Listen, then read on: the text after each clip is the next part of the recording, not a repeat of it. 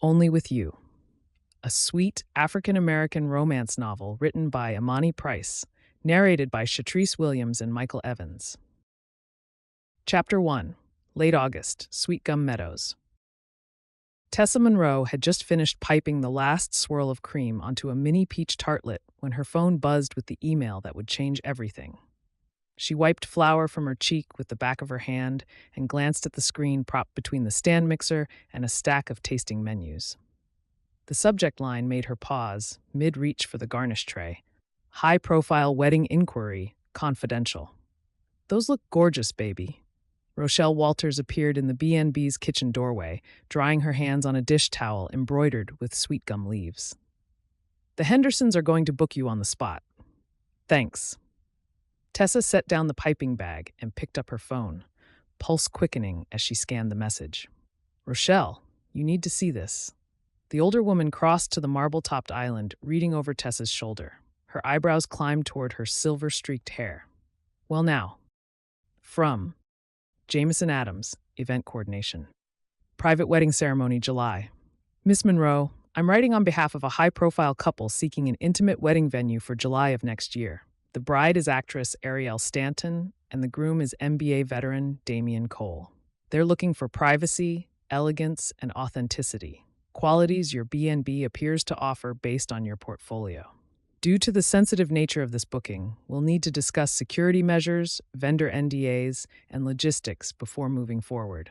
Mr. Cole's best man, Caleb Knox, will be visiting your property this week to assess whether Sweetgum Meadows can accommodate their needs. Mr. Knox is also an NBA player and has volunteered to oversee the wedding coordination so the couple can focus on their day without stress. Please confirm your availability for a site meeting. Best regards, Jameson Adams. Tessa read it twice, her mind already spinning through vendor lists, security protocols, timeline possibilities. An actress and an NBA player. High profile meant high stakes, which meant every detail would be scrutinized, every choice questioned. But it also meant validation. Proof that the Sweetgum Meadows bed and breakfast could compete with venues in Atlanta, Charleston, Savannah. Proof that she could handle this kind of pressure without everything falling apart. An actress and an NBA player, Rochelle said slowly, a smile building at the corners of her mouth. Tessa, baby, this could put us on the map. If we get the booking. Tessa was already cataloging what would need to happen before any site visit. Deep clean the grounds, update the vendor portfolio, prepare security assessments she'd never had to think about for the anniversary parties and small weddings she'd been coordinating. They're sending the best man to vet us first. Then you'll show him what Sweetgum Meadows can do. Rochelle squeezed her shoulder, the gesture grounding. You've been running circles around those fancy Charleston coordinators for a year now. One NBA player isn't going to rattle you. Tessa wanted to believe that. But Charleston had taught her that confidence could shatter in an instant. One vendor strike you couldn't prevent. One venue policy change that came out of nowhere. One father of the bride who made sure everyone knew exactly whose fault it was when his daughter's perfect day imploded. She'd left before they could fire her. Came home to Sweetgum with a carefully worded resignation letter and a reputation hanging by a thread. But she'd rebuilt here. Slowly, one small wedding at a time, one corporate retreat, one anniversary celebration.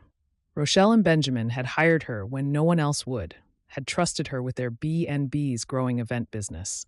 She'd proven herself capable. This booking would prove she was more than capable. This would prove Charleston had been wrong. When's he coming? Rochelle picked up one of the finished tartlets, examining it with an approving nod. Tessa checked the email again, looking for details she'd missed in her first scan. Nothing about timing. She started composing a response in her head.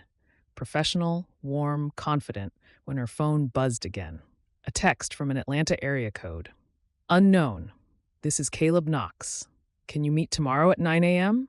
Tomorrow.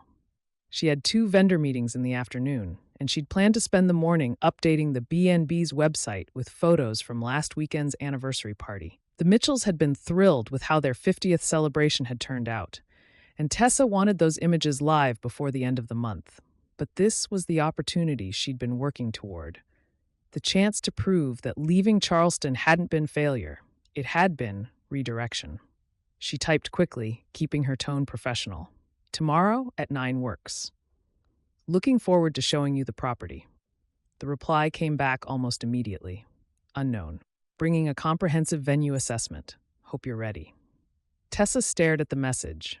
Something about the phrasing, efficient, clipped, faintly challenging, set her teeth on edge. She'd dealt with overprotective family members and micromanaging wedding parties before.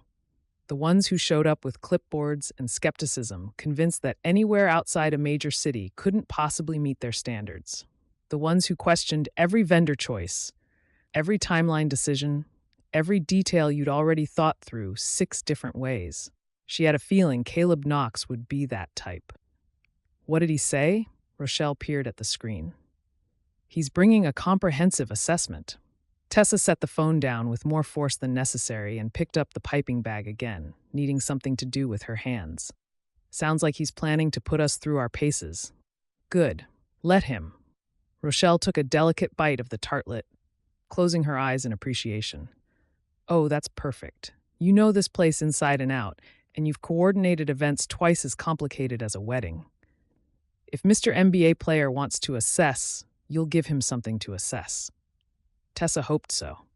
She needed the confidence boost before tomorrow's meeting with someone who probably thought Sweetgum Meadows was too small, too rural, too something. She finished garnishing the last tartlet and stepped back, surveying the 4-tiered trays arranged on the island. 48 perfect peach tartlets with vanilla cream and candied pecan crumble, each one identical to the last. Professional, polished, exactly what she'd promised the Hendersons. Tomorrow, she'd show Caleb Knox that Sweetgum Meadows was exactly what his friends needed. That small town didn't mean small time. That she could handle anything his comprehensive assessment threw at her. And if he showed up with a 50-page checklist and a skeptical attitude? She'd dealt with worse in Charleston. You going to tell Benjamin? Rochelle asked, already moving toward the hallway. After the Henderson tasting, Tessa began covering the tartlet trays with plastic wrap. I want to make sure this is real before we start planning around it. It's real, baby. Rochelle paused in the doorway, her expression soft, with something that looked like pride. And you're ready for it. After Rochelle left, Tessa stood alone in the kitchen, surrounded by the evidence of her competence. The perfectly piped tartlets, the organized vendor binders on the counter, the detailed timeline for next week's corporate retreat pinned to the corkboard. She'd built this. Rebuilt herself here, in this B&B's kitchen, proving with every successful event that she was exactly who she'd thought she was before Charleston had tried to convince her otherwise. Tomorrow, she'd prove it again. She pulled out her tablet and opened a new document, Cole Stanton Wedding, Initial Assessment. Started typing notes. Security considerations for high-profile guests, vendor NDAs, privacy protocols, media management. The willow pond on the property would be perfect for the ceremony. Intimate, naturally beautiful, easy to secure. The pergola at the water's edge could hold 50 guests comfortably, 75 if they used the lawn as overflow. The B&B's 8 guest rooms would house immediate family. They'd need to coordinate with local vacation rentals for the rest. July wedding meant evening ceremony, cooler temperatures, better light.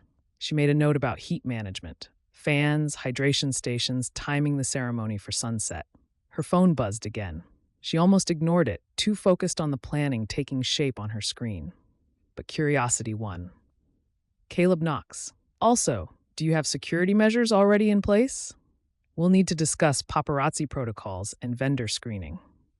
Tessa's jaw tightened.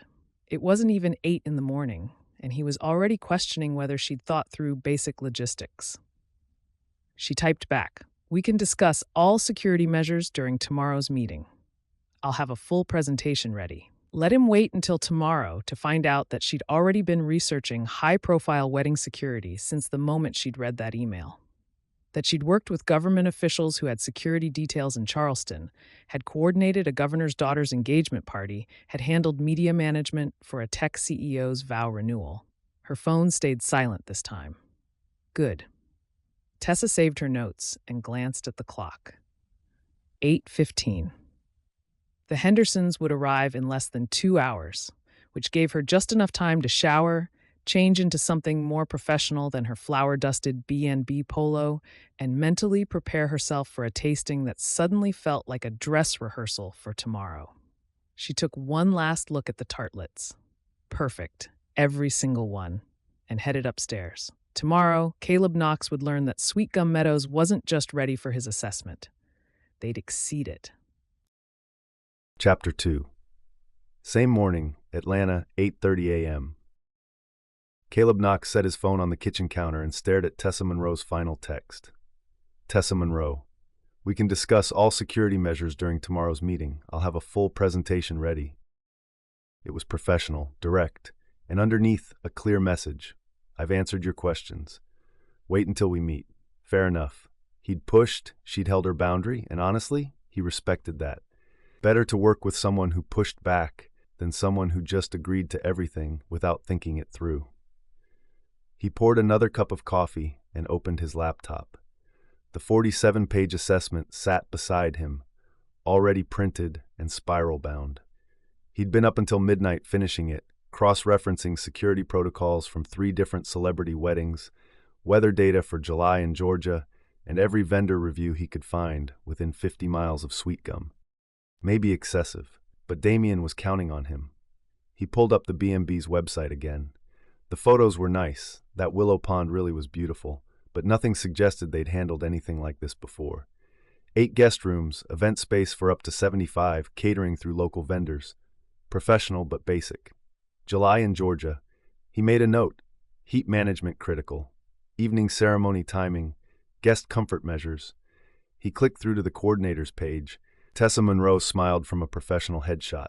Natural curls, warm eyes, the kind of genuine expression that probably put nervous brides at ease. The bio was brief. Hospitality management degree from USC.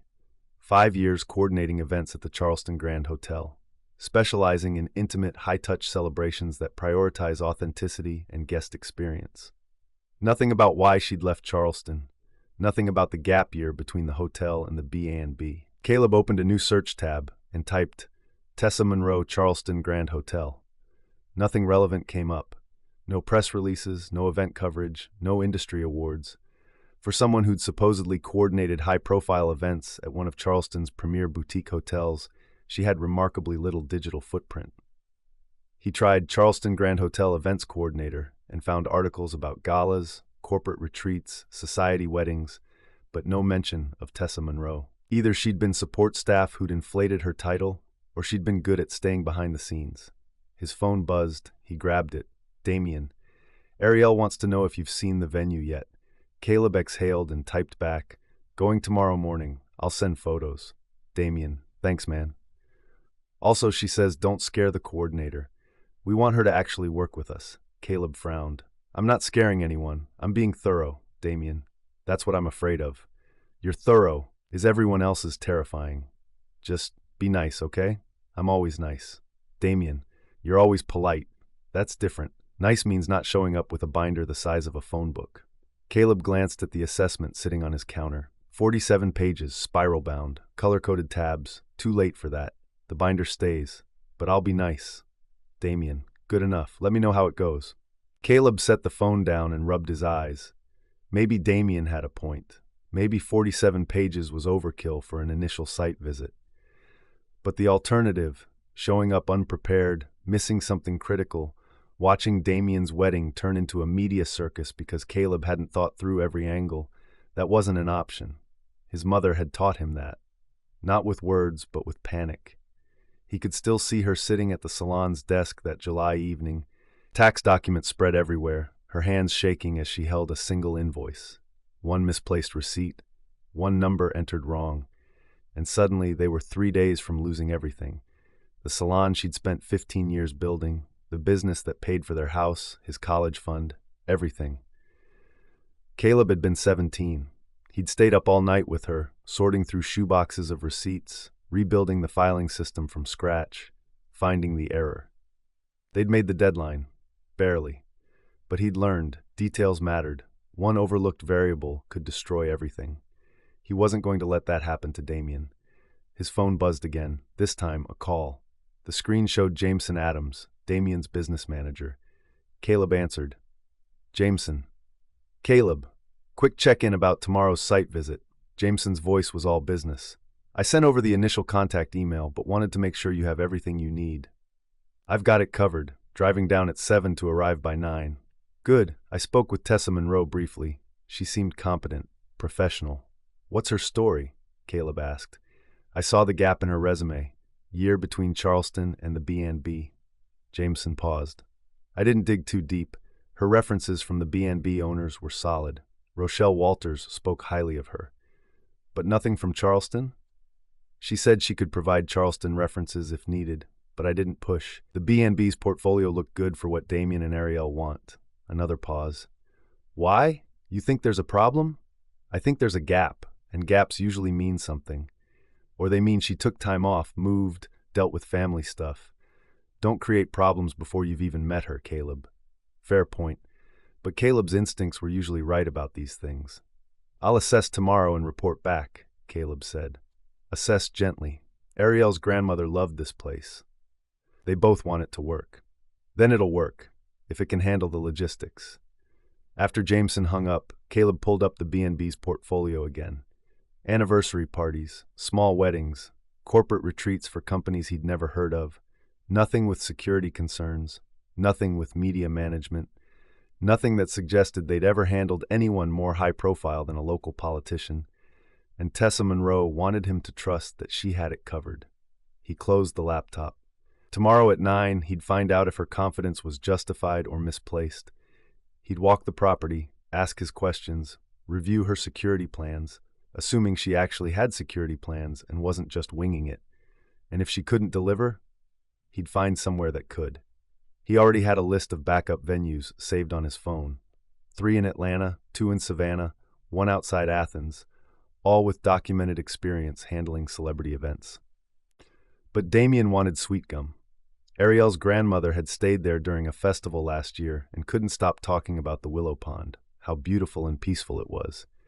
That's what they wanted, something real instead of another sterile luxury venue.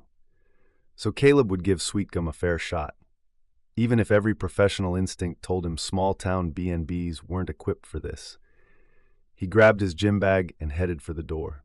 Film study in 45 minutes. Then lunch with his financial advisor. Then an afternoon reviewing the assessment one more time, making sure he hadn't missed anything. Tomorrow at 9, he'd meet Tessa Monroe, and he'd find out if she was as prepared as she claimed. His phone buzzed one more time as he locked the apartment door. He almost ignored it, but muscle memory made him check. A text from an unknown Atlanta number. Unknown, this is Isaiah Grant from Grant and Green Landscaping. Jameson Adams gave me your number. Heard you might need grounds work for a wedding in Sweetgum. I do a lot of work for the B&B, know the property well, happy to discuss if you need a local contact. Caleb stared at the message. Jameson was already lining up local vendors. Before Caleb had even approved the venue, he typed back, "Thanks, we'll reach out after site visit tomorrow." The reply came fast, "Sounds good." And hey, Tessa Monroe's great at what she does. The B&B's lucky to have her. You're in good hands. Something about the message bothered Caleb. Too casual, too familiar. Tessa, not Ms. Monroe. Like they were friends, or more than friends, not his business. He pocketed his phone and headed for the elevator. 24 hours until he found out if Sweetgum Meadows could deliver. 24 hours until he met the coordinator who'd either prove him wrong or confirm his doubts. Either way, he'd be ready. The binder was already packed in his messenger bag. Chapter 3. The next morning, 8:47 a.m. Tessa was coordinating 3 vendor pickups simultaneously when Caleb Knox arrived 13 minutes early. She spotted him through the kitchen window, tall, broad-shouldered, moving with the easy confidence of someone used to being watched. Dark jeans, a fitted Henley the color of storm clouds, and a canvas messenger bag slung across his chest. Expensive sunglasses. Expensive watch. The kind of casual that cost more than her monthly grocery budget. And he was early. Of course he was. Tessa glanced down at herself. B&B polo, with a small coffee stain near the hem, khakis that had seen better days, hair pulled back in a ponytail that was more functional than stylish. She'd planned to change before 9, to present the polished, professional version of herself she'd perfected in Charleston. Too late now. She wiped her hands on a dish towel and headed for the front door, pasting on her best hospitality smile. Through the screen, she could see him studying the porch, the hanging baskets of ferns, the rocking chairs Benjamin had restored last spring. His expression was unreadable behind those sunglasses. "Mr. Knox," she pushed open the screen door. "You're early." He pulled off the sunglasses, and she had to actively prevent herself from reacting. The photos on his team website hadn't prepared her for the reality of him. The sharp line of his jaw, the deep brown eyes that seemed to assess everything at once, the way he somehow made her feel both seen and catalogued in a single glance. "Ms. Monroe," his voice was deeper in person, smoother. "I wanted to walk the perimeter before our meeting. Hope that's okay." It wasn't a question. He'd already done it. "Of course." Tessa stepped onto the porch, letting the screen door close behind her. "Though I should mention we have several vendor pickups happening this morning. The tent company should be finishing breakdown in about 10 minutes. From the Henderson wedding? He'd done his research. Of course he had. Anniversary party, 50th. She crossed her arms, suddenly aware of how tall he was. She had to tilt her chin up to meet his eyes, and something about that angle made her feel defensive. "We host a variety of events here. Weddings, corporate retreats, milestone celebrations. I saw the portfolio on your website." He shifted the messenger bag. "Impressive work for a venue your size." The compliment felt like it had a silent but attached. "Thank you." Tessa kept her tone pleasant. "Would you like to start with a guided property tour, or would you prefer to discuss your assessment first?" "Tour first. I like to see what I'm working with before diving into logistics." He gestured toward the porch steps. "Lead the way." She started down the steps, hyper-aware of him following close behind. The morning was already warm, humidity settling over Sweetgum like a blanket. Cicadas hummed in the trees, and somewhere nearby she could hear Mr. Peterson's hardware store radio playing old Motown. "The main house was built in 1902, Tessa began, slipping into her practiced tour script. "Benjamin Walters purchased it and converted it into a bed and breakfast. We have 8 guest rooms, all with private baths, plus the event spaces." "Security on the guest rooms?" Caleb was looking up at the windows, probably calculating sightlines. "Keycard access. We upgraded the system last year." "Cameras? Discreet exterior coverage. We can discuss expanded security measures depending on your needs." They rounded the side of the house, and Tessa felt a small surge of pride as the back gardens came into view. The willow pond sat at the center, glass smooth in the morning light, surrounded by careful landscaping that Benjamin had spent years perfecting. The pergola stood at the water's edge, white paint gleaming, wisteria vines just beginning their late summer bloom. Caleb stopped walking. Tessa watched his expression shift, the skepticism softening into something that might have been appreciation. Or maybe she was projecting what she wanted to see. "This is beautiful," he said quietly. "Thank you. The ceremony space can accommodate up to 75 guests, though we recommend 50 for optimal intimacy. The pergola provides natural framing, and the acoustics are excellent. Sound carries over water without echo." She was showing off now, unable to help herself, wanting him to see what she saw. Caleb walked closer to the pond, studying the pergola from different angles. "What's your weather contingency?" "We have clear vinyl sidewalls that can be installed on the pergola in under an hour. For more severe weather, we can move the ceremony to the covered pavilion." She pointed to a structure partially hidden by oak trees. "Or use the main house parlor for intimate ceremonies." "What about heat management? July in Georgia can be brutal." "We recommend evening ceremonies. Cooler temperatures, better light. We'll have fans positioned strategically, hydration stations for guests, and the pavilion is climate-controlled if needed. We also coordinate ceremony timing around sunset for optimal comfort and photography." He made a note. "Power backup? Generator on site, tested monthly. Mr. Peterson, who manages Miller's Hardware, handles our electrical work. He's been licensed for 30 years and knows this property inside and out." "Mr. Peterson." Caleb pulled out his phone, making another note. "Is he your only electrician?" Tessa's jaw tightened. "He's our primary contractor, yes, but we have backup contacts for larger events that require additional support." I'll want to speak with him. Of course he would. They continued around the pond, Tessa pointing out features while Caleb made notes on his phone. Parking capacity, vendor access points, neighboring properties. Every question felt like a test she hadn't studied for. When they completed the circuit and returned to the pergola, Caleb finally looked up from his phone. Can we sit? Of course. Tessa gestured to the bench beneath the wisteria. He sat first, and she took the other end of the bench, maintaining professional distance. Up close, she could smell something cedar and clean, cologne, or maybe just expensive detergent. His presence filled the space in a way that made the pergola feel smaller. Caleb reached into his messenger bag and pulled out a spiral-bound document. Tessa stared at it. The thing had to be at least 40 pages. I put together a comprehensive venue assessment, he said, completely serious. It covers security protocols, logistics, privacy measures, vendor requirements, and contingency planning. I thought we could walk through it section by section. She'd been prepared for questions, maybe even a checklist, but this was a manual. That's very thorough, Tessa managed. Damien and Ariel are trusting me to make sure their wedding is perfect. I take that seriously. He opened to a tabbed section labeled Security. Let's start with perimeter access. I counted 4 vehicle entry points and at least 6 pedestrian paths. How do you plan to manage that? Tessa took a slow breath through her nose. She dealt with micromanaging clients before.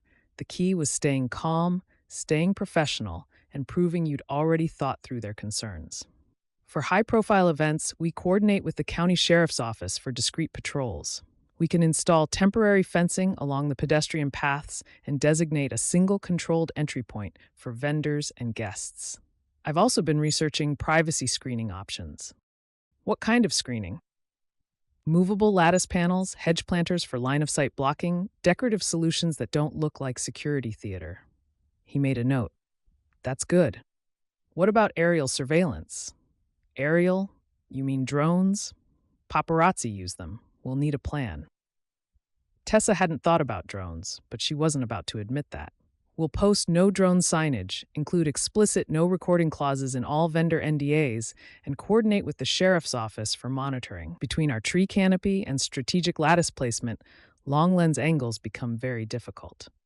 Good. Caleb flipped to another section. Vendor screening. Do you typically require NDAs? For private events, yes. We have standard confidentiality agreements. I'll need to review them. Damien's lawyer will probably want modifications. Of course. They continued like this for 20 minutes. Caleb asking questions, Tessa answering, both of them maintaining painfully professional tones. Her initial irritation was giving way to something else. Underneath the interrogation, she could hear genuine concern. He wasn't trying to intimidate her. He was trying to protect his friend. That didn't make the 47-page binder any less annoying. Can I ask you something? Tessa said when he paused to make another note. Caleb looked up. Sure. Do you always bring a comprehensive assessment to meetings, or is Sweetgum special? A flicker of something, amusement maybe, crossed his face. I like to be prepared. I can see that, she gestured at the binder. But I've been coordinating events for 7 years. I've worked with governors, tech executives, people who had government security details. I understand high-stakes logistics. In Charleston. The words landed like a challenge. Tessa felt her spine straighten. Yes, in Charleston, where I managed events in a competitive market with demanding clients. Before I chose to come back to Sweetgum. Chose. He didn't make it a question, just let the word sit there. She held his gaze. Yes, chose, because I wanted to build something here, something that prioritizes authenticity over optics and community over celebrity. She paused, which I thought was what your friends wanted. Caleb closed the binder slowly. It is. Then maybe you could trust that I understand what they're looking for, and that Sweetgum Meadows can deliver it. Silence stretched between them. A breeze moved through the wisteria, carrying the scent of late summer. Grass and water and something sweet Tessa couldn't name. Caleb was watching her with an expression she couldn't quite read. You're right, he said finally. I came in hot. That's on me. The apology surprised her. I appreciate that. But I'm still going to ask a lot of questions. I'd be disappointed if you didn't. The corner of his mouth lifted. Not quite a smile, but close. Fair enough. Her phone buzzed in her pocket. Tent company, probably. I need to check on the vendor breakdown. Do you want to continue the tour, or I'll come with you? Caleb stood, tucking the binder back into his bag. I want to see how you coordinate logistics in real time. Of course he did. They walked back toward the main house, and Tessa tried not to be hyper-aware of him beside her. Tried not to notice the way he moved. Athletic grace that made it obvious he spent his life in motion. Tried not to think about how his presence somehow made the garden path feel narrower. By the tent, 3 workers were breaking down the last of the frame. Tessa checked in with the crew chief, confirmed final numbers, and signed off on the breakdown checklist, all while feeling Caleb's attention like a spotlight. When the crew chief drove off, Caleb turned to her. You're good at this. Thank you. No, I mean, you're really good at this. The way you manage that interaction. Efficient, friendly, clear expectations. That's not easy. The compliment caught her off guard. I've had practice. I can tell. He paused, and something in his expression shifted. Look, I know I probably seem like a control freak. A little. But I want this wedding to be perfect for Damien. He's my best friend, more like a brother. And if anything went wrong, he trailed off, then shook his head. I just need to know we've thought through every variable. There it was. The fear underneath all the questions. Tessa's irritation dissolved. I understand, and I can promise you, we will think through every variable, together, because I want this wedding to be perfect too. Their eyes met, and something passed between them. Recognition, maybe. The understanding that they were both protectors, both perfectionists, both people who needed things to work out right. Together, Caleb repeated. I can do that. Good. Tessa pulled out her phone and unfolded it to display the double tablet-like screen. Then let me show you my initial planning document. I've been working on security protocols, vendor screening, and privacy measures since Jameson's email arrived yesterday. You already started planning? Did you think you were the only one who likes to be prepared? This time he actually smiled, just for a second, but real. And Tessa felt something flutter in her chest that had nothing to do with wedding logistics and everything to do with the way that smile changed his entire face. Dangerous. She showed him her notes, and they spent the next hour trading ideas. His research combined with her on-the-ground knowledge, his NBA connections paired with her local vendors. By the time Rochelle appeared on the porch with a pitcher of sweet tea, they'd outlined a preliminary security plan and vendor list. Rochelle appeared with a pitcher of sweet tea and glasses. You two look like you're getting along. Tessa stood. Caleb, this is Rochelle Walters. She and her husband Benjamin own the B&B. Rochelle, this is Caleb Knox. Mr. Knox. Rochelle set down the tray and extended her hand. Pleasure to meet you. I've heard wonderful things about your friend's wedding plans. Mrs. Walters. Caleb stood as well, shaking her hand. Thank you for having me. And please call me Caleb. Only if you call me Rochelle. She poured tea into the glasses. Now sit back down, both of you. You've been working hard all morning. We're making progress, Tessa said carefully. Ms. Monroe knows what she's doing, Caleb added, more than I gave her credit for initially. Well, that's a start. Her knowing smile suggesting she'd heard every word. Tessa, the Hendersons just called. They want to book for October. I told them you'd call back after lunch. Perfect. Tessa accepted the tea gratefully. Mr. Knox, if you'd like to stay for lunch, we can continue going through your assessment. Call me Caleb. He took a sip of tea, and his eyebrows rose. This is really good. Secret's in the simple syrup, Rochelle said. And yes, you should stay for lunch. I made chicken salad. Caleb glanced at Tessa, something questioning in his expression. She found herself about to nod when he checked his watch. I appreciate the offer, but I should head back to Atlanta. I've got film study this afternoon. He stood, extending his hand to Rochelle. Thank you for your hospitality. Well, you're always welcome. Rochelle's smile was knowing. Tessa, walk him out? They headed toward the front of the house, the easy conversation from earlier fading into something more careful. Next week? Caleb asked at his SUV. I'll have the vendor details ready. I know you will. He paused. You're more prepared than I expected. Like he'd assumed she wouldn't be. Thanks, I think, Tessa said, keeping her voice level. That was a compliment. Was it? The corner of his mouth twitched. I'm working on my delivery. Work harder. This time he did smile, brief but real, and Tessa felt an unwelcome flutter in her chest. Professional, she reminded herself firmly. This was business. The fact that he was attractive didn't matter. The fact that his smile did something inconvenient to her pulse was irrelevant. They had a wedding to plan, and she had a lot more to prove before Caleb Knox would fully trust that Sweetgum Meadows and she could handle it. Chapter 4. 2 days later, afternoon. Caleb had spent 48 hours researching Sweetgum Meadows like he was scouting an opponent, and trying not to think about Tessa Monroe, which was harder than it should have been. When he'd pulled up to the B&B that first morning, he'd expected, he didn't know what. Someone older, maybe. Someone who'd match the website's professional but folksy tone.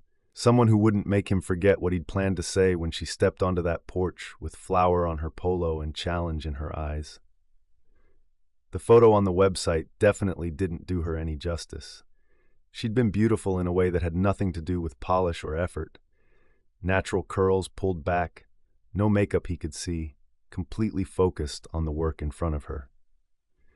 And when she'd looked up at him, annoyed that he was early, there'd been something in her expression that made him want to prove he wasn't just another skeptical client with a clipboard. He'd noticed other things too. The way she moved through that property like she owned it. The competence in every gesture when she'd coordinated that vendor breakdown. The steel underneath her professional courtesy when she'd told him she'd coordinated events with government security details. The way she'd said, "Work harder," when he'd tried to compliment her, that almost smile playing at her lips. Professional. This was supposed to be professional. He'd spent the past 48 hours researching weather patterns for July in Georgia, local vendor capabilities, crime statistics, negligible as expected. Called 3 different security consultants, reviewed 6 other high-profile weddings at small venues, created a supplementary 20-page addendum to his original assessment. Anything to stop replaying the moment she'd challenged him under that pergola, afternoon light catching the gold at her throat. Now he was sitting in the B&B's converted sunroom office, surrounded by people who were about to tell him whether his research was justified or overkill. Tessa sat at the head of the small conference table, tablet open, hair pulled back in a sleek bun that somehow made her look even more professional. She'd traded the polo for a crisp white blouse and navy blazer. Caleb found himself noticing the confident way she sat at the head of the table, commanding the meeting like she'd done this 100 times, before forcing his attention back to the vendor portfolio she was presenting. And the primary catering will be handled by Amy from Rochelle's Diner, Tessa was saying. She's expanded into full wedding and event catering with an extensive menu. She can accommodate any dietary restrictions, formal plating, high-volume service. What's their largest event? Caleb made a note on his tablet. 250 guests for the mayor's retirement party last year. She also handles the annual Founders' Day celebration. References? Tessa slid a folder across the table without missing a beat. Contact information for 5 previous clients, plus health department ratings for the past 3 years. Amy is expecting your call if you'd like to discuss menu options directly. Caleb flipped through the folder. She'd anticipated every question he might ask. Again. The diner's run by Rochelle's nephew Malachi and his wife Amy now, Tessa continued. Rochelle retired from the diner to help Benjamin with the B&B full-time, but Amy's taken the catering side to a whole new level. And if the couple wants Chinese cuisine options? Caleb asked. We'd bring in the Zhang family from Sweet and Spicy Chinese Restaurant. They've been in Sweetgum for 3 generations and do beautiful work for events. Mrs. Zhang is particular about her ingredients and her reputation. She'll want to meet you before committing. It was becoming a pattern he both appreciated and found slightly unnerving, how thoroughly Tessa had thought through every angle. Security consultant should be here any minute, Tessa said, checking her phone.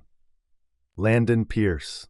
He specializes in high-profile events and has worked with the governor's office on several occasions. Rochelle Walters sat in the corner with an actual paper notebook, observing with the quiet attention of someone who'd seen plenty of meetings in her time. She caught Caleb's eye and gave him a small, encouraging nod. The door opened before he could respond. Landon Pierce looked exactly like Caleb had expected. Late 30s, expensive suit that probably cost more than the average Sweetgum resident made in a month. The kind of handshake that lasted 2 seconds too long and squeezed just a bit too hard. Caleb Knox. Landon settled into the chair across from him with the ease of someone accustomed to being the most important person in any room. Pleasure. I've reviewed the preliminary brief Miss Monroe sent over. Interesting challenge you've got here. We're hoping for more than interesting. Caleb said, we need airtight. Of course. Landon pulled out his tablet, sleek newest model, probably upgraded every year. I've worked several celebrity weddings, actors, musicians, a senator's daughter. The key is treating the venue like a premiere. Controlled access, credentialed media if applicable, and visible security presence. Tessa's expression shifted slightly. Caleb was getting better at reading her micro-expressions. That was polite disagreement. We were thinking more discreet, she began. Discreet doesn't deter. Landon's tone was pleasant but firm, like he was explaining something obvious to someone who'd missed it. When people see security, they modify their behavior. It's basic psychology, deterrence theory. Caleb made a note. The man had a point. Visible deterrence worked. What about metal detectors? Landon continued. I recommend them at the main entry point. Quick, professional, standard protocol for any event of this caliber. For a wedding? Tessa's voice stayed level, but Caleb heard the edge underneath. For a high-profile wedding, absolutely. Landon turned to Caleb, clearly recognizing him as the decision-maker. You understand the optics here. One incident, one overzealous fan who gets through, and we're dealing with headlines instead of vows, TMZ instead of celebration. Caleb nodded slowly. What else are you recommending? Step and repeat backdrop for controlled photo opportunities. Helps manage imagery, gives media an official channel. Dedicated press zone if you're allowing any coverage. And I'd recommend professional security at a minimum ratio of 1 guard per 20 guests. Uniformed, visible, positioned strategically. Tessa was very still across the table. Caleb could feel the tension radiating from her direction. That's a lot of visible security for what's supposed to be an intimate ceremony, she said quietly. That's the standard for events of this caliber. Landon's smile didn't quite reach his eyes. I understand the desire for authenticity, Ms. Monroe. Small-town charm, community feel. But we're balancing that against very real security concerns. Mr. Knox gets that. He understands what's at stake. Something about the way he said it, like he and Caleb were on the same team and Tessa was the obstacle they needed to manage, made Caleb uncomfortable. Monroe's been researching security measures too, Caleb heard himself say. What have you found? Tessa looked at him, surprise flickering across her face before she pulled up her tablet. I've been focusing on privacy over theater, moving lattice panels for line-of-sight blocking, natural barriers using the existing landscape, consent-based phone valet system with secure storage. No metal detectors. We use advanced vendor screening and guest verification instead. Every vendor signs an NDA and undergoes background checks. Every guest receives secure digital credentials. That's a lot of trust, Landon said. That's a lot of planning. Tessa's voice stayed professional, but Caleb could hear steel underneath. We coordinate with the county sheriff's office for discreet patrols, not uniformed guards standing at attention. We're creating privacy through design, not force. And if someone breaches anyway, Landon leaned forward. If a photographer hides in the tree line with a long lens, if a guest smuggles in a phone despite your consent-based system, then we have contingencies. Tessa held his gaze. But we don't start from a place of suspicion. We start from a place of respect for the couple's vision, which is intimate, authentic, and community-centered. Not a premiere, not a red carpet event, a wedding. Caleb watched them face off across the table. Landon's approach was everything he'd been thinking when he'd first arrived in Sweetgum. Maximum security, minimum risk, control every variable. It made sense on paper. It was proven, safe. But Tessa's approach felt like what Damien and Ariel had actually asked for. What about drones? Landon asked. Aerial surveillance is a real concern with celebrity events. We've addressed that, Tessa said. No drone signage, explicit no recording clauses in all NDAs, direct coordination with the county sheriff for response. Between our tree canopy, strategic lattice placement, and natural sightline barriers, long lens angles become extremely difficult. We're also positioning hedge planters to create a green wall along the most vulnerable sightlines. You can't position trees, Landon said, something patronizing creeping into his tone. They're already there. We can position movable landscaping to fill gaps. Tessa's jaw tightened slightly. And we can use the natural environment strategically instead of fighting it with security theater. Security theater. Landon turned to Caleb. Is that what we're calling professional protocols now? Caleb felt torn. Landon's methods were proven. Visible security worked. Metal detectors prevented problems before they started. Everything he was suggesting was standard for high-profile events. Caleb had seen these exact measures at teammate weddings, charity galas, award ceremonies. But Tessa was right too. Damien had specifically said he didn't want a circus. Had talked about authenticity, about keeping it real. Let me ask you something, Caleb said to Landon. Have you worked weddings in venues like this? Small, intimate, community-centered? I've worked venues of all sizes. That's not what I asked. Landon's smile tightened. Most high-profile clients prefer established luxury venues with existing security infrastructure. But the principles are the same regardless of location. Are they? Tessa asked softly. The room went quiet. Outside, Caleb could hear birds and the distant sound of someone mowing a lawn. Sweetgum going about its afternoon. Rochelle cleared her throat from her corner. If I can interject, what do the couple actually want? Because it seems like we're planning two different weddings here. Smart woman. They want intimate, Caleb said. Private, authentic. Ariel's exact words were something real. Then metal detectors at the entry aren't it, Tessa said. Neither is a step-and-repeat backdrop or uniformed security standing around like we're expecting trouble. Those things say, you're at an event, not you're at a wedding. Landon's expression hardened. With all due respect, Miss Monroe, I'm not sure a B&B coordinator has the experience to assess risk at this level. I've coordinated security for events with government officials who had protection details. Tessa interrupted, her voice sharp now. I understand risk assessment. What I'm questioning is whether your approach serves the couple's vision or just makes you feel like you've checked boxes on a form. Caleb watched her defend her position. Watched the way her competence showed even when she was angry. Watched the way she refused to back down even when Landon was using every professional intimidation tactic in the book. And he felt something shift in his chest. She was right.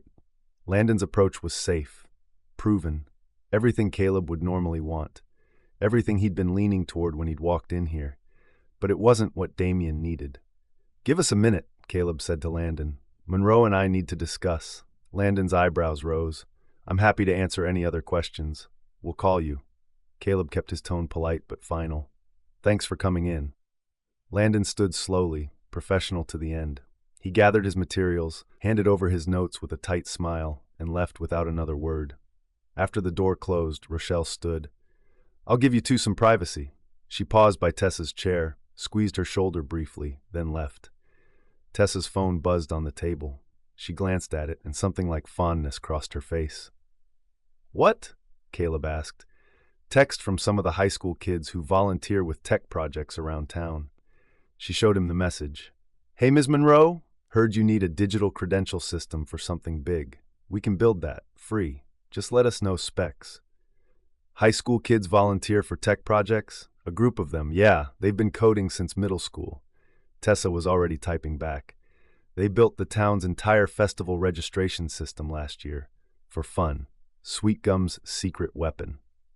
He filed that information away, adding it to his growing list of things he'd underestimated about this town. Another text came through on Tessa's phone. She glanced at it, and her expression shifted. Still professional, but warmer. Isaiah Grant from Grant & Green Landscaping, she said, wants to confirm he can start the lattice panel installation next week. Isaiah Grant. Caleb kept his voice neutral. He texted me too, said he does a lot of work for the B&B. He does. He's excellent. knows the property, understands the sight lines, works well with our timeline. Tessa typed a quick response. He's been invaluable. Something about her tone, easy, familiar, bothered Caleb in a way he didn't want to examine. You work with him often? Few times a year for various projects. He's reliable. She set the phone aside. Anyway, Landon. Right, back to business. He had good points, Caleb said. He did. Tessa was organizing papers, not looking at him. Metal detectors are efficient. Visible security is a proven deterrent. If that's what you want. It's not about what I want. It's about what works. Caleb leaned back in his chair. But you're right that it doesn't match Damien's vision. Tessa looked up, something careful in her expression. So what do? We do it your way. The decision felt right as soon as he said it. The subtle approach, privacy through planning instead of force. But if something goes wrong, it's on me. Tessa's voice was steady. I'll take that responsibility. No. Caleb shook his head. If something goes wrong, we handle it together. That's what partners do. The word hung in the air between them. Partners, Tessa repeated, and something in her expression softened. Yeah. Caleb found himself watching the way afternoon light caught the gold at her throat. Forced himself to look away. You know what you're doing, Monroe. I should trust that. But you still want to verify. Always. He smiled slightly. It's who I am. I know. She smiled back, just a little. I'm getting used to it. Outside, a truck pulled up. Through the window, Caleb saw Grant and green landscaping on the side. A man got out, tall, athletic build, easy smile. He waved toward the B&B before heading around back. That's Isaiah, Tessa said, probably checking measurements for the panel installation. Caleb watched the man disappear around the corner of the house, noted the casual wave, the familiarity with the property, the way he moved like he belonged here. He seems comfortable here, Caleb said. He should be. He's been working with the B&B for 5 years. Tessa pulled up her site diagram. Now let me show you exactly where those lattice panels will go and how they integrate with the natural barriers. They spent the next hour refining security plans that felt like Sweetgum instead of a premiere. By the time the sun started dropping toward the horizon, they had something that worked. Elegant, subtle, thorough. Something that felt right. But when Caleb stood to leave, Tessa didn't walk him out. Just stayed seated at the conference table, already pulling up the next item on her list. Same time next week, she asked, professional again. I'll text you to confirm. He paused at the door. And Monroe, thanks for pushing back on Landon. I needed that perspective. Anytime. She didn't look up from her tablet. Drive safe. Caleb walked to his SUV alone, the afternoon heat pressing down like a weight. He'd made progress today. Good progress. They had a security plan that worked, a partnership that might actually function. So why did it feel like he'd lost ground somewhere? He started the engine and pulled out of the driveway, watching the B&B shrink in his rearview mirror. Professional, he reminded himself. This was strictly professional. Even if Isaiah Grant's easy familiarity and Tessa's warm tone when she'd mentioned him suggested otherwise. None of his business, except it bothered him anyway. Chapter 5. 1 week later, morning. Tessa was reviewing table arrangements when her phone rang with a number she didn't recognize. She almost let it go to voicemail. Vendor calls could wait until after she finished the Henderson seating chart, but something made her answer. Tessa Monroe. Ms. Monroe, this is Deputy Chen with the County Sheriff's Office. We've had a report of someone with professional camera equipment on County Road 17, just past your property line, parked on the shoulder, long lens pointed toward the B&B. Tessa's stomach dropped. When? About 20 minutes ago. Local resident called it in. By the time our unit arrived, the vehicle was gone, but we got a partial plate, Georgia registration. Thank you for letting me know. Tessa was already pulling up her notes on media management. Can you increase patrols in that area? Already done, and Miss Monroe might want to give Mr. Knox a heads up. If this is related to that high-profile wedding everyone's talking about, it's only going to get worse as the date gets closer. After she hung up, Tessa sat staring at her tablet. They had 11 months until the wedding. 11 months of this. Photographers on back roads, telephoto lenses, people trying to get the first leaked photo of the venue. She pulled up Caleb's contact and typed, "We need to talk." Photographer spotted on County Road 17 this morning. The response came within seconds. On my way. Be there in 2 hours. Of course he was. Because Caleb Knox didn't do phone calls for crisis management. He showed up with his binder and his questions and his need to control every variable. Tessa pushed down her irritation and pulled up every legal precedent she could find on paparazzi, privacy rights, and no trespass zones. By the time Caleb's black SUV pulled into the driveway an hour and 45 minutes later, early, naturally, she had a draft plan and a headache forming behind her eyes. She met him on the porch before he could knock. "County Road 17 is public property," Caleb said by way of greeting. "No hello, no how are you, just straight to the problem. We can't control who parks there." "Good morning to you too." Tessa held the screen door open. "Come in, I've been researching." He followed her inside, and she was immediately aware of his presence in the small office. Too tall for the space, too intense, smelling like cedar and something clean that made her want to step closer and further away at the same time. Focus. They settled at the desk, Tessa behind it, Caleb in the chair across. The morning light caught the sharp line of his jaw, the tension in his shoulders that suggested he'd spent the entire drive running worst-case scenarios. "Show me what you've got," he said. Tessa pulled up her tablet. "Legally, we can't stop people from photographing from public roads, but we can make it not worth their time. Increased tree coverage along that sightline, additional lattice panels positioned strategically, and I've already contacted Deputy Chen about regular patrols." That's reactive, not proactive. Caleb was making notes on his phone. "We need to get ahead of this." "I am ahead of this. I called the sheriff's office, documented the incident, and started implementing countermeasures before you even left Atlanta. One photographer means more are coming. Word's getting out about the venue." "I'm aware of that." Tessa kept her voice level, but she could feel her frustration building. "Which is why I'm also drafting a statement for Jameson to release, confirming the wedding, confirming the date, but giving no location details. Take away the mystery, reduce the frenzy." Caleb looked up from his phone. "That could work, but we need more than that. I know we need more than that."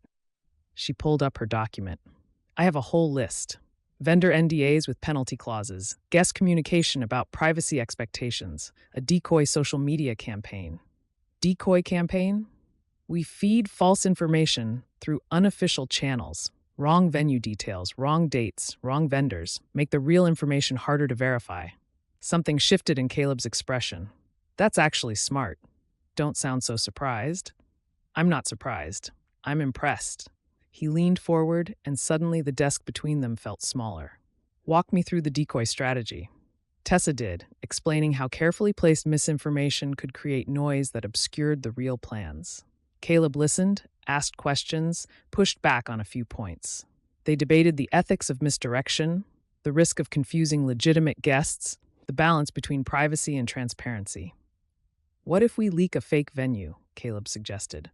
"Something in Atlanta. Let them stake that out while we lock down Sweetgum." "Too risky. If anyone connects Ariel's grandmother to Sweetgum, the fake venue falls apart." "Then we need multiple fake venues. Make it impossible to know which is real." "That's better." Tessa made a note. "The tech volunteers could create fake event pages for different locations. Different dates, different details. Bury the truth in noise." "The high school kids you mentioned?" "Yeah, they're good with this kind of thing." Caleb nodded slowly. "And Isaiah Grant," his tone shifted, became more careful. "Can he install the additional lattice panels this week?" "I'll ask. He's usually pretty responsive." "I noticed." Tessa looked up sharply. "What's that supposed to mean?" "Nothing, just an observation." "What kind of observation?" Caleb met her gaze, and something in his eyes made her pulse kick. "He seems very comfortable around you." "He's a vendor I work with regularly." "Of course he's comfortable." "Right, of course." But the way he said it suggested he didn't believe that was all there was to it. Before Tessa could push, her phone buzzed. Isaiah, as if summoned. "Hey, got your message about the panels. Can start Thursday if that works. Also, you free for coffee this week?" The air in the office changed. Tessa felt Caleb's attention sharpen even though he wasn't looking at her phone, couldn't see the message. "Isaiah?" he asked. "Yeah, he can start Thursday." Good. Caleb returned his attention to his tablet, but his jaw was tight. We should also consider legal action if any photos do leak. Copyright claims, invasion of privacy, whatever Damien's lawyer can throw at them. They worked for another hour, refining their response plan. But the energy between them had shifted, became charged with something neither of them was acknowledging. Every time their eyes met, Tessa felt that unwelcome flutter in her chest. Every time Caleb leaned closer to look at her screen, she was aware of exactly how close, exactly how much space separated them. This section on vendor penalties, Caleb said, pointing at her tablet. His hand was inches from hers. Make it steeper, double the damages. That might scare off smaller vendors. Then tiered penalties based on vendor size. That's more complicated to enforce, but more fair. They were arguing, but it didn't feel like fighting. It felt like something else, like the friction between them had turned into a different kind of heat. Tessa pulled her tablet back, needing the distance. I'll draft tiered language and send it to you for review. I can stay. We can work through it now. Don't you have practice or film study or something? Not until this afternoon. He checked his watch. I have time. The problem was, Tessa didn't want him to have time. Didn't want to keep sitting across from him in this small office, hyper-aware of every shift in his expression, every time his voice dropped lower when he was thinking through a problem. Actually, I have a vendor call in 20 minutes, she lied. Can we pick this up later? Something flickered in Caleb's expression. Disappointment, maybe, before he nodded. Sure, text me when you finish the draft. They stood simultaneously, the movement bringing them closer in the small space. Tessa could smell his cologne, see the flecks of gold in his brown eyes, feel the pull that made her want to step closer when she should be stepping back. This is good work, Monroe, Caleb said quietly. You're thinking 3 moves ahead. I told you I knew what I was doing. You did. He smiled slightly. I'm starting to believe you. Starting to? Okay, I believe you. Completely. The admission felt more significant than it should, like he was saying something beyond the words. Tessa forced herself to move toward the door. I'll walk you out. They headed through the B&B, past the kitchen where Rochelle was prepping lunch, out onto the front porch. Caleb's SUV sat in the driveway, black paint gleaming in the morning sun. Drive safe, Tessa said. Always do. He paused at the porch steps, turned back. Monroe, about Isaiah. What about him? Caleb seemed to wrestle with something, then shook his head. Nothing. Just be careful who you trust with this information. The fewer people who know details, the better. Isaiah's signed an NDA. He's not going to leak anything. I'm sure he won't. But Caleb's expression suggested he was concerned about something other than leaks. He left before she could ask what he meant. Tessa stood on the porch, watching his SUV disappear down the driveway, trying to ignore the way her heart was still beating too fast. Trying to convince herself it was just adrenaline from the crisis, not from the way Caleb had looked at her when he'd said he believed her completely. Her phone buzzed. She'd forgotten about Isaiah's message. Hey, got your message about the panels. Can start Thursday if that works? Also, you free for coffee this week? Coffee, right? Isaiah was asking her for coffee, and she'd been too distracted by Caleb's presence to even process it. She typed back, Thursday works for the panels. Coffee sounds nice. When were you thinking? The response came quickly. Tomorrow afternoon? Roasted beans at 3? Tessa hesitated, thumb hovering over the screen. Coffee with Isaiah would be easy, comfortable, uncomplicated, everything that working with Caleb Knox wasn't. See you there, she typed. Inside, Rochelle appeared in the doorway. You okay, baby? You look a little flustered. I'm fine, just dealing with the photographer situation. Rochelle's knowing smile suggested she'd seen more than just crisis management happening in that office. That's all it was? That's all it was. But as Tessa went back inside, she couldn't shake the memory of Caleb asking about Isaiah, that careful tone in his voice. Like it mattered. Which was ridiculous. They were planning a wedding together. That was all. The fact that her pulse quickened when he leaned close, or that she found herself replaying their arguments because the intensity felt like something more, or that she'd just agreed to coffee with Isaiah partly to prove to herself that Caleb Knox didn't affect her. None of that meant anything. She pulled up her tablet and forced herself to focus on the vendor penalty language. Work. That's what this was. That's all it could be. Even if a small, traitorous part of her wished it could be something else. Chapter 6. The next afternoon. Caleb told himself he was in Sweetgum to check on the lattice panel installation progress. Isaiah had confirmed he could start Thursday, and it was now Tuesday, a legitimate reason for a site visit to discuss logistics. The truth was messier, but he wasn't examining it too closely. He parked on Main Street around 2:30, planning to grab coffee before heading to the B&B. The place Rochelle had mentioned, Roasted Beans, sat between Miller's Hardware and what looked like a comic book shop with a sign reading Nerd Central. The coffee shop was busy for a Tuesday afternoon. Caleb pushed through the door and immediately froze. Tessa and Isaiah tucked into a corner booth. She was laughing at something he'd said, that genuine smile that transformed her whole face. Isaiah leaned forward, easy and comfortable, saying something that made her laugh again. Caleb's chest tightened in a way that had nothing to do with coffee and everything to do with the fact that he had no right to feel this way about a woman he was working with. He should leave, turn around, walk out, pretend he hadn't seen them.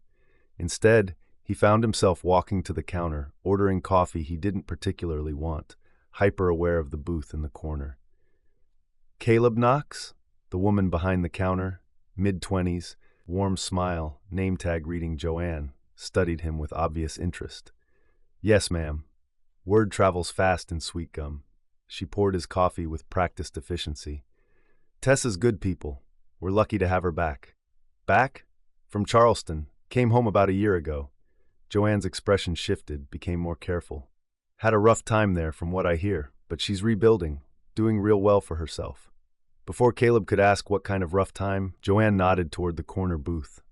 There she is now. You should say hello. I don't want to interrupt. Isaiah won't mind. He's good like that. Something in Joanne's tone suggested layers Caleb wasn't catching. Besides, Tessa will want to know you're in town. Caleb took his coffee and turned toward the door, but Tessa chose that moment to look up, and their eyes met across the crowded shop.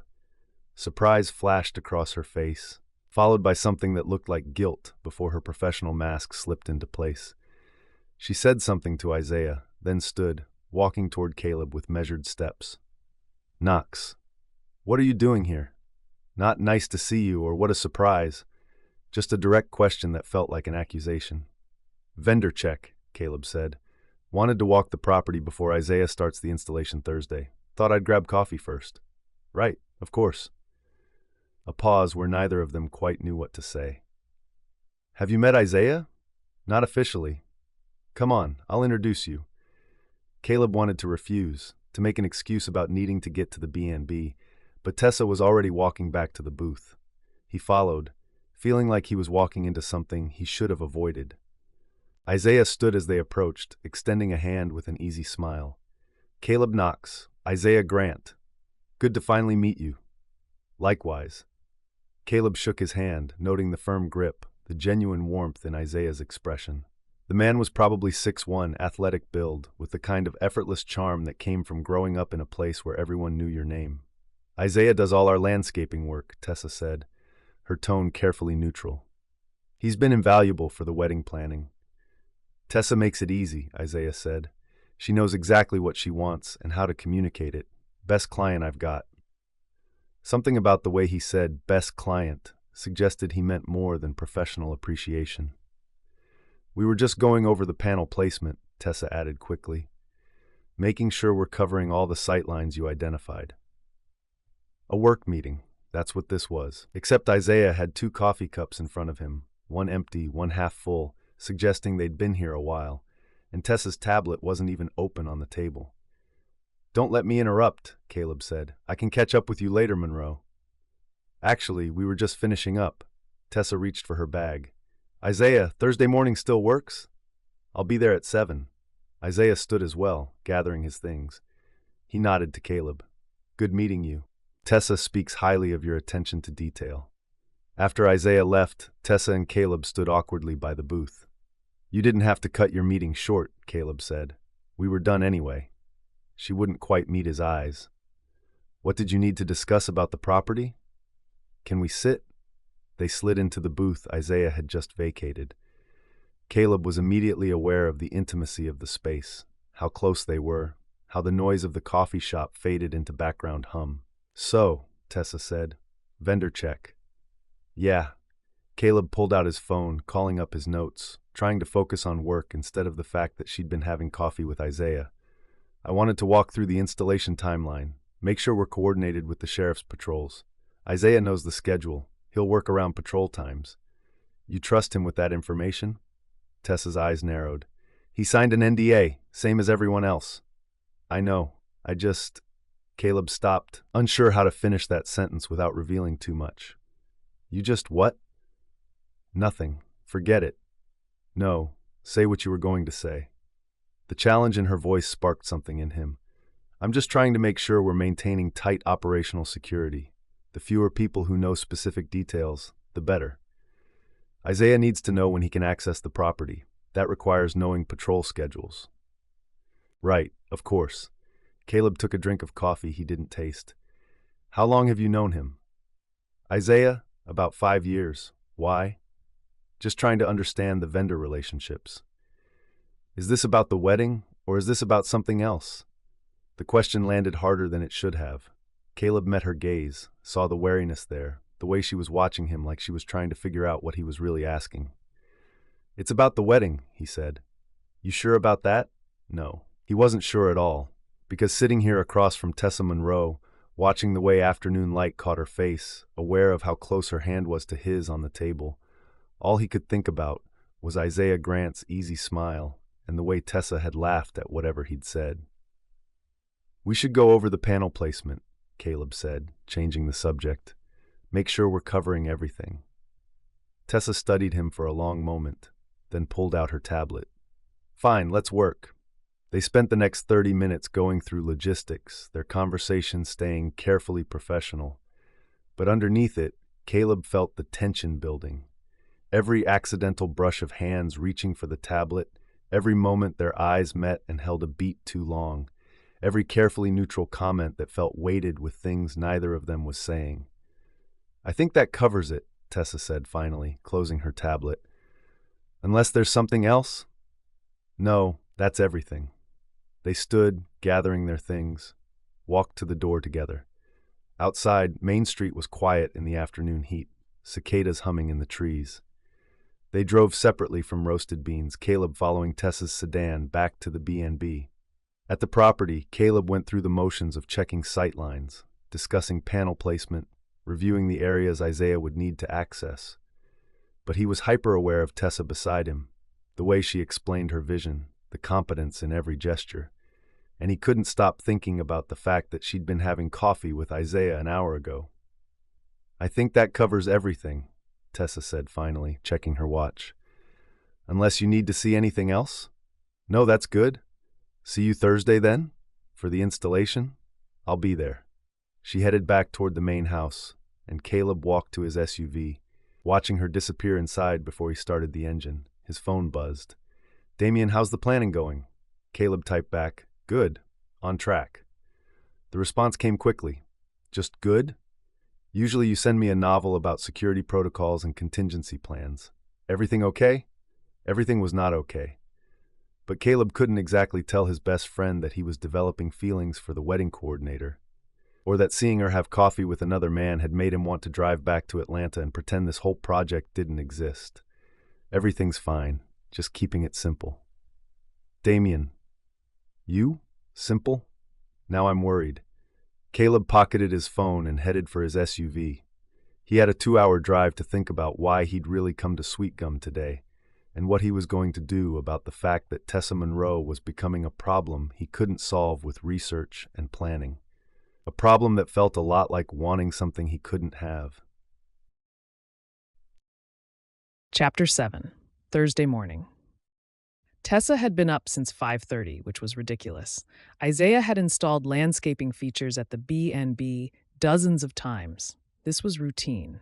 The fact that Caleb had said he'd be here to observe didn't change anything. Except she'd changed her outfit 3 times and was now drinking her second cup of coffee while pretending to review vendor contracts she'd already memorized. "You're nervous?" Rochelle observed from the kitchen doorway. I'm not nervous.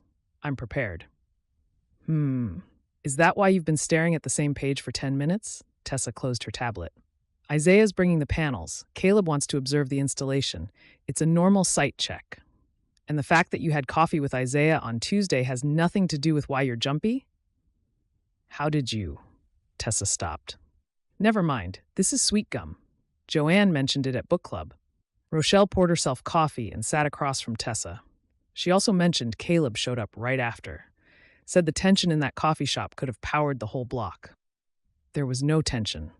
Baby, I've seen you and Caleb in the same room. There's always tension. Before Tessa could respond, headlights swept across the kitchen window.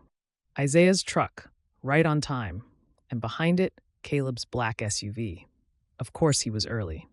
Tessa grabbed her coffee and headed outside, Rochelle's knowing chuckle following her. Isaiah was already unloading panels from his truck bed, and Caleb stood by his SUV, reviewing something on his tablet.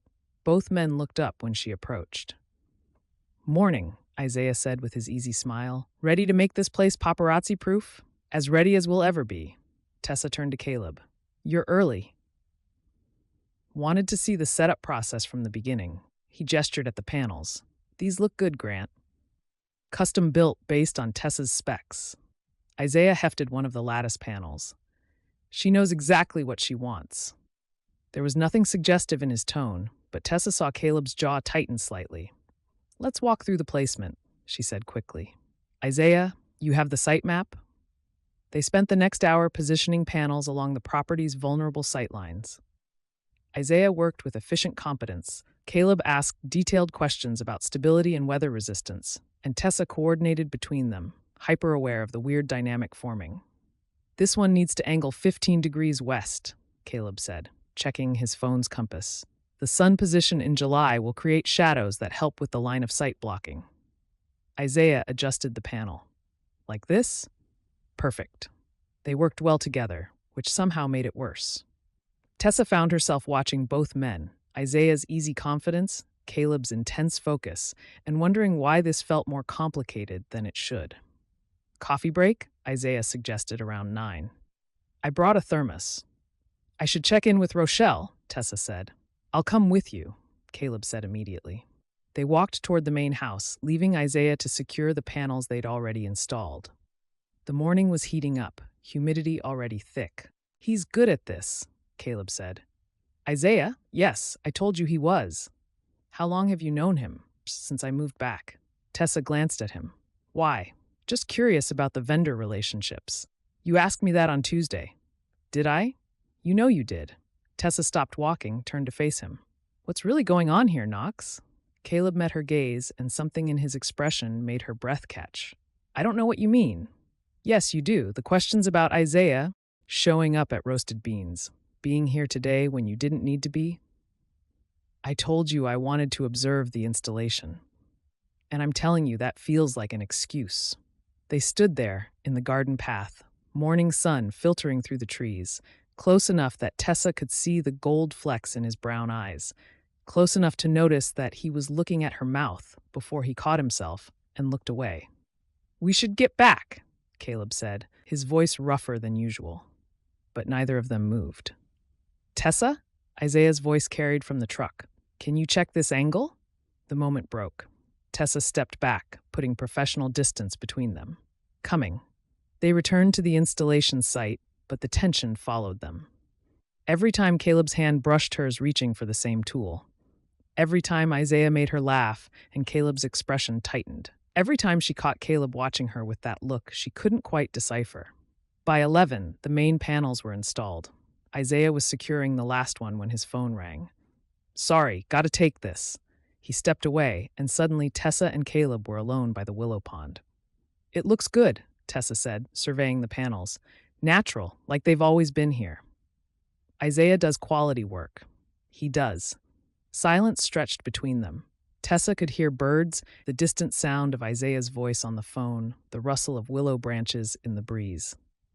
About Tuesday, Caleb started. You don't need to explain showing up at the coffee shop. I wasn't explaining. I was going to apologize. That surprised her. For what? For acting like I had any right to question who you have coffee with. He turned to face her fully. You're the wedding coordinator. I'm the best man. That's our professional relationship. What you do on your own time is none of my business. Everything he was saying was correct, professional, appropriate. So why did it feel like he was pulling away? You're right, Tessa said. It's not your business. I know, he agreed. Good, she emphasized. Good, he confirmed. They stood there, both agreeing they had no claim on each other, and Tessa had never felt more frustrated in her life. Isaiah returned, pocketing his phone. All set. That was my 2 o'clock canceling, actually. Tessa, you free for lunch? Tessa felt Caleb's attention sharpen beside her. I have vendor calls, she said automatically. Tomorrow, then? Isaiah. She wasn't sure how to finish that sentence. He was a good guy. Attractive, easy to be around, someone who'd been part of Sweetgum long before Caleb Knox showed up with his intensity and his binder and his way of looking at her like she was a problem he couldn't solve. Dating Isaiah would be simple, uncomplicated. Everything Caleb wasn't. I need to think about it, she said finally. Isaiah's smile dimmed slightly, but he nodded. Sure, no pressure. Let me know. After Isaiah left, Caleb and Tessa walked the property one more time, checking the panels from different angles. The silence between them felt heavy, with things neither was saying. I should head back to Atlanta, Caleb said finally. Unless you need anything else? No, we're good. Good. There was that word again. Everything was good. Professional. Appropriate. Completely wrong. Caleb walked to his SUV and Tessa stood by the pergola, watching him leave. He paused before getting in, looked back at her like he wanted to say something, but he just nodded and drove away. Inside, Rochelle was waiting with raised eyebrows. Well, what? Don't play innocent. That man is interested in you. Caleb? He's my colleague. I'm not talking about Caleb. Rochelle smiled. Though the way you just said his name tells me everything I need to know. I meant Isaiah.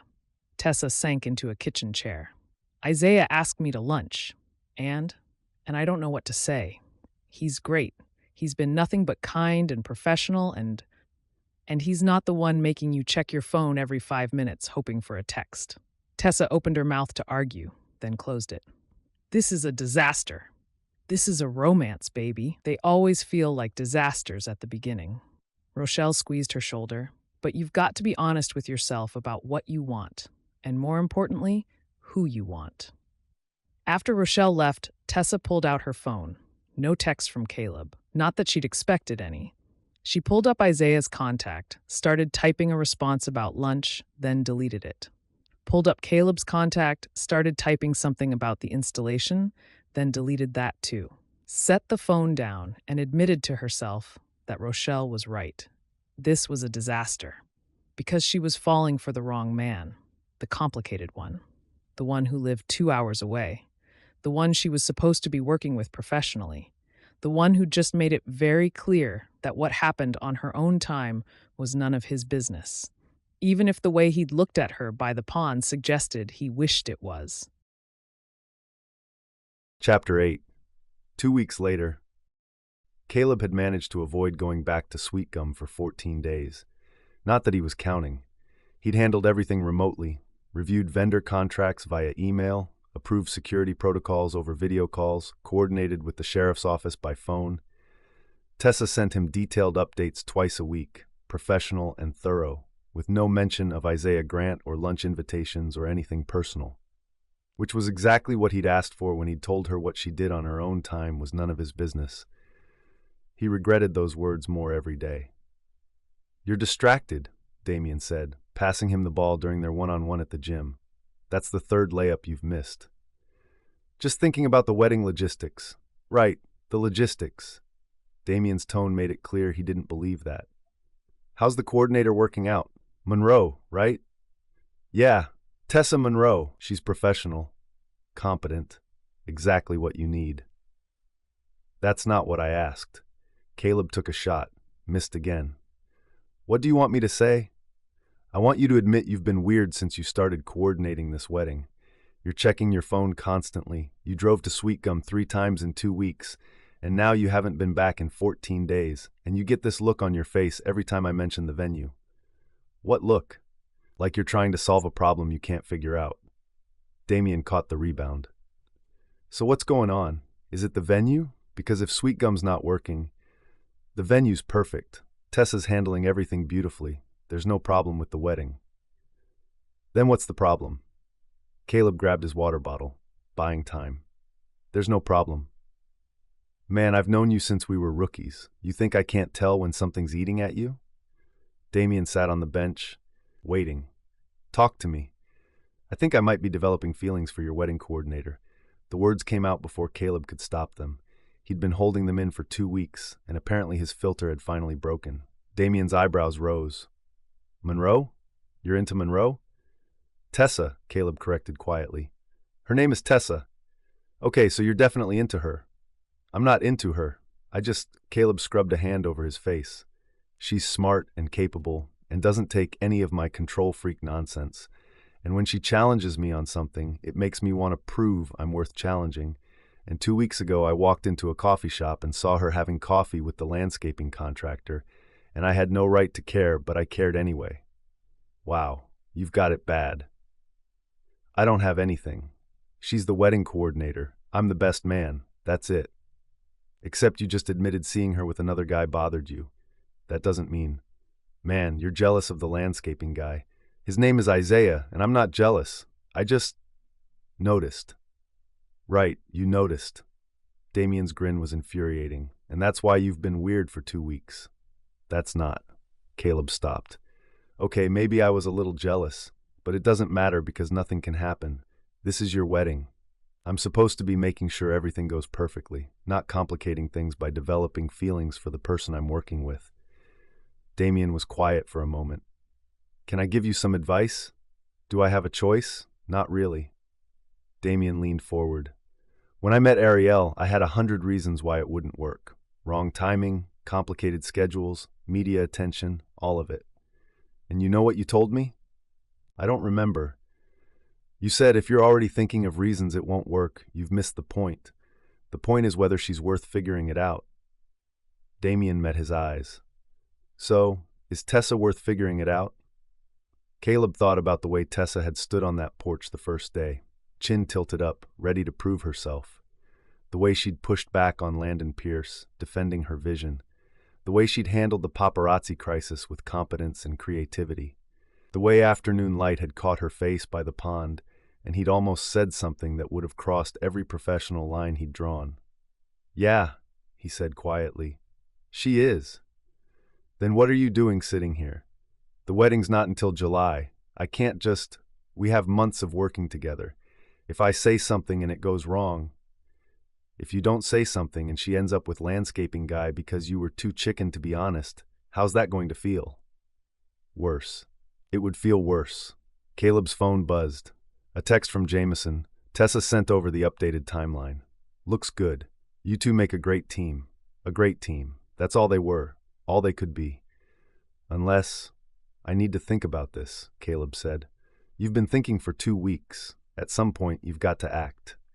Damien stood, tossing him the ball. But whatever you decide, don't let fear make the choice for you. You taught me that. After Damien left, Caleb sat alone in the gym, phone in his hand, thumb hovering over Tessa's contact. He could text her something professional. Ask about the vendor meetings.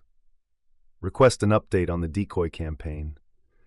Or he could drive to Sweetgum and tell her the truth, that he'd been thinking about her for 2 weeks straight, that avoiding the B&B hadn't stopped him from wanting to be there, that the idea of her having lunch with Isaiah Grant made him want to throw his comprehensive assessment binder into the willow pond. His phone buzzed before he could decide. Tessa, need to discuss catering options. Amy wants to schedule a tasting. Are you available this week or next? Professional. Straightforward, no hint of anything beyond coordination. He could keep it that way, keep the distance he'd created. Maintain professional boundaries until the wedding was over and he could walk away without complicating Damien's perfect day. Or he could be honest. Caleb typed, "This week works." Thursday afternoon, the response came quickly. Thursday at 2. See you then. 3 days. He had 3 days to figure out what he was going to say, how he was going to say it, whether he was brave enough to risk the partnership they'd built for the possibility of something more. 3 days to decide if Damien was right, if fear was making his choices, He drove home thinking about Tessa Monroe, about the way she'd looked at him by the pond when he'd said her personal life was none of his business, like she'd wanted him to say the opposite, like she'd been waiting for him to admit what he'd been too careful to acknowledge. Maybe it was time to stop being careful.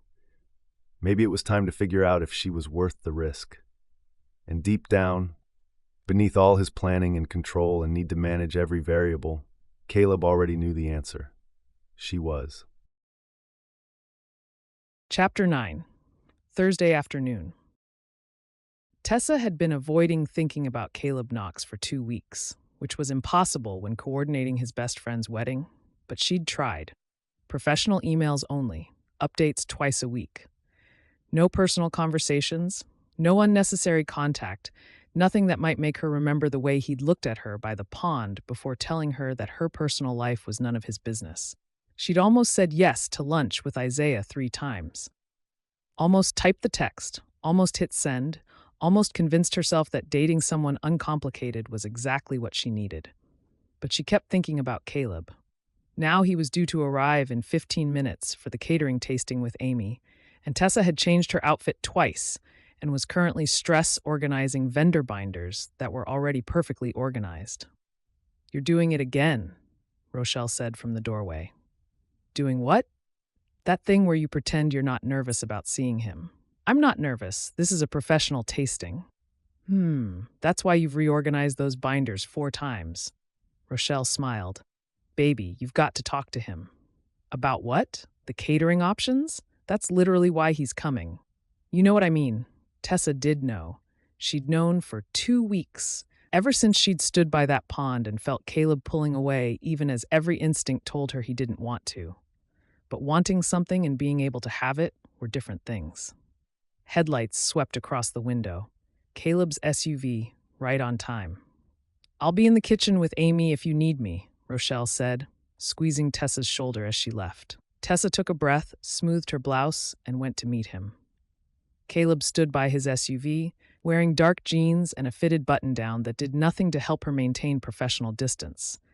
He looked tired, like he hadn't been sleeping well, like maybe the past 2 weeks had been as hard for him as they'd been for her. "Knox," she said, "right on time." "Monroe." He fell into step beside her as they walked toward the main house. "How've you been?" "Busy. Wedding planning keeps me moving." "I saw your updates. Thorough as always." "That's me. Thorough." The conversation felt stilted, careful, nothing like the easy back and forth they'd developed before he decided her personal life was none of his business. Inside, Amy had transformed the B&B's dining room into a tasting showcase. 5 different stations, each with sample dishes, presentation options, and detailed cards explaining ingredients and preparation. "Caleb Knox." Amy extended her hand warmly. "I've heard so much about you. I'm Amy. I run the catering side of Rochelle's diner." "Good to meet you. This setup is impressive. Tessa gave me excellent guidance on what you'd want to see." Amy gestured to the first station. "Shall we start with appetizers?" They moved through the tasting systematically. Amy explained each dish, Caleb asked detailed questions about scaling for guest count, and Tessa took notes on preferences. It should have been routine, but she was hyper-aware of Caleb beside her. Every time he leaned close to look at her notes, every time their hands almost touched, reaching for the same plate, every careful inch of distance he maintained, like he was actively working not to get too close. "The Asian fusion options," Caleb said at the 3rd station. "Would these come from the Zhang family?" "Yes," Tessa confirmed. "Mrs. Zhang offered to prepare a tasting if you'd like to sample her menu separately." "That would be good. Can we schedule that?" "I'll coordinate with her." Tessa made a note, and when she looked up, found Caleb watching her with an expression she couldn't quite read. "What?" she asked. "Nothing. Just, you're really good at this." "You've mentioned that before." "I know, but I'm not sure I've said it enough." Something in his tone made her pause. This felt like more than professional appreciation. "Main courses," Amy said, guiding them to the next station. "Traditional Southern comfort with elevated presentation." The bride mentioned wanting authentic flavors with elegant plating.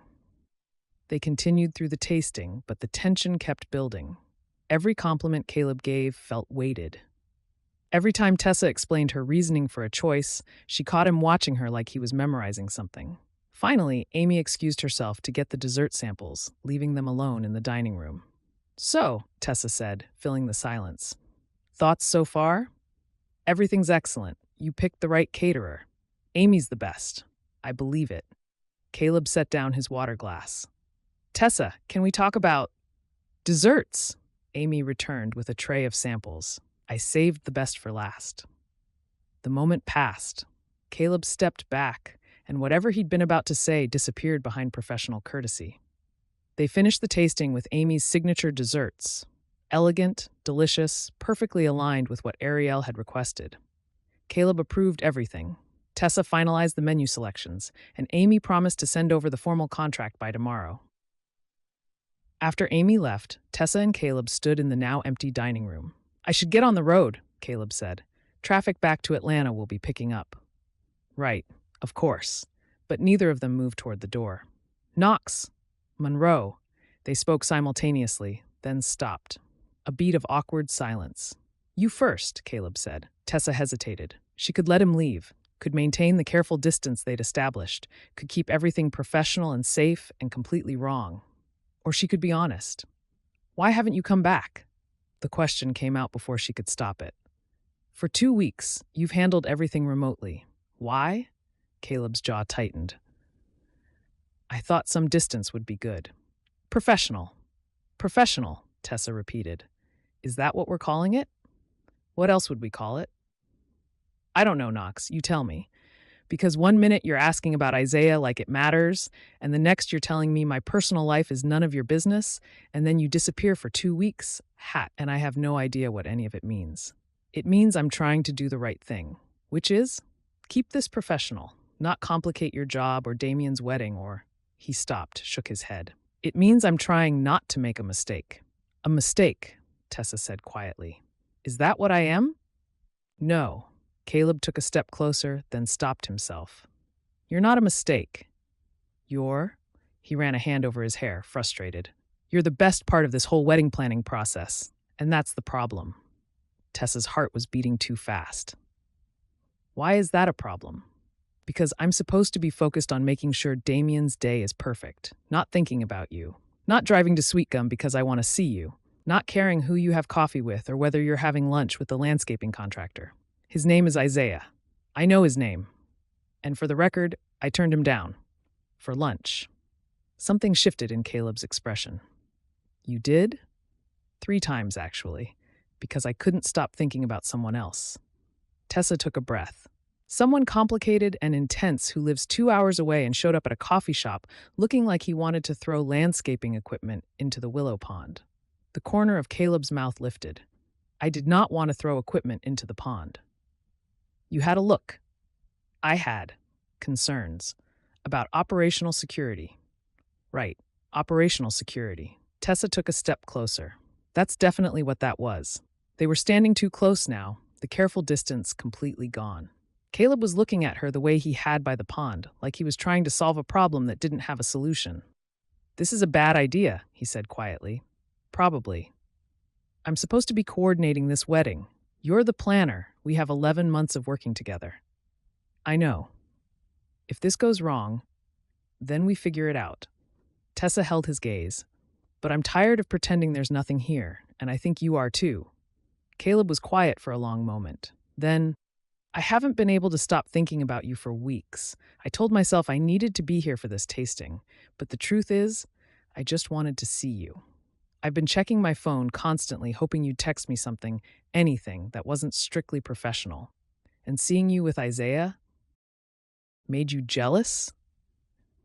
Made me realize I wanted the right to be jealous, which I know I don't have, but I want it anyway."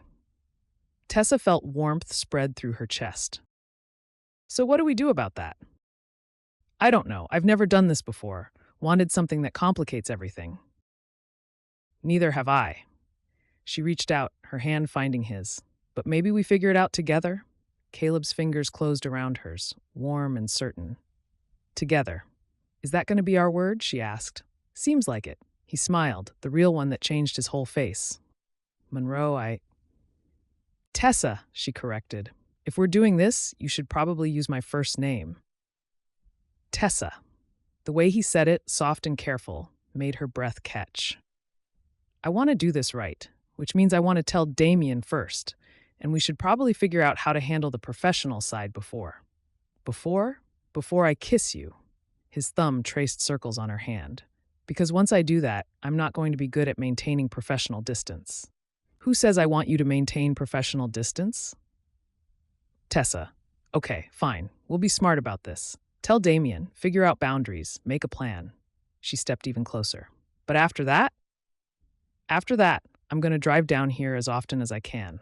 Learn everything about you that isn't in vendor updates. Take you to dinner somewhere that isn't a working meeting. And yes, his voice dropped lower, eventually kiss you. Eventually, Tessa repeated. That's very restrained of you. I'm trying to be professional. How's that working out? Caleb laughed, the sound warm and genuine. Terribly. This is the least professional conversation I've ever had. Good. Tessa squeezed his hand, because I was getting tired of professional. They stood there in the empty dining room, hands linked. Everything changed, yet nothing resolved. But for the first time in 2 weeks, Tessa felt like she could breathe. I should really go, Caleb said, not moving. You should. Traffic. Definitely. Neither of them let go. Finally, Caleb raised her hand to his lips, pressed a kiss to her knuckles, sweet and old-fashioned and somehow more intimate than anything else he could have done. I'll call you tonight, he said, after I talk to Damien. I'll be waiting. He left, and Tessa stood in the dining room until she heard his SUV pull away. Then she sank into a chair, touched her knuckles where he'd kissed them, and let herself smile. Rochelle appeared in the doorway, knowing expression firmly in place. So, how'd the tasting go? Professionally, Tessa said. Very, very professionally. That why you look like you just won the lottery? I have no idea what you're talking about. But she was still smiling when she went back to work, and when her phone buzzed 2 hours later with a text from Caleb, Damien's thrilled. Says it's about time. Can I call you? She felt something settle into place. This was complicated. It was risky. It meant navigating months of wedding planning while figuring out what they were to each other. But as she typed back yes, Tessa realized she wouldn't want it any other way, because easy had never been her style anyway. Chapter 10. 1 week later, Saturday afternoon. Caleb had told exactly 3 people about Tessa. Damien, who'd said finally and then spent 20 minutes giving unsolicited relationship advice. Jameson, who'd raised an eyebrow and said, just keep it professional during business hours. And his financial advisor, who'd somehow worked it into a conversation about tax implications. Now he was about to tell Rochelle and Benjamin, which felt more significant than telling his best friend. He pulled into the B&B's driveway at 2 o'clock, the time Tessa had suggested for the conversation. She was waiting on the porch, wearing jeans and a soft blue sweater that made her eyes look darker. Her hair was down, loose curls around her shoulders. Not the professional coordinator, just Tessa. You're nervous, she said as he climbed the porch steps. I'm not nervous. Your jaw's doing that thing. What thing? That thing where you clench it when you're trying to control a situation you can't control. She reached up, traced her finger along his jawline until he relaxed. It's going to be fine. Rochelle already knows. She knows? She's known since the tasting. Possibly before. She has a sixth sense about these things. Great. So I'm about to have a conversation where everyone already knows the outcome. Welcome to small-town life. Tessa took his hand, laced their fingers together. Come on, they're waiting in the kitchen. Inside, Rochelle and Benjamin sat at the kitchen table with coffee and what looked like fresh-baked cookies. Rochelle's expression was pure satisfaction, like she'd personally arranged this outcome. Benjamin looked amused. Caleb, Benjamin stood, extending his hand. Good to see you again. You too, sir. None of that sir business, it's Benjamin. He gestured to the empty chairs. Sit, we've been told there's something you two want to discuss. Caleb and Tessa sat, still holding hands above the table. Rochelle was smiling so widely he thought her face might split. We wanted to tell you, Tessa began, that Caleb and I are seeing each other, Rochelle finished. Baby, I know, we all know. The question is whether you two know. Tessa laughed. Yes, we know. As of last week, officially. Officially, Benjamin repeated, looking at Caleb. And how does this work with the wedding planning? We're keeping it professional during business hours, Caleb said. All wedding decisions go through the same process. Nothing changes on that front. Except everything changes, Rochelle said gently. And that's okay. You two have been circling each other since that first day with the 47-page binder. It was a comprehensive assessment, Caleb protested. It was overkill, and Tessa handled it beautifully. Rochelle reached across the table, squeezed Tessa's free hand.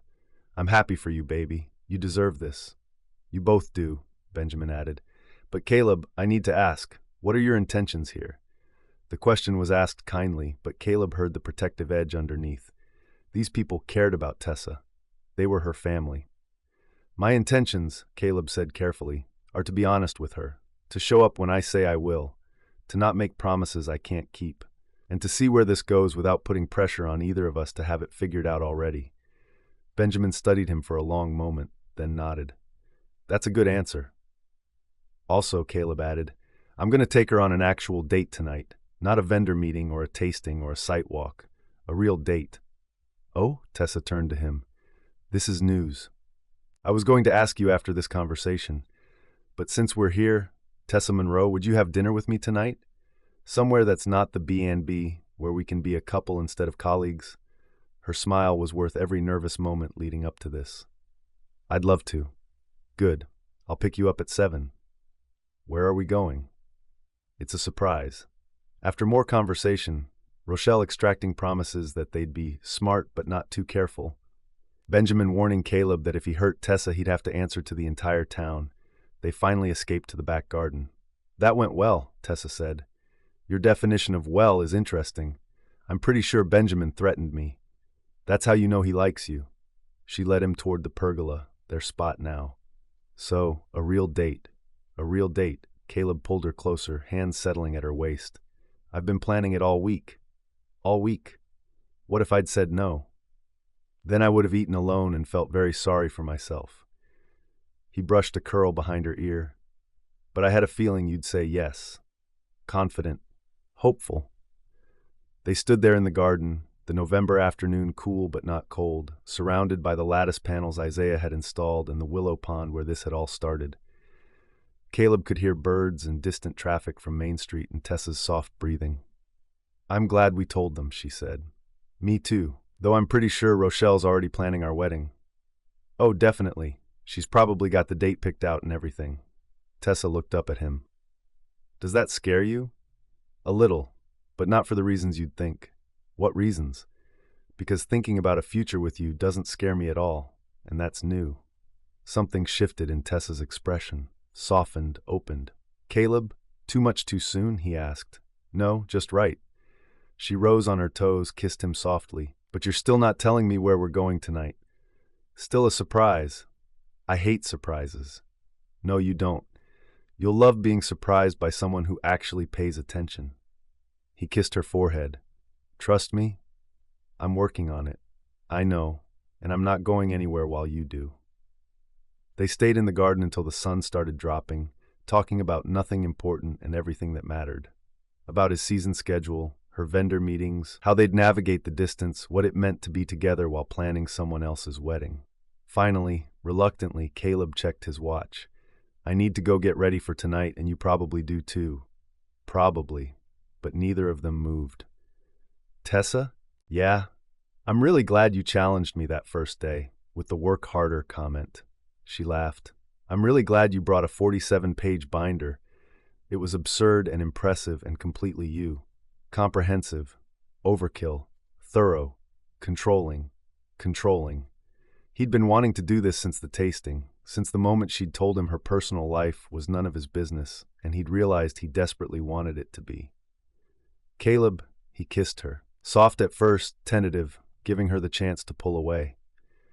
But Tessa didn't pull away. She made a soft sound of surprise that quickly turned into something else entirely, and her hands came up to his chest, fingers curling into his shirt as she kissed him back.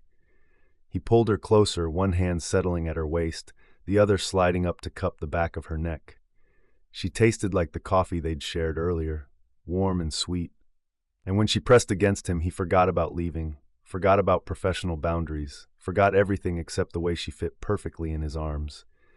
When they finally broke apart, both breathing hard, foreheads pressed together, Caleb realized his heart was racing. Tessa's voice was breathless. "Yeah," he said. "Our first kiss," she whispered. "Was it okay?" He pulled back slightly to see her face. It was perfect. She smiled, touching his jaw. "I've been thinking about it since the 47-page binder." "Liar," he said playfully. "Okay, maybe the second meeting," she joked. He kissed her again, softer this time, but no less significant. And when he finally forced himself to step back, put actual distance between them, Tessa touched her lips like she was trying to hold on to the feeling. 7 o'clock? Tessa asked. "I'll be here," he confirmed. "Caleb? Thank you," she said, touching his face. "For what?" he asked, leaning into her touch. "For driving 2 hours just to see me, for being honest about what you wanted, for not running away when this got complicated." She smiled. "For being worth the risk." He kissed her again, slower this time. "Always." Caleb returned at 6:55, wearing dark slacks and a button-down, holding a single sunflower. "You brought me a flower," Tessa said, appearing on the porch in a dress that made his brain short-circuit. Deep green, fitted, hitting just above her knee. Her hair was styled in loose waves, and she'd done something with makeup that made her eyes luminous. "You're beautiful," he said, forgetting to be smooth. "Thank you." She took the sunflower, smiled. "Sunflowers are my favorite. How did you know?" "Rochelle told me. I asked." "You asked Rochelle about my favorite flower?" "I asked Rochelle about everything. Your favorite restaurant, your favorite music, whether you prefer wine or cocktails, what makes you laugh." He offered his arm. "I believe in research. I'm noticing." She tucked her hand into his elbow. "So where are we going?" "You'll see." He drove them to a restaurant in Peachtree, the neighboring town, far enough from Sweetgum that they wouldn't run into every person Tessa knew. The place was small, elegant, with soft lighting and a menu that focused on local ingredients done well. "This is perfect," Tessa said as they were seated in a quiet corner booth. "I wanted somewhere we could actually talk, not just about the wedding." "What should we talk about?" "Everything. You." Caleb reached across the table, found her hand. "Tell me something I don't know about you." "Like what?" "Like why you became an event coordinator. Like what happened in Charleston that made you come home. Like what you want that has nothing to do with proving yourself to anyone." Tessa was quiet for a moment, her thumb tracing circles on his palm. "That's a lot of questions for a first date. We can start with something easier. What's your favorite season?" "Fall. The leaves changing, the festivals, everything pumpkin-flavored, even though I know it's basic." "Not basic. Seasonal," she laughed. "What about you?" "Summer. Long days, outdoor games, the feeling that anything's possible." He paused. "Though I'm developing a fondness for whatever season I get to see you in." "Smooth." "I'm trying." They talked through dinner about his childhood in Macon, her parents who'd retired to Florida, the way Sweetgum had changed and stayed the same, about basketball and events and the small things that made them who they were. Caleb learned that Tessa sang off-key in the shower, that she stress-baked at 2 in the morning, that she'd always wanted to travel but felt guilty leaving Rochelle and Benjamin, that she read romance novels but pretended they were research for understanding client expectations. Tessa learned that Caleb played piano, that he visited his mother's grave every year on her birthday, that he was terrified of failure but more terrified of not trying, that he'd never introduced anyone to Damien before her, had never wanted to. Dessert came, chocolate cake for him, lemon tart for her, and they shared both because Tessa insisted they needed to try everything. "This was perfect," she said as they walked to his car, his jacket around her shoulders against the November chill. "The night's not over yet." "Oh?" "There's a lookout point about 15 minutes from here. Rochelle mentioned it when I asked for date ideas." He opened her door. "If you're not too tired?" "I'm not tired." The lookout was exactly what it sounded like, a cleared area on a hill overlooking the valley with Sweetgum's lights twinkling in the distance. Caleb parked, and they stood at the railing, his arm around her waist, her head on his shoulder. "I can see the B&B from here," Tessa said, pointing, "that cluster of lights by the trees." "Your whole world's in this valley?" Most of it, yeah. She turned to face him. What about you? Where's home? I don't know yet. Used to be Macon, then Atlanta. Lately, he tucked a curl behind her ear. Lately, it's wherever you are. Caleb Knox, that's the sweetest thing anyone's ever said to me. I mean it, Tessa. I know we're still figuring this out, and I know the distance is going to be hard, but when I'm here with you, everything else makes sense. She kissed him then, rising on her toes to reach him, and he met her halfway. This kiss was different from the one in the garden, less surprised, more certain, unhurried and deep, full of promise. His hands came up to frame her face, and she pressed closer, and for a few perfect minutes the rest of the world disappeared. When they finally broke apart, Tessa was smiling. Take me home? Yeah. The drive back to Sweetgum was quiet, comfortable, her hand in his. At the B&B, Caleb walked her to the door. Thank you for tonight, Tessa said. For the surprise, for asking Rochelle about sunflowers, for being perfect without trying too hard. Thank you for saying yes. He kissed her softly. Can I see you tomorrow? You're staying in Sweetgum? I'm staying here at the B&B. I told Damien I'd be here through Monday. Figured we could spend some actual time together that's not rushed. I'd love that. Good, tomorrow I'll help you with whatever you need for the wedding, but tonight was just for us. Just for us, she repeated. I liked the sound of that. One more kiss, this one lingering, and then Caleb forced himself to step back. Good night, Tessa. Good night, Caleb. He waited until she disappeared down the hallway toward her private quarters before heading to his own room. The B&B felt different now. Not just a venue he was coordinating, but the place where Tessa lived, where they were building something together. His mind replayed every moment of the evening. The way she'd laughed at his terrible joke about the binder, the way she'd looked at him when he'd said home was wherever she was, the way she'd kissed him at the lookout like she meant it with her whole heart. His phone buzzed as he closed his door. Thank you for the perfect first date. I'm still smiling. Me too. See you tomorrow? Breakfast in the dining room, 8 a.m. Don't be late. Of course you will. He was still smiling when he fell asleep, already planning tomorrow. Chapter 11. 2 weeks later, early December. Tessa had learned that dating Caleb Knox came with its own comprehensive assessment of complications. Good complications, mostly. The kind that made her check her phone too often and smile at inappropriate times during vendor meetings. The kind that involved late-night phone calls when he was in Atlanta and stolen mornings when he stayed at the B&B on weekends. But still complicated. You're doing it again, Rochelle said, appearing in the office doorway with coffee. Doing what? Smiling at your phone like it just proposed. Let me guess, text from Caleb? Tessa tried to school her expression into something more professional. He's confirming his arrival time for tomorrow's vendor meeting. And the fact that you're blushing has nothing to do with whatever else he said? He might have mentioned missing me. Baby, that man's been here 3 weekends in a row. When does he miss you? Monday through Thursday. Tessa accepted the coffee gratefully. And it's complicated with his schedule picking up, seasons in full swing. I know it's complicated, but you're happy, and that's what matters. Rochelle settled into the chair across from her. How's it going with keeping things professional during business hours? It's a work in progress. That was an understatement. Yesterday, they'd had a video call with Jameson about timeline adjustments, and Tessa had caught herself staring at Caleb's face on screen instead of taking notes. Last week, during a site walkthrough, he'd reached for her hand without thinking. Then both of them had frozen, remembering they were supposed to be colleagues in front of the florist. Are people talking? Tessa asked. This is Sweetgum. People are always talking. But it's all good things. How sweet you two are together, how he looks at you like you hung the moon, how you've been smiling more. Rochelle paused. Why? Are you worried about your credibility? A little. I worked hard to rebuild my reputation here. I don't want people thinking I got this wedding because I'm dating the best man or that I'm not taking it seriously because, baby, stop. Nobody thinks that. They see how hard you work. They know you're good at your job. Rochelle leaned forward. Don't let Charleston's ghosts make you doubt yourself now. But Charleston's ghosts were hard to ignore.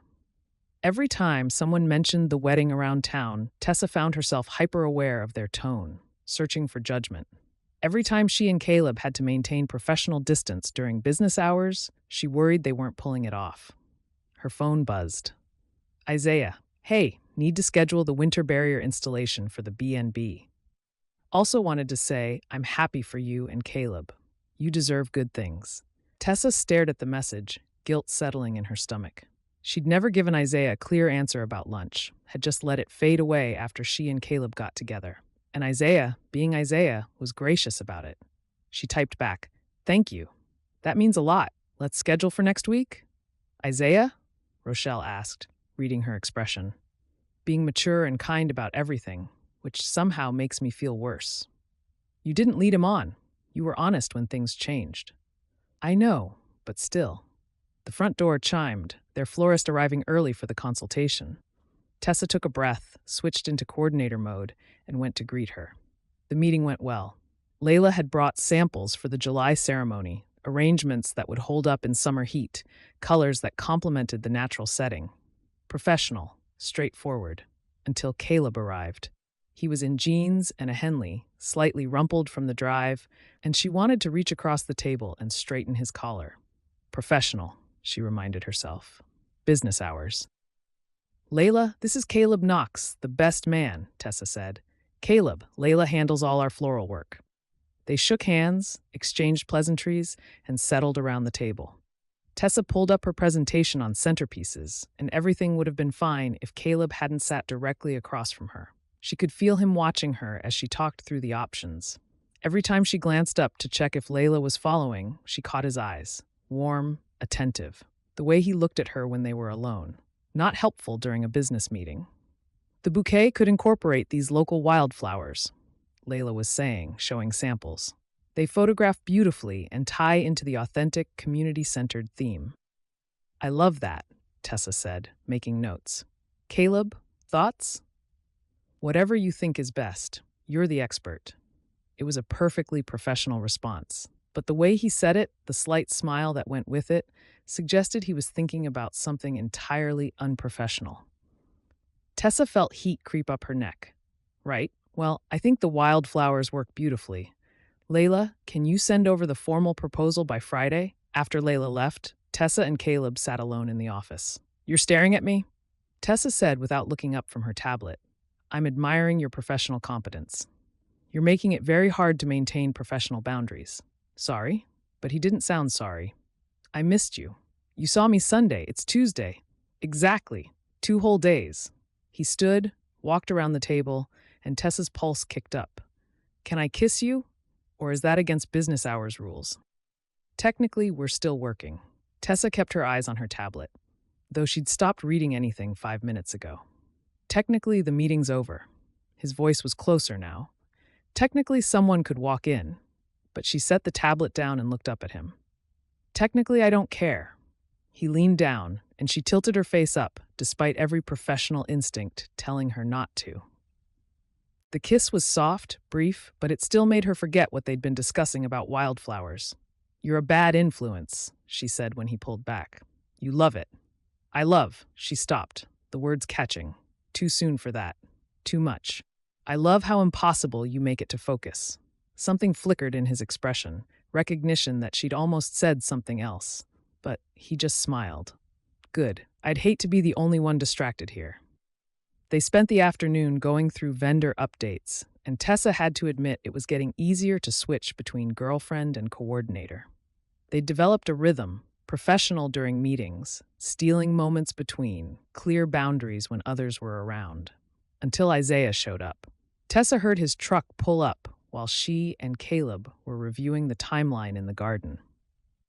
They'd been standing close, not touching, but close enough that anyone paying attention would notice. Tessa, Isaiah rounded the corner with his easy smile. Got your text about scheduling the winter barriers. Thought I'd swing by to walk the property. Isaiah, hi. Tessa stepped back from Caleb, hating herself for the guilty movement. This is, well, you've met Caleb. Knox, Isaiah extended his hand. Good to see you again. Grant, Caleb shook it, his expression neutral. Appreciate you being flexible with the scheduling. No problem. Anything for Tessa. Isaiah's tone was genuine, friendly, and Tessa felt that guilt twist harder. So, you two planning the biggest wedding Sweetgum's ever seen? Trying to, Tessa said. It's a team effort. I can see that. Isaiah glanced between them, and Tessa knew the moment he understood. His smile didn't falter, but something in his eyes shifted. Well, congratulations, both of you. Thank you, Caleb said quietly. After Isaiah left to assess the property, Tessa sank onto the pergola bench. That was awful, she said. He was gracious about it, which makes it worse. He's a good guy, and you were honest with him. That's all you could do. Caleb sat beside her. Tessa, you didn't do anything wrong. I know, but it doesn't feel great. She leaned against his shoulder. Is this what it's going to be like? Navigating awkward moments and worrying about who's watching and trying to keep everything separated into neat professional boxes? Probably. For a while, at least. He kissed the top of her head. But we're figuring it out, and every time it gets easier. Does it? Yeah. I showed up to that meeting today and managed to not kiss you for a full hour. That's progress. She laughed despite herself. Your restraint is admirable. I'm very professional. You're terrible. I'm in love with you. Tessa's breath caught. She pulled back to look at him, searching his face. Caleb, too soon? He asked. I know it's only been a few weeks officially, but I've felt this way longer, and I wanted you to know. She stopped, emotion catching in her throat. She'd been so careful, so guarded, not letting herself fall too fast. But somewhere between the binder and the coffee shop and tonight, it had happened anyway. I love you too. His smile was worth every complicated moment. Yeah? Yeah. Even when you make vendor meetings impossible and show up early and bring comprehensive assessments to first meetings. Especially because of those things. Especially, she agreed. He kissed her then, and this time Tessa didn't worry about who might see or what boundaries they were crossing, because love was messy and complicated and worth every awkward moment. Even if Isaiah's truck was still parked by the property line. Even if Rochelle was probably watching from the kitchen window. Even if tomorrow they'd have to figure out how to balance this all over again. For now, this was enough. Later that evening, after Caleb had gone to his room and Tessa was finishing paperwork in the office, Rochelle appeared with tea. Saw Isaiah leave earlier, she said. How'd that go? About as well as you'd expect. He was kind about it, which made it harder. He's a good man. He'll be fine. Rochelle handed her the tea. You, on the other hand, look like you're carrying the weight of the world. Just worried about balancing everything. The wedding, the relationship, making sure I don't mess this up like Charleston. Rochelle sat down. Baby, when are you going to tell Caleb what really happened there? He knows enough. He knows you left. He doesn't know why. And until you tell him the whole story, you're going to keep waiting for the other shoe to drop. Tessa wrapped her hands around the warm mug. What if he looks at me differently after? What if he realizes I'm not as competent as he thinks? What if he loves you more for trusting him with the truth? Tessa didn't have an answer for that. Later, lying in bed, she thought about Caleb's words. I'm in love with you. Simple. Direct. No hedging or protecting himself. She'd said it back, and she meant it. But Rochelle was right. She was still holding back the part of herself that was most afraid. The part that remembered Charleston, remembered failing, remembered what it felt like when everything fell apart. Her phone buzzed. Still awake? Yeah. Can't sleep. Come to my room? She should say no. It was late. They both had early meetings tomorrow, and crossing that boundary felt significant. But she found herself padding down the hallway anyway, knocking softly on his door. He opened it in sweatpants and a t-shirt and pulled her inside. Couldn't sleep either, he admitted. Kept thinking about you down the hall. We're both terrible at this restraint thing. The worst. He led her to the bed, and they lay down fully clothed, his arm around her, her head on his chest. Talk to me. What's keeping you awake? Everything. The wedding, Isaiah. Worrying about town gossip. Worrying about messing this up. You're not going to mess this up. You don't know that. I know you. His hand stroked her hair gently. I know you're capable and careful, and you think through every angle. I know you care about getting things right. And I know that even when you're scared, you show up anyway. Caleb, And I know there's something you're not telling me about Charleston, something that still scares you. His voice was gentle, not pushing. But when you're ready to tell me, I'll be here, and it won't change how I feel about you. Tessa felt tears prick her eyes. How do you always know what I'm thinking? I pay attention, remember? Comprehensive assessment. She laughed wetly. I really do love you. I know. I love you too. He kissed her forehead. Stay? Just for a little while. But she fell asleep there anyway, wrapped in warmth and safety, and when morning light woke them both, Caleb just pulled her closer and whispered, Good morning, Monroe. And for the first time in a long time, Tessa felt like maybe everything really would be okay. Chapter 12. 2 weeks later, mid-December. Caleb had played through injuries in playoff games, handled aggressive media questioning after tough losses, and once talked Damien through a fourth-quarter meltdown that could have cost them the game. None of that compared to watching Tessa pace the porch while waiting for Damien's car to pull into the B&B's driveway. You're nervous, he said, catching her hand as she passed the swing for the third time. I'm not nervous. I'm reviewing my notes one more time. But her grip on his hand was tight, her palm slightly damp. You've reviewed your notes 6 times this morning. You know this property better than anyone. You know this plan inside and out. He pulled her down to sit beside him on the swing. They're going to love you. You don't know that. What if I'm not? She stopped, shook her head.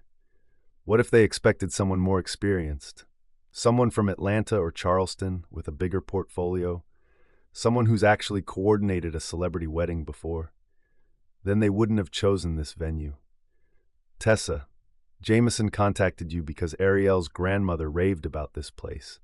They knew it was a small-town B&B. They knew what they were getting. He tilted her chin up gently, made her meet his eyes. And I've been telling Damien for weeks how brilliant you are at this, how you've made everything work, how you see things other coordinators would miss. He's already impressed. Now you just have to be yourself. What if myself isn't enough? It always is. He kissed her forehead. Besides, Damien's easy. Ariel might ask more questions, but that's just because she cares about details. They're both going to see what I see, that you're exactly the right person for this.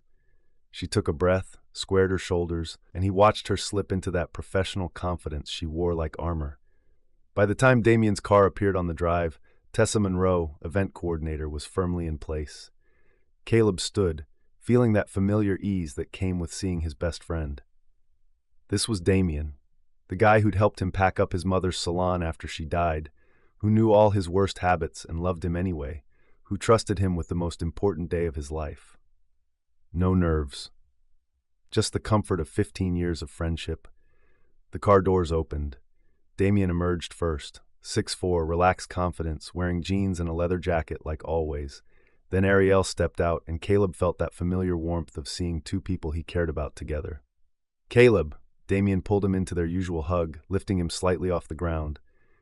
Man, you look different, happier.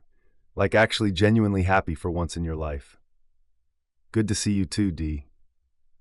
Caleb returned the embrace, then turned to Ariel and pulled her into a hug. Hey, Ariel, thanks for making the drive down. Are you kidding? I've been dying to see this place. She stepped back, looking him over with that perceptive gaze she had. Damien's right. You do look different. Good different. That's all, Tessa. He reached for Tessa's hand, drawing her forward. Ariel, Damien, this is Tessa Monroe, your wedding coordinator. The miracle worker Caleb won't stop talking about, Damien said warmly, shaking Tessa's hand. He says you're brilliant, thorough, and don't let him spiral into control freak territory. I try, Tessa said, and Caleb heard the slight tremor in her voice that no one else would catch, though the spiraling is sometimes inevitable. I heard about the 47-page binder, Ariel said, her eyes dancing with amusement. That's very thorough. Comprehensive, Caleb and Tessa said simultaneously, then looked at each other and laughed. See, they're already in sync, Damien said to Ariel. I told you. Tessa's professional mask slipped slightly. Surprise, pleasure, a hint of relief. Caleb squeezed her hand once, quickly, before she stepped forward into full coordinator mode. Let me show you the property, Tessa said, her voice steady now. We can start with the ceremony space, since that's the heart of everything, and work our way through the timeline from there. I know you both have limited time, so I'll keep us moving efficiently. Take all the time you need, Ariel said kindly. We drove down specifically for this. No rush. They followed Tessa around the house, and Caleb hung back slightly with Damien, letting Tessa lead. This was her show, her expertise, her moment to shine.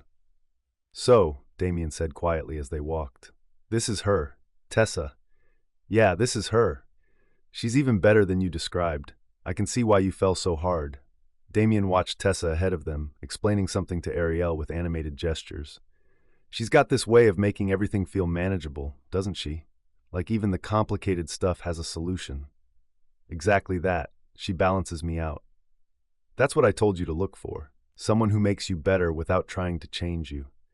Damien's voice was warm with approval. Looks like you found it. I did. Caleb felt a swell of gratitude for his friend, for this moment, for how everything had worked out. Thanks for pushing me to be honest with her. I almost talked myself out of it. I know, you always overthink, but look at you now, happy, relaxed, planning my wedding with someone you love. This is good, man, really good.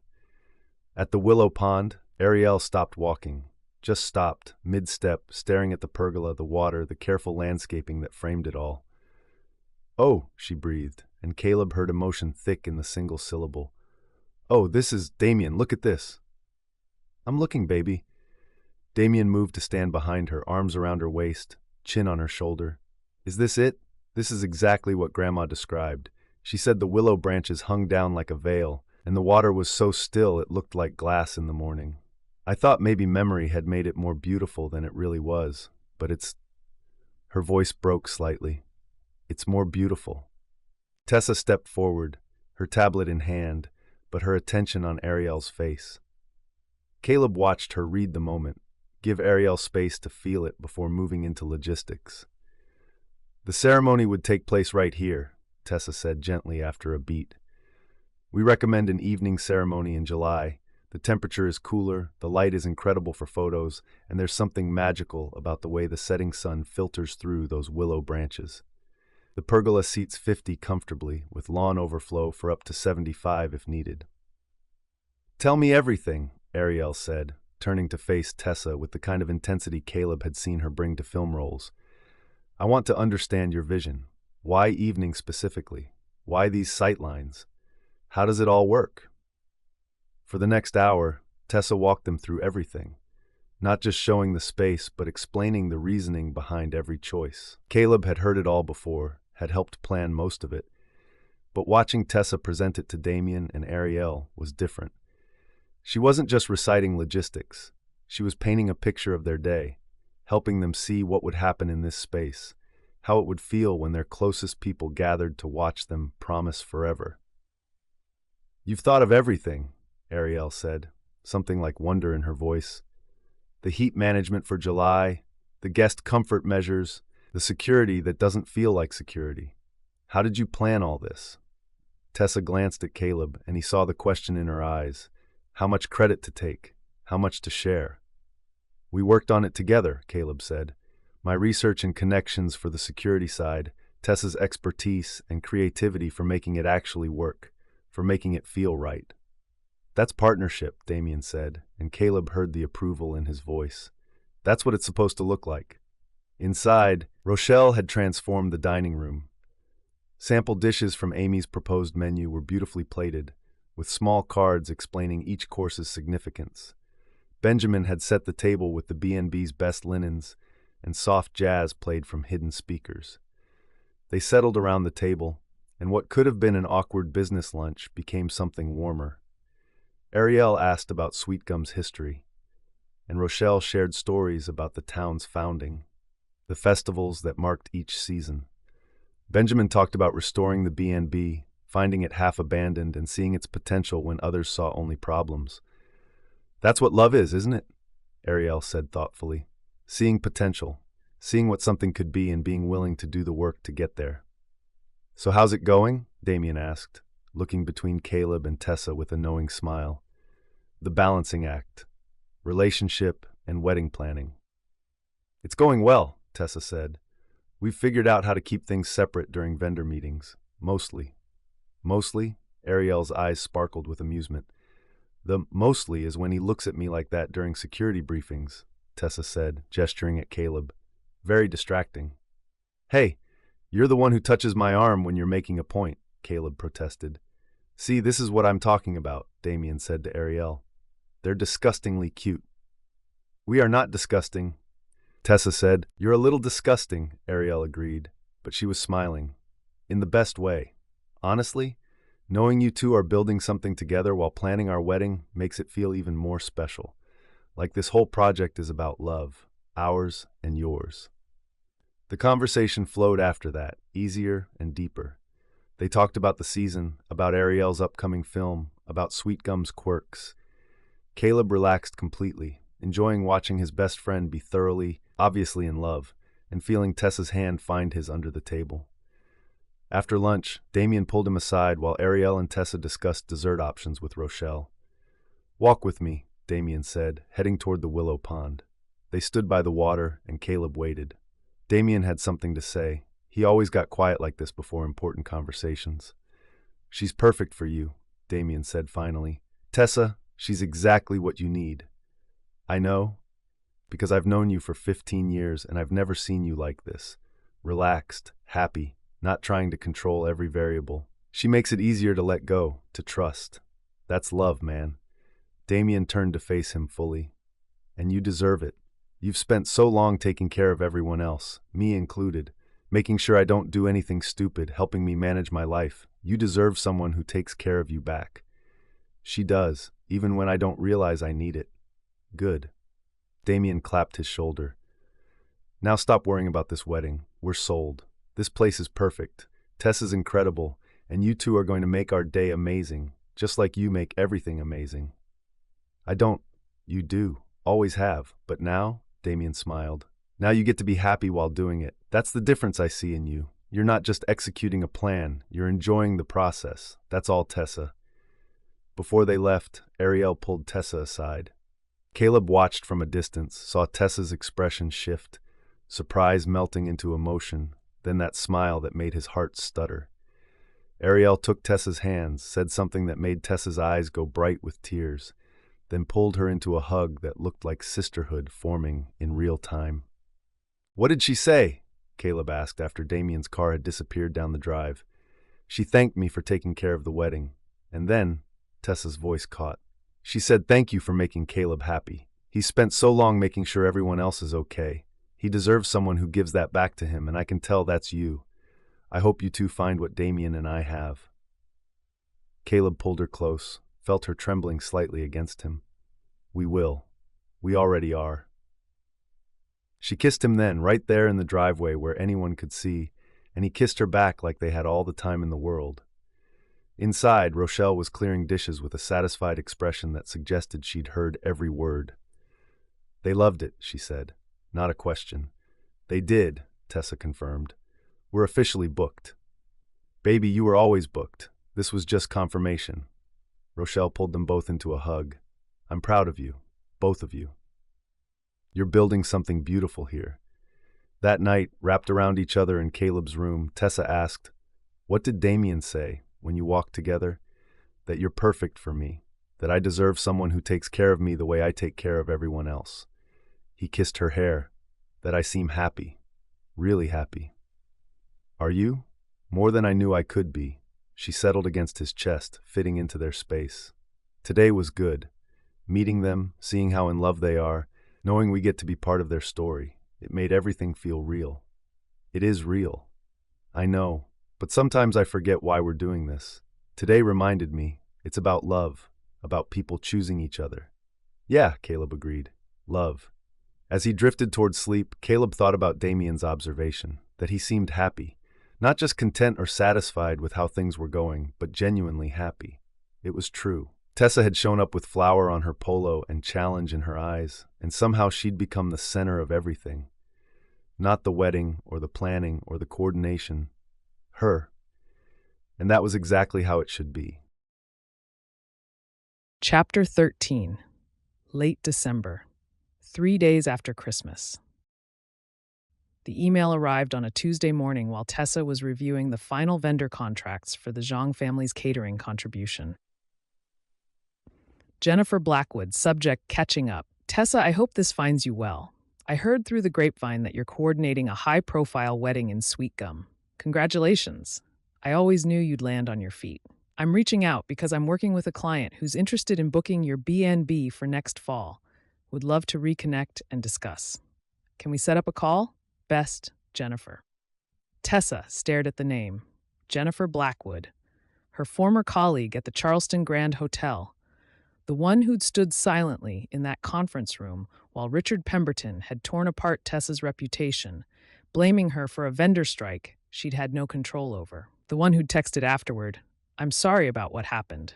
It wasn't fair," but hadn't defended her when it mattered. "You okay?" Rochelle asked, appearing in the office doorway with her usual impeccable timing.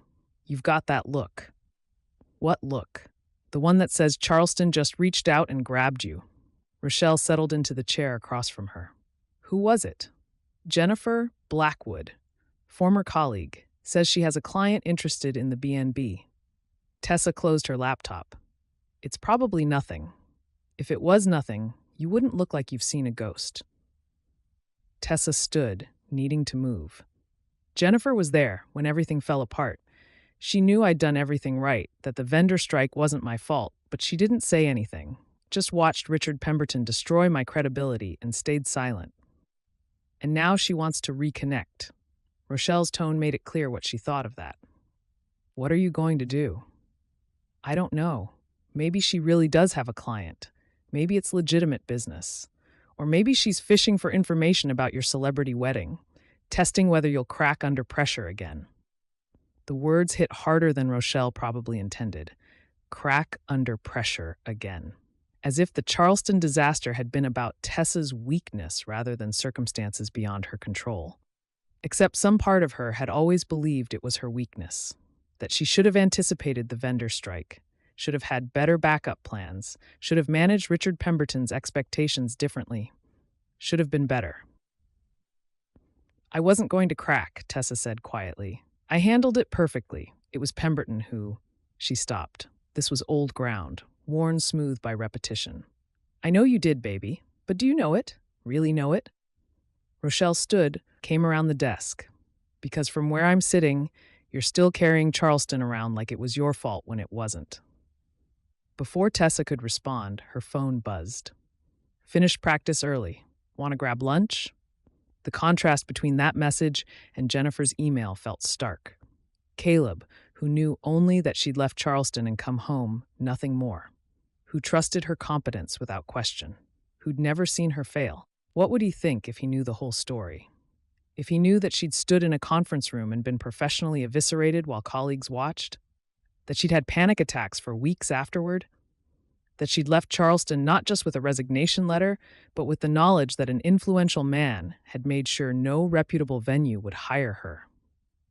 "Lunch sounds perfect," she typed back. "Meet you at Roasted Beans in 20?"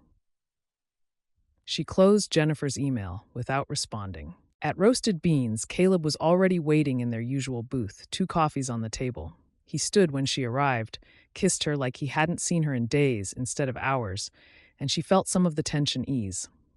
"You look stressed," he said as they sat. "Bad morning? Just busy.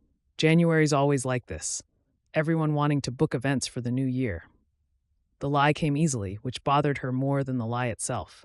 "How are the Zhang contracts looking?" "Good. Mrs. Zhang is being very particular about ingredients. But that's what we want. Attention to detail." They talked about the wedding, about his upcoming road trip with the team, about nothing important. Normal conversation. Easy and comfortable. Except Tessa couldn't stop thinking about Jennifer's email, about what it meant that someone from Charleston was reaching out now, months into planning the biggest event of her career. "Tessa?" Caleb's voice pulled her back. "You're doing it again." "Doing what?" "That thing where you're physically present but mentally somewhere else." "Where'd you go?" She should tell him, should explain about Jennifer, about Charleston, about the fear that lived in her chest whenever she thought about something going wrong with Damien and Ariel's wedding. But what would she say? "I failed once, and I'm terrified I'll fail again. Someone who watched me fail just emailed, and it brought everything back. Just thinking about vendor schedules, she said instead, making sure we haven't missed anything. Caleb reached across the table, took her hand. We haven't missed anything. You've triple-checked everything. The planning is solid.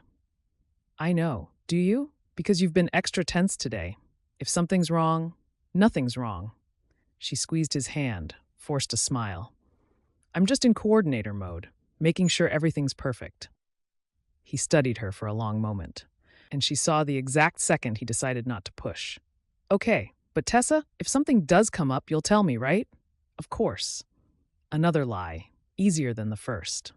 That night, alone in her room, Tessa pulled up Jennifer's email again, read it 3 times, searching for hidden meanings. I always knew you'd land on your feet. What did that mean? Was it genuine? Patronizing? A reminder that she'd fallen in the first place? Would love to reconnect. Why? What did Jennifer want? Information about the celebrity wedding?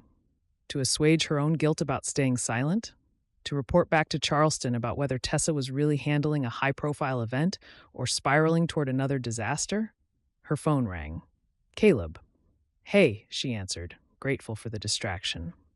Hey, yourself. Can't sleep? How did you know? Because I can't sleep either, and I figured if I was lying here thinking about you, you might be lying there thinking about something that's stressing you out. His voice was warm, intimate. Want to talk about it? There's nothing to talk about. Tessa.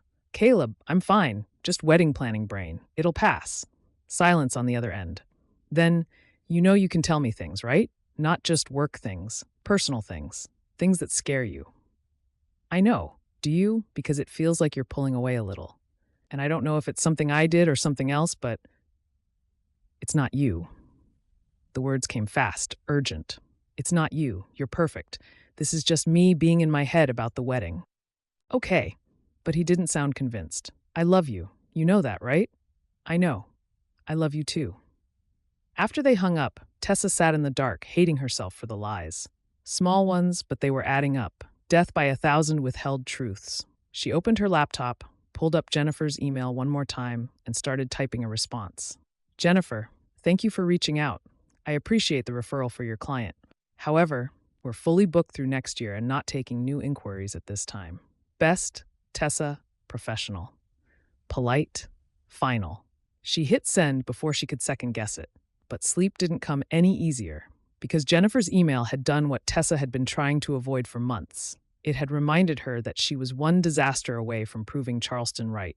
One vendor failure, one security breach, one detail she'd overlooked, and everyone would see what Richard Pemberton had seen, that she wasn't good enough for this level of responsibility, that small-town coordinators couldn't handle celebrity weddings, that she'd been foolish to think she could. The next morning, another email was waiting. From Jennifer Blackwood. Subject, catching up. Tessa, I understand you're busy. I actually wasn't surprised to hear you're fully booked. Your reputation has been spreading. People in Charleston are talking about the Monroe coordinator who landed the Cole Stanton wedding. I know we didn't part on great terms. I know I should have said something that day with Pemberton. I've regretted my silence ever since. I'm not trying to cause problems. I just wanted to say, you deserved better than what happened here. And I'm glad you're getting the chance to prove what you're capable of. Be careful, though. Pemberton heard about your booking. He's been making calls. Tessa read the last line 3 times. He's been making calls. Richard Pemberton, the father of the bride who'd blamed her publicly when his daughter's wedding had been disrupted by a vendor strike. The man who'd made sure Charleston's event community knew that Tessa Monroe was unreliable, unprofessional, someone who cracked under pressure. He was making calls. About her wedding, about Damien and Ariel. Tessa closed the laptop, walked to the bathroom, and threw up. When Rochelle knocked on her door 20 minutes later, Tessa was sitting on the floor, back against the wall, trying to breathe through the panic. Baby, Rochelle's voice was gentle. Can I come in? Tessa unlocked the door. Rochelle took one look at her and sank down beside her on the bathroom floor. Tell me. So Tessa did. Not everything. Not yet. But enough. About Jennifer's emails, about Pemberton making calls, about the fear that had been living in her chest since August. that she'd been one disaster away from proving she wasn't good enough. And Caleb doesn't know any of this, Rochelle said. Not a question. He knows I left Charleston. He doesn't know why. He doesn't know about Pemberton or the panic attacks or how badly I failed. You didn't fail. A vendor went on strike. That wasn't your failure. But I should have anticipated it, should have had better backup plans, should have managed Pemberton's expectations so he didn't blame me when things went wrong. Baby, listen to me. Rochelle took her face in both hands, made her look up. You have to tell Caleb, all of it, before this gets worse. What if he looks at me differently? What if he realizes I'm not as capable as he thinks? What if he loves you enough that it doesn't matter? What if keeping this from him is worse than telling him the truth? Tessa didn't have an answer for that. But later, lying in bed, she thought about Caleb's words on the phone. You know you can tell me things, right? Things that scare you.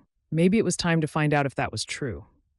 Or maybe she'd wait just a little longer, until after the next vendor meeting, until after the next milestone, until she was sure everything was going perfectly and there was no chance of Pemberton's calls doing any damage. Just a little longer. She could hold it together just a little longer. Chapter 14. Mid-January on the road. The text from Tessa came through while Caleb was on the team bus heading to the airport for a 3-game road trip. Tessa, need to reschedule tomorrow's video call.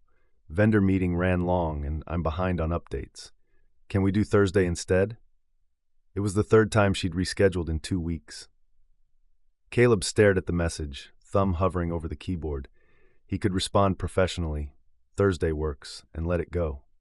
Or he could acknowledge what had been building between them since Christmas, the distance that wasn't just geographical. Caleb, Thursday's fine. But Tessa, is everything okay? You've been hard to reach lately. 3 dots appeared, disappeared, appeared again. Tessa, everything's fine. Just busy with wedding prep, you know how it is. He did know. January was always brutal. Games every other night, constant travel, his body running on fumes and adrenaline.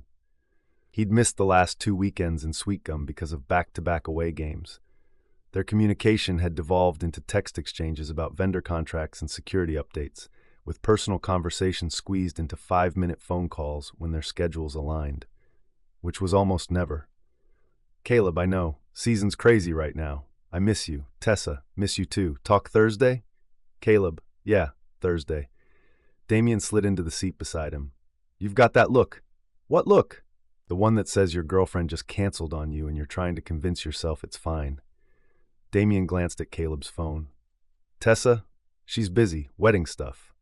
Right, wedding stuff. Damien's tone suggested he didn't entirely buy it. How long's it been since you've actually seen her? In person, not on FaceTime. 2 weeks, almost 3. And before Christmas you were down there every weekend. What changed?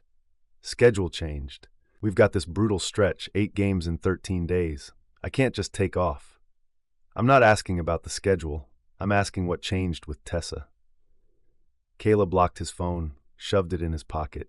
Nothing changed. Man, I've known you too long. Something's off. You've been tense for weeks, checking your phone constantly like you're waiting for bad news. Either tell me what's going on or admit you don't know. I don't know, Caleb admitted. She's been distant since Christmas. Harder to reach, less available for calls, canceling meetings. She says it's wedding planning, and maybe it is, but it feels like more than that. Yeah. They sat in silence as the bus navigated Atlanta traffic. Around them, teammates laughed and argued about music choices. Normal road trip energy. But Caleb couldn't shake the feeling that something was wrong, something Tessa wasn't telling him. Have you asked her directly? Damien said. Not, is everything okay, but actually asked what's bothering her.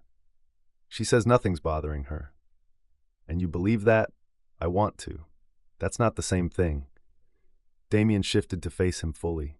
Look, I'm the last person to give relationship advice. You're getting married in 6 months. Exactly.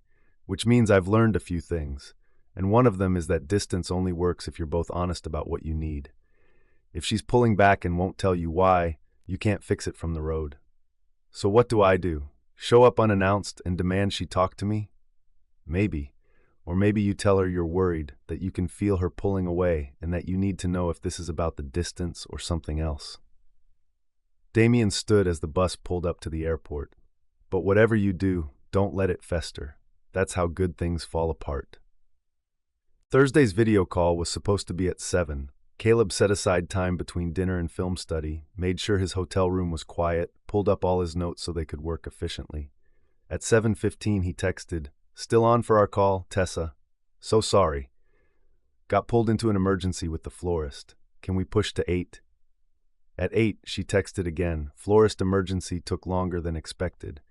I have everything ready to review. Can we try for 9?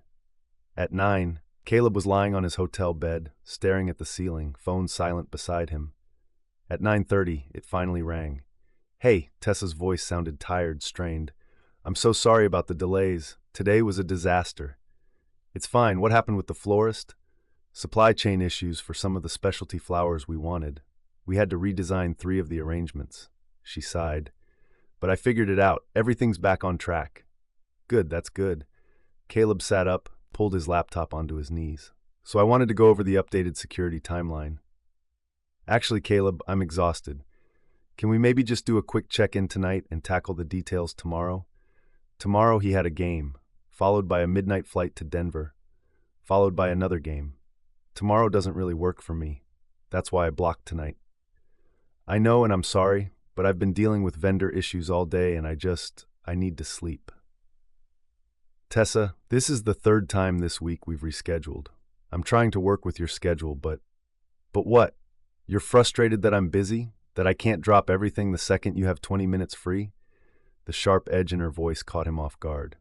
"That's not what I meant." "Then what did you mean?" "I meant that it feels like you're avoiding me, not just rescheduling, actively avoiding talking to me about anything real." Silence on the other end. Long enough that Caleb checked to make sure the call hadn't dropped. "Tessa? I'm not avoiding you. I'm coordinating your best friend's wedding, which, in case you forgot, is a massive undertaking that requires constant attention. I know that, but we used to talk about more than just vendor contracts. We used to." He stopped, tried to find the right words. "I feel like I'm losing you and I don't understand why." "You're not losing me. You're on the road constantly. I'm drowning in wedding logistics and we're both exhausted. That's not pulling away. That's reality." "Then why does it feel like you're shutting me out?" "I'm not shutting you out." But she was. He could hear it in her voice, feel it in the way their conversations had become transactional. Updates and schedules instead of connection. "Okay," Caleb said finally. "If you say you're not shutting me out, I believe you. But Tessa, I need you to meet me halfway here. I'm trying, but I can't do this alone." "I know, I'm trying to." Her voice softened.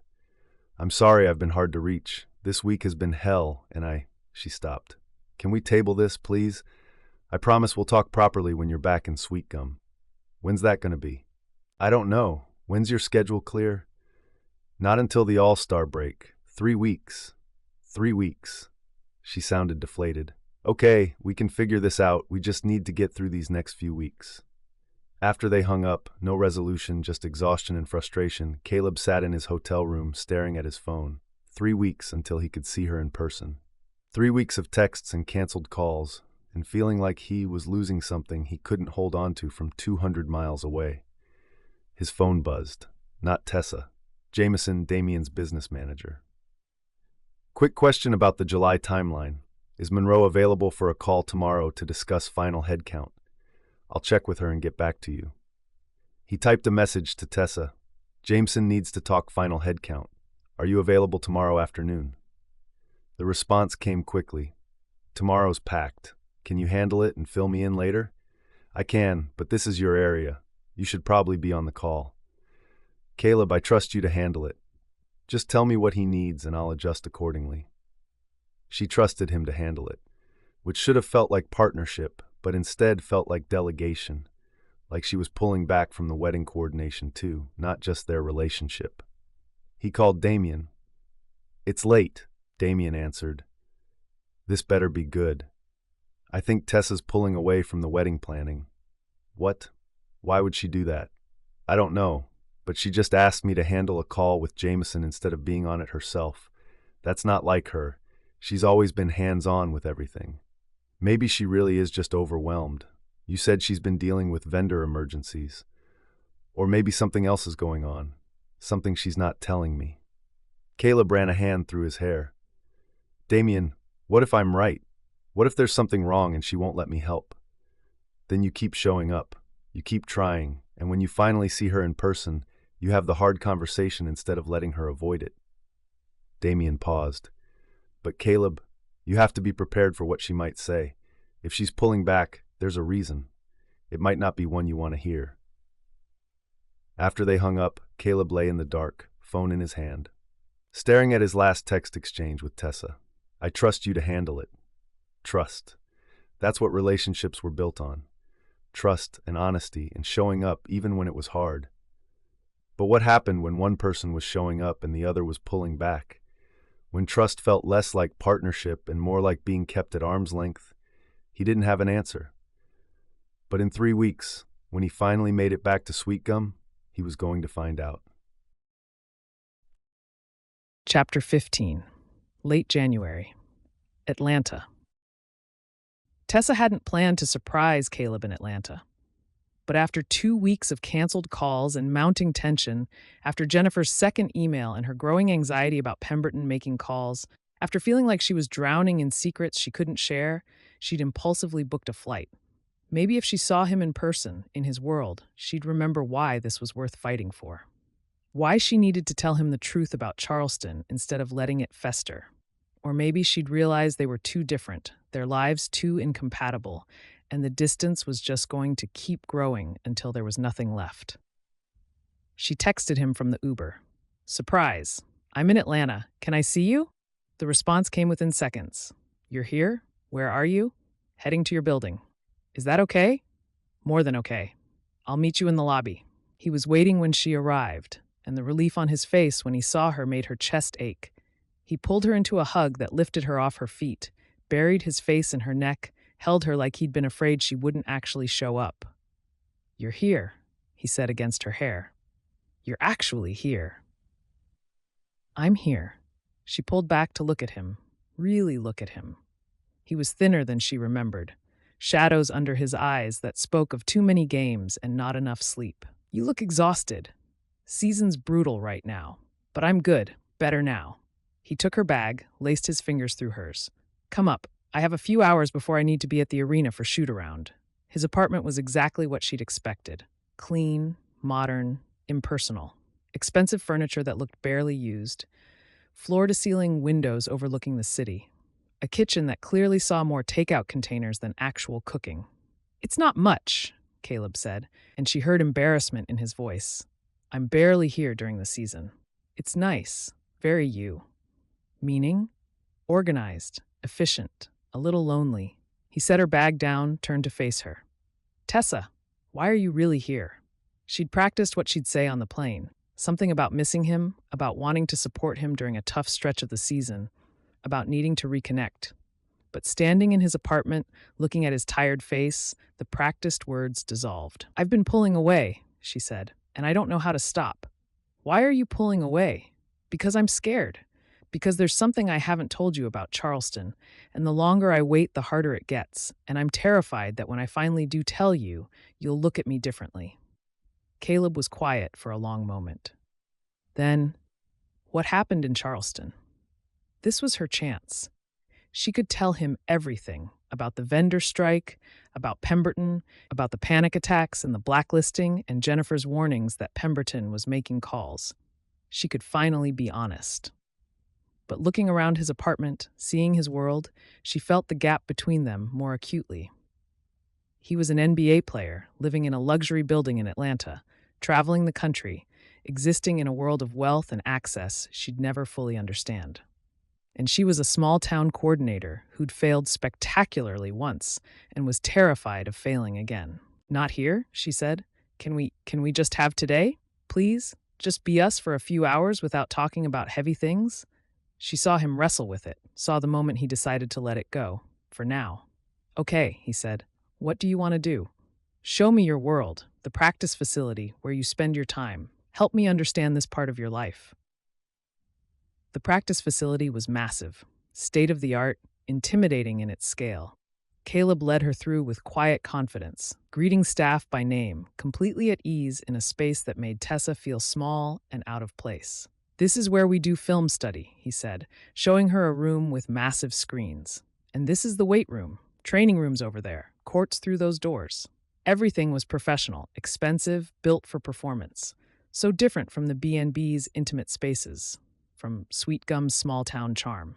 "Knox!" a teammate called out, jogging over. Tall, athletic, with an easy smile. "Who's this?" "Jordan, this is Tessa, my girlfriend." "Tessa, Jordan Hamilton, our shooting guard." "The wedding coordinator," Jordan said, recognition dawning. "Damien talks about you constantly, says you're making the impossible happen. I'm just doing my job." "Yeah, but planning Dee's wedding while dating his best man?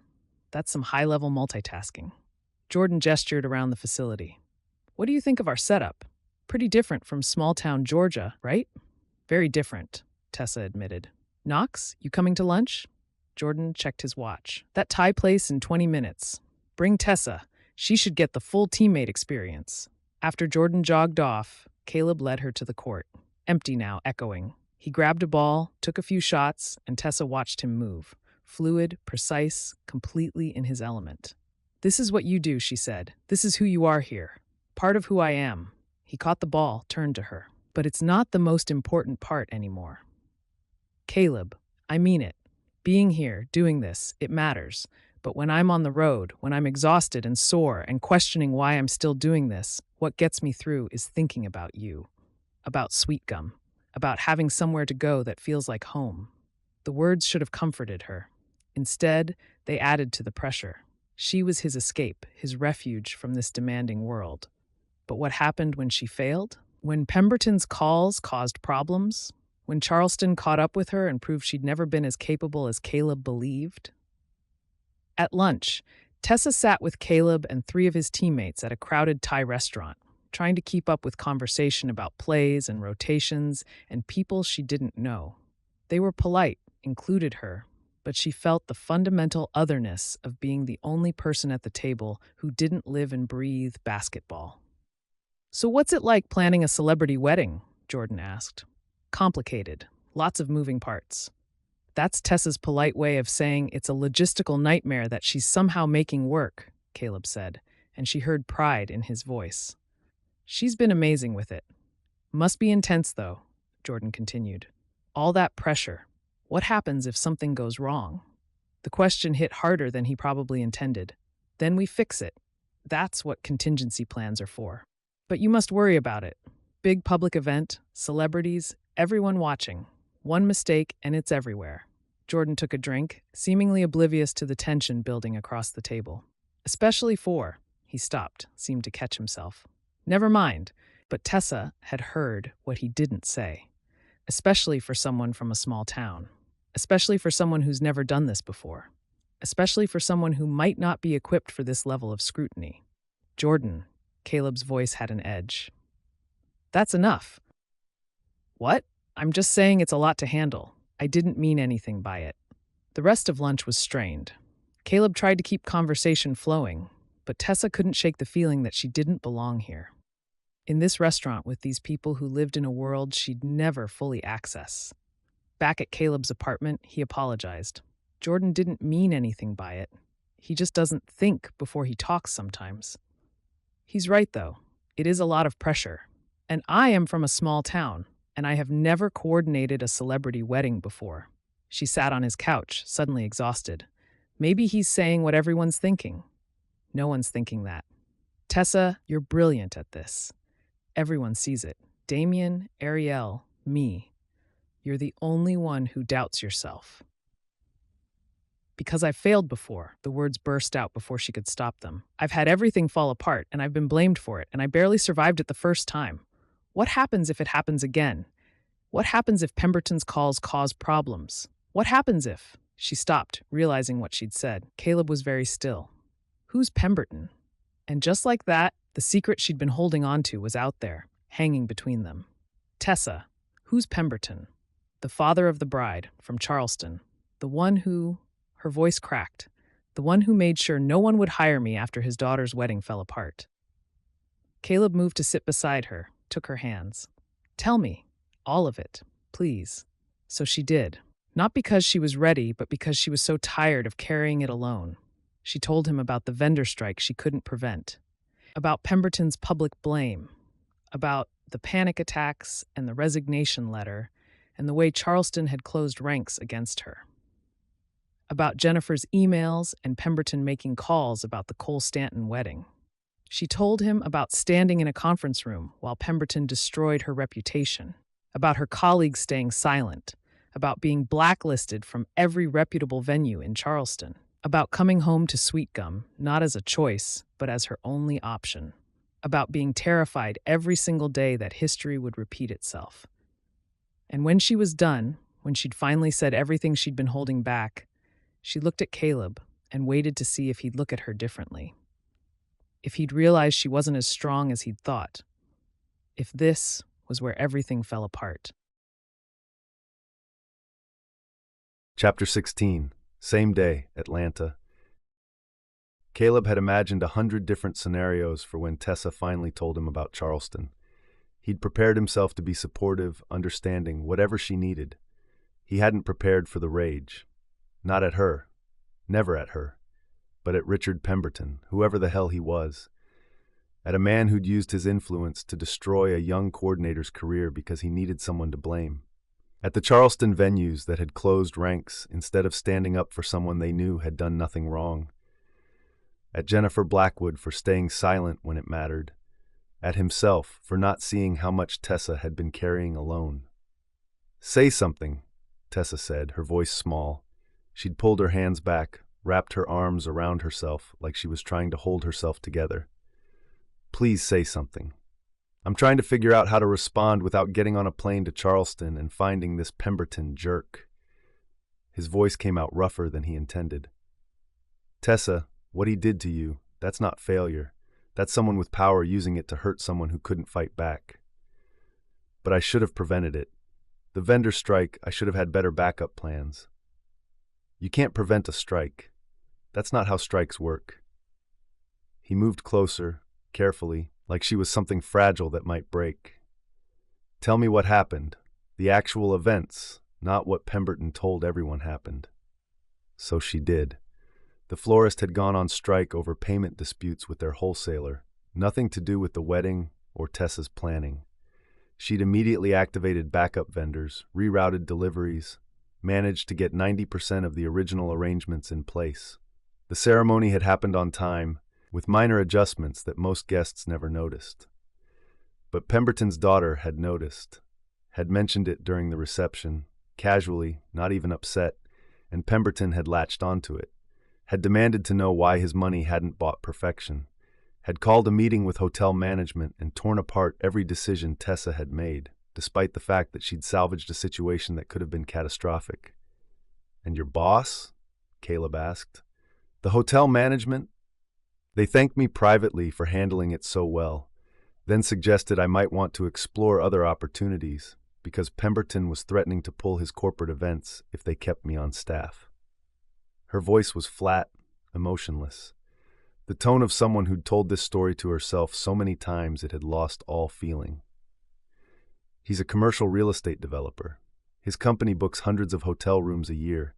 I was expendable, so I resigned before they could fire me, left with a carefully worded letter and whatever dignity I had left. Wow, Tessa. And now he's making calls about Damien and Ariel's wedding. Jennifer warned me. She said he's been asking questions, making it known that I failed once and I'll probably fail again. She finally looked at him, and Caleb saw fear in her eyes, raw and honest. What if he's right? What if something goes wrong and it proves I never should have been trusted with this?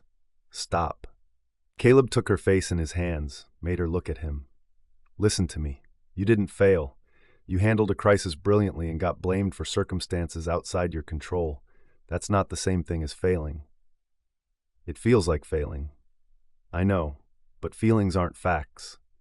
He kissed her forehead, gentle. And you know what?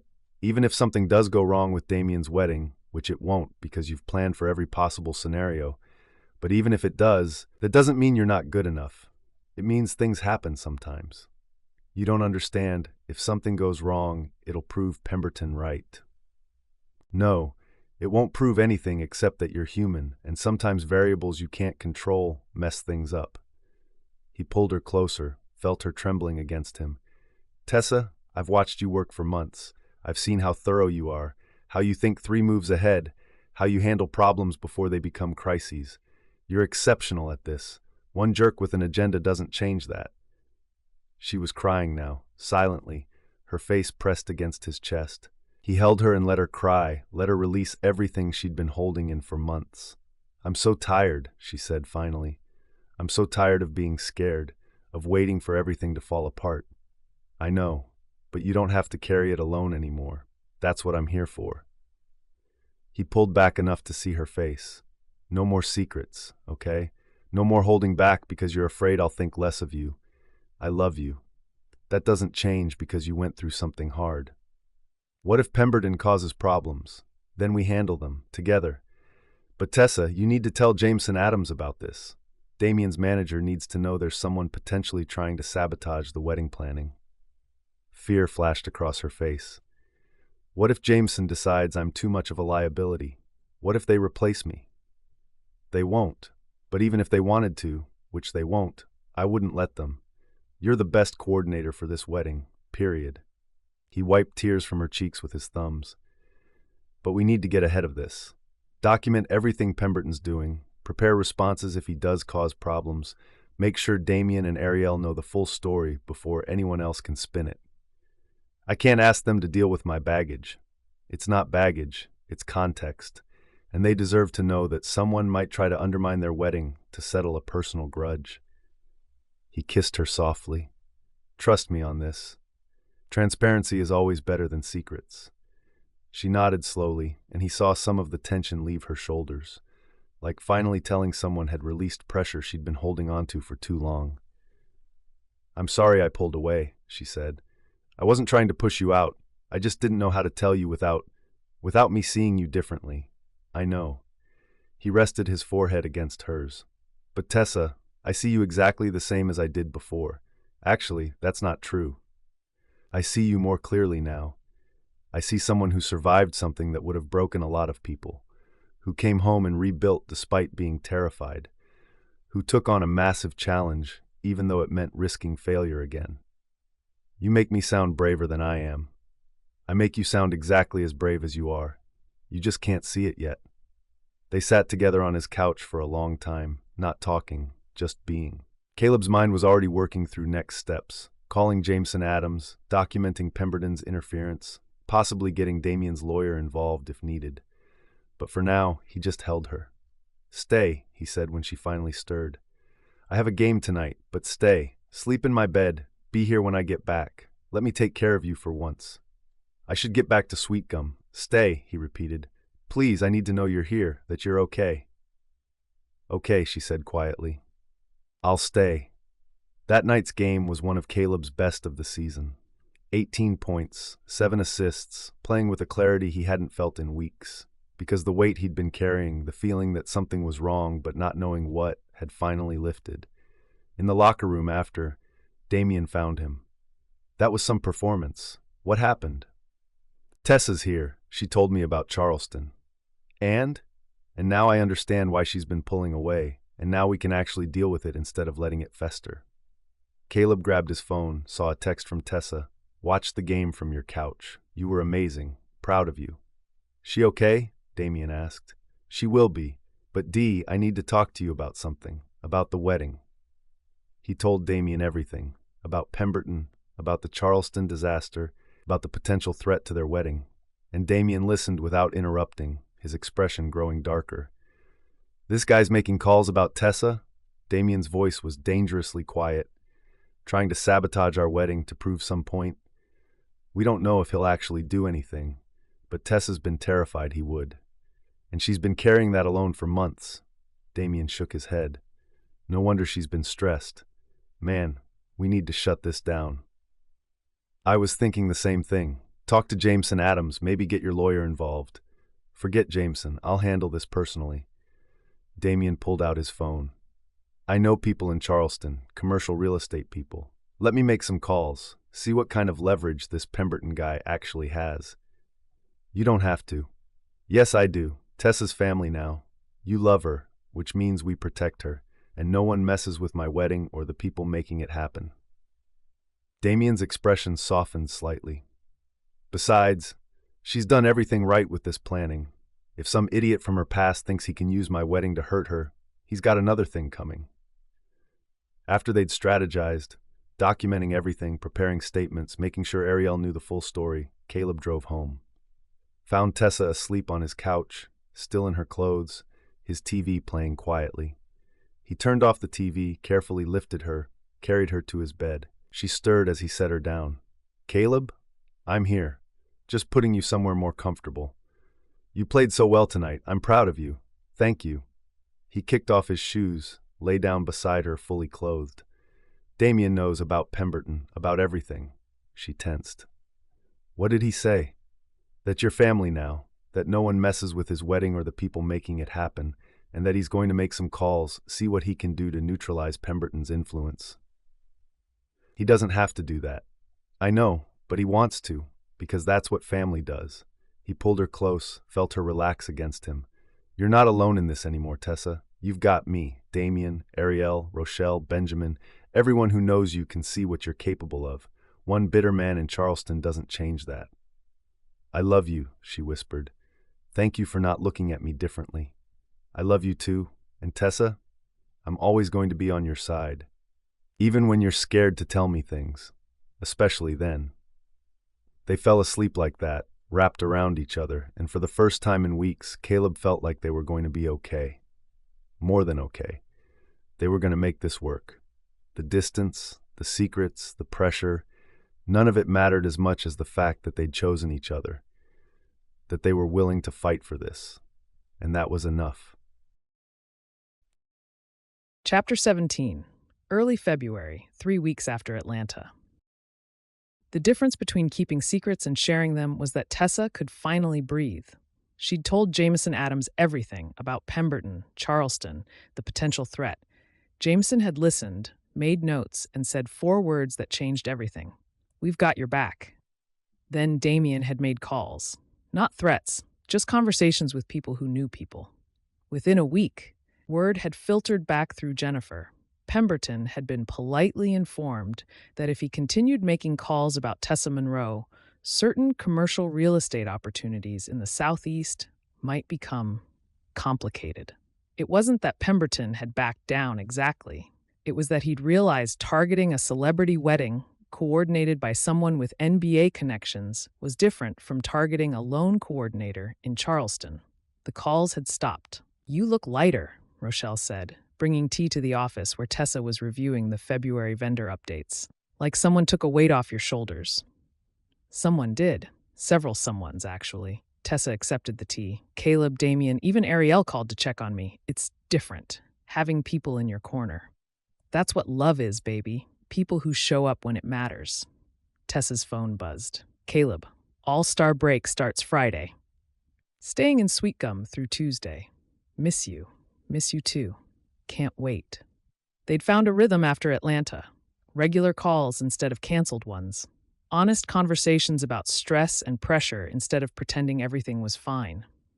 Caleb had even started delegating some of the wedding coordination back to her, trusting her expertise instead of trying to manage everything himself. It was working. They were working. He's coming for All-Star break? Rochelle asked, reading her expression. 4 days, no games, no travel, just us. Good. You two need time that's not about the wedding. Rochelle paused at the door. Though speaking of the wedding, Mrs. Zhang called. She wants to do the menu tasting next week. Can Caleb make it? I'll ask. But Rochelle, even if he can't, I can handle it. I don't need him at every meeting anymore. I know you don't, baby, but it's nice when he's there anyway. After Rochelle left, Tessa pulled up her master timeline. 5 months until the wedding. 5 months of final details, vendor confirmations, guest management, and making sure every single element came together perfectly. 5 months to prove that Pemberton and everyone who doubted her had been wrong. Except, She was starting to realize she didn't need to prove anything to the people who doubted her in Charleston. She needed to prove it to herself. And slowly, meeting by meeting, decision by decision, she was doing exactly that. Her phone rang. Caleb, not texting. "Hey," she answered. "Everything okay?" "Everything's great. Just wanted to hear your voice." She could hear the smile in his tone. "What are you doing?" "Timeline review. Vendor confirmations. The usual." "Take a break. Tell me something that has nothing to do with the wedding." "Like what?" "Like what you're thinking about right now. Real thoughts, not coordinator thoughts." Tessa leaned back in her chair, looked out the window at the B&B's winter garden. "I'm thinking about how different everything feels now. How telling you about Charleston changed things in ways I didn't expect. Good ways, the best ways. I'm not scared all the time anymore. I'm not waiting for everything to fall apart." She paused. "I'm actually excited about this wedding instead of just anxious about it. That's how it should be." "I know, but Caleb, I'm also thinking about us, about what happens after July." Silence on the other end. Not uncomfortable, just waited. "What do you mean?" he asked finally. "I mean, we've spent months planning someone else's future, but we haven't talked about ours, about what this looks like long term, about whether Atlanta or Sweetgum or something else entirely makes sense." "I've been thinking about that too," he admitted. "A lot, actually. And I don't have all the answers yet, but I know that wherever you are is where I want to be. We'll figure out the logistics." "That's very romantic, but not very practical." "I know, but Tessa, we've got time. Let's get through this wedding first, then figure out the rest. Together. Together." Their word. "Okay," she said. "Together." After they hung up, Tessa sat with the warmth of that conversation. They had time. They had each other. And for the first time in longer than she could remember, that felt like enough. When Caleb arrived Friday evening, Tessa was waiting on the porch despite the February chill. He'd barely gotten out of his SUV before she was down the steps and in his arms. "Hi," she said against his chest, breathing in the scent of him, cedar and something clean and distinctly Caleb. "Hi yourself." He kissed the top of her head, held her tight enough that she felt how much he'd missed her. "4 whole days. What should we do?" "I have ideas." "Wedding ideas or us ideas?" "Definitely us ideas." He laughed, the sound rumbling through his chest where she was pressed against him. "Good, because I'm officially off duty until Tuesday." They spent Friday night having dinner at the B&B with Rochelle and Benjamin, Amy's best comfort food, stories about the town's upcoming Valentine's Festival, the easy warmth of chosen family. Then they walked the property under February stars, breath misting in the cold air, hands clasped tight. "I love it here," Caleb said as they stood by the willow pond. "I know I say that every time, but I mean it more each visit. This place feels like home," Tessa finished. "Yeah, home." He pulled her closer. "You feel like home." Saturday, they drove to Savannah. Spent the day exploring the historic district, had lunch at a cafe where no one recognized either of them, wandered through art galleries and antique shops.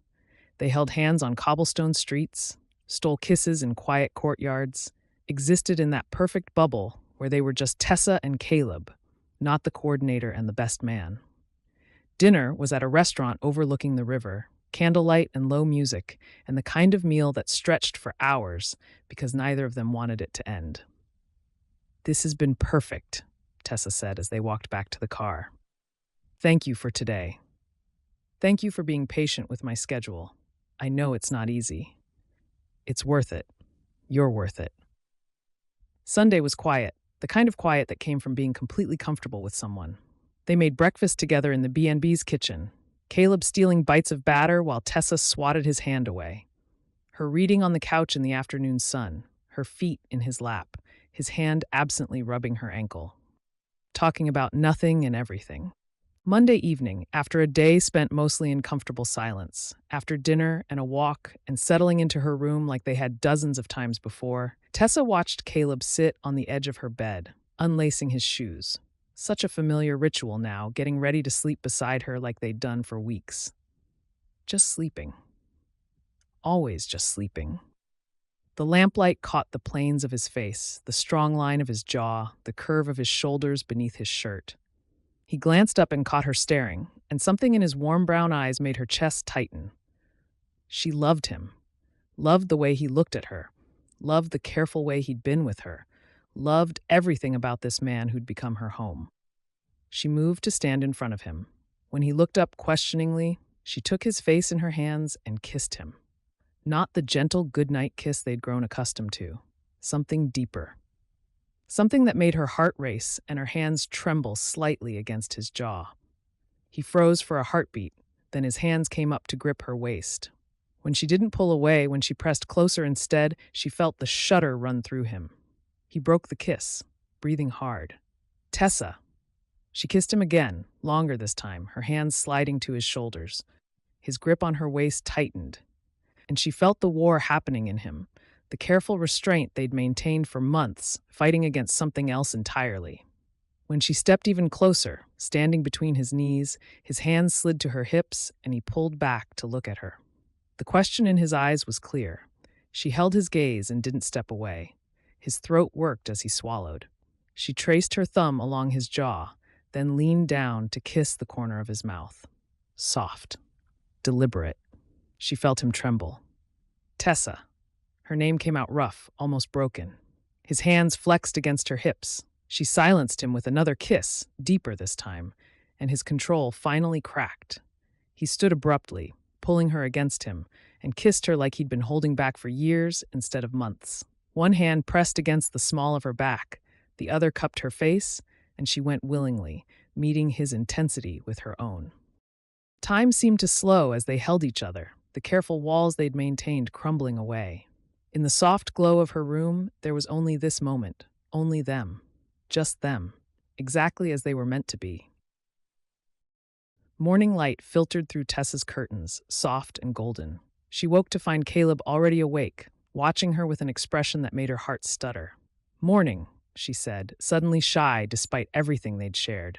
"Morning, beautiful." He traced her jaw with his fingertips. "How do you feel?" "Happy, really, really happy." She snuggled closer. "And a little sad that you have to leave today." "I don't want to go. I don't want you to go either, but you'll be back next weekend, right? And the weekend after that, and every weekend I can until the wedding." He kissed her forehead, her nose, her lips, lingering this time. "You're incredible, and I love you more than I knew it was possible to love someone." "I love you too." She kissed him back, deeper. "Thank you for being patient with me. Thank you for trusting me." They stayed in bed as long as they could, neither wanting to let reality back in. But eventually, Caleb's phone alarm went off, a reminder that he had practice tomorrow, that the real world existed beyond this room. Downstairs, Rochelle had made breakfast. If she noticed anything different about them, the way they couldn't stop touching, the way they smiled at each other like they shared the world's best secret, she was kind enough not to comment, just smiled knowingly and poured extra coffee. At Caleb's SUV, saying goodbye felt impossible. 5 months, he said, arms around her waist, forehead pressed to hers. 5 months until the wedding, and then we figure out what comes next. Where we live, how we make this work long term, all of it. Together, Tessa agreed. Together. He kissed her one more time, slow and sweet. "I love you, Tessa Monroe. I love you, Caleb Knox." She watched his SUV disappear down the driveway, then turned back to the B&B. 5 months of final planning. 5 months of proving, to herself more than anyone, that she could handle this. But now she knew something she hadn't known before. Even if something did go wrong, even if disaster struck despite all her planning, she wouldn't be facing it alone. She had Caleb. She had Rochelle and Benjamin. She had Damien and Ariel's trust. She had a community that believed in her. And most importantly, she was starting to believe in herself. What happened in Charleston didn't matter anymore. Pemberton's opinion didn't matter. What mattered was the work she was doing, the life she was building, the love she'd found while planning someone else's perfect day. She pulled out her tablet and opened the master timeline. 5 months. She could do this. They could do this. Together. Chapter 18, Mid-March, 3 months before the wedding. The season was winding down, and Caleb's team had clinched a playoff spot, which meant instead of his schedule getting easier, it was about to get exponentially harder. "We need to talk about April," he said to Tessa during their nightly call. He'd just gotten back to his hotel room after a game in Phoenix, and even though it was past midnight her time, she'd stayed up waiting for his call. What about April? Playoffs start mid-April. If we make it past the first round, which we should, I'm looking at games every other day through at least early May. Maybe June if we go deep. Silence on the other end. Not angry silence, just processing. That's 2 months, she said finally. 2 months where you're basically unavailable and we've got final vendor confirmations, guest management, rehearsal dinner planning. I know, and I'm sorry, but Tessa, I can't just not play in the playoffs. I'm not asking you to. I'm just trying to figure out how we manage this. He heard her take a breath. Okay, we adapt. You handle what you can handle. I'll take point on the rest. It's fine. It's not fine. This is supposed to be partnership. It is partnership. Partnership means being flexible when one person's pulled in another direction. Her voice was steady, but he heard the strain underneath. Caleb, I can do this. I've been doing this. You don't need to be at every meeting. I want to be. I know. But wanting to be and being able to be are different things right now. She paused. We'll make it work. We always do. After they hung up, Caleb sat in his hotel room feeling the weight of it. He'd committed to coordinating this wedding, had promised Damien he'd handle everything, but the reality was that his basketball career had to come first right now, and Tessa was going to bear the burden of that. The guilt sat heavy in his chest. His phone buzzed. Damien, good game tonight, but you seemed off in the fourth. Everything okay? I'm fine, just tired from the road trip. That's not what I asked. Caleb called him. What's going on? Damien answered without preamble. Playoffs are going to conflict with final wedding planning. Tessa says it's fine, but I can feel the strain. So delegate more. She's the coordinator. Let her coordinate. I am delegating, but I committed to being involved, and now I'm going to be mostly absent for 2 critical months. Caleb, Damien's voice was patient.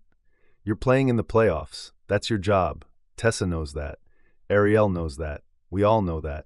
Nobody expects you to choose between basketball and wedding planning. But what if something goes wrong while I'm not there? Then Tessa handles it, like she's been handling everything. Man, you need to trust her. I do trust her.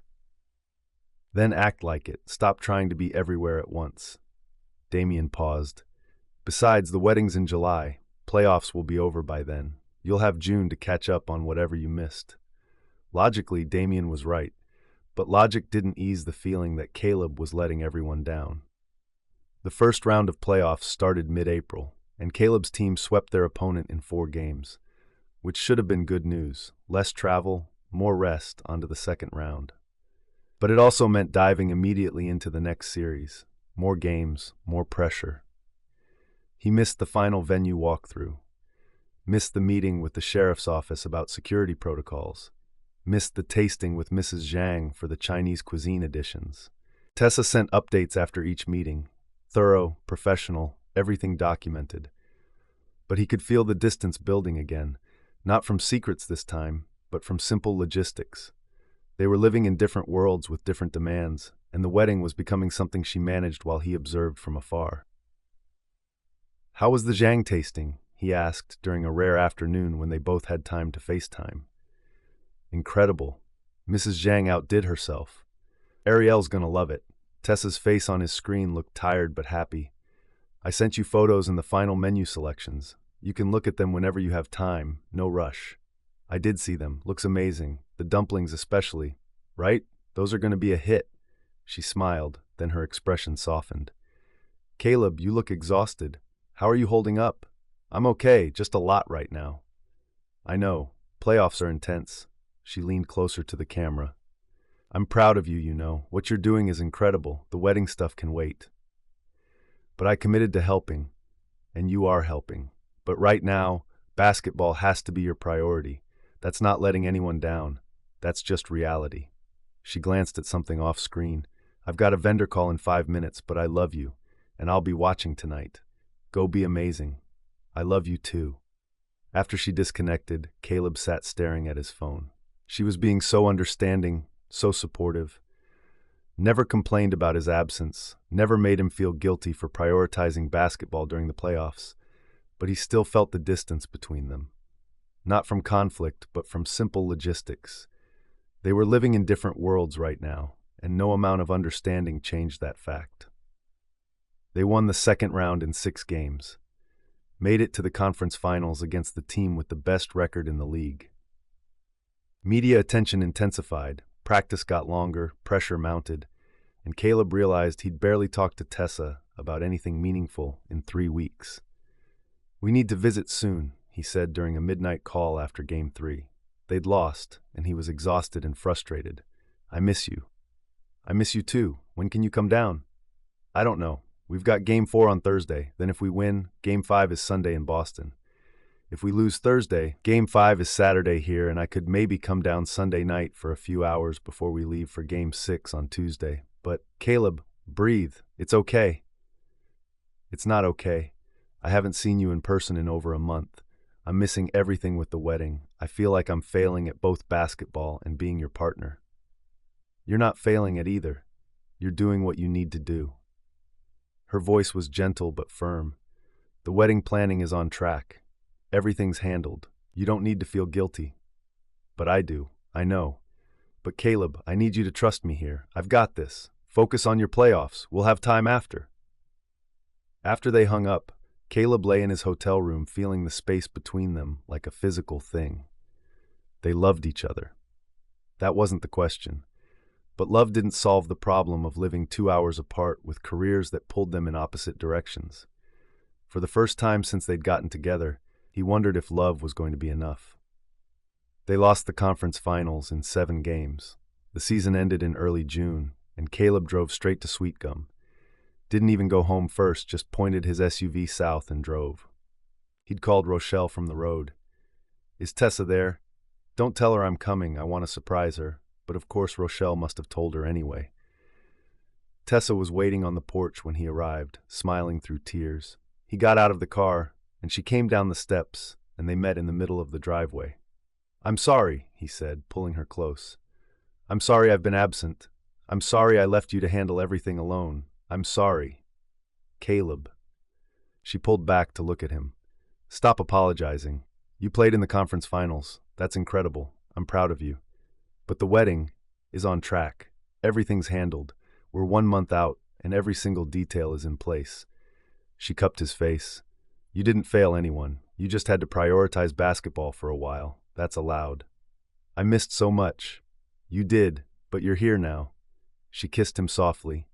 "And we have a whole month to catch up before the wedding. A whole month where you're not traveling, not playing games, just here, with me." Something in his chest loosened. A whole month. Plus we have the whole summer after the wedding. No basketball, no events booked, just us. He pulled her close again, breathed in the scent of her, vanilla and something floral he couldn't name. Home. She smelled like home. "Just us sounds perfect," he said. "Good. Because I have plans for you. Lots of plans. Wedding plans or us plans? Definitely us plans." She smiled against his chest. They stood there in the driveway holding each other, and Caleb felt the tension from the past 2 months start to drain away. They'd survived the distance. They'd survived the pressure. They'd made it to the other side, and they were still standing, still together.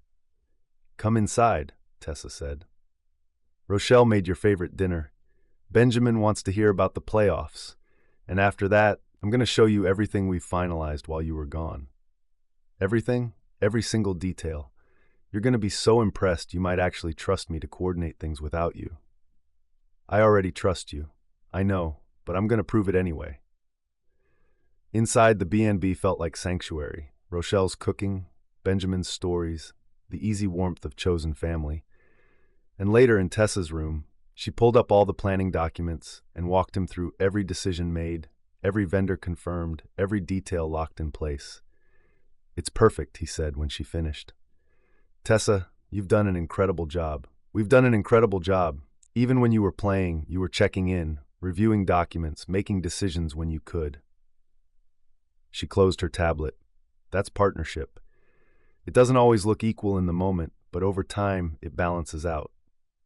"I love you," he said. "Have I mentioned that recently?" "Not in person for over a month.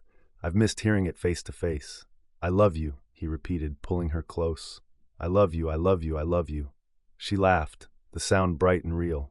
I love you too. Now kiss me properly. We have a lot of lost time to make up for. So he did, and for the first time in months, everything felt exactly right. Chapter 19, Late June, 2 weeks before the wedding.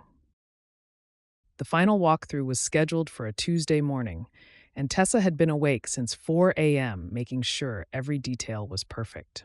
You're going to wear a hole in the floor, Rochelle said, watching Tessa pace the office for the third time in 10 minutes.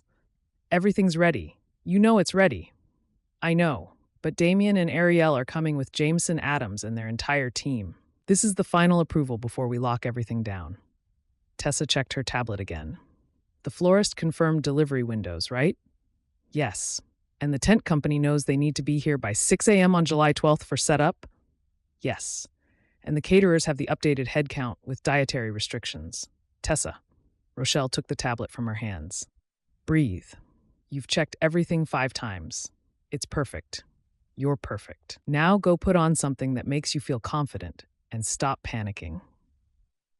Tessa took a breath, then another. Rochelle was right. Everything was in place. 2 weeks from now, Damien Cole and Ariel Stanton would get married at Sweetgum Meadows, and it would be beautiful.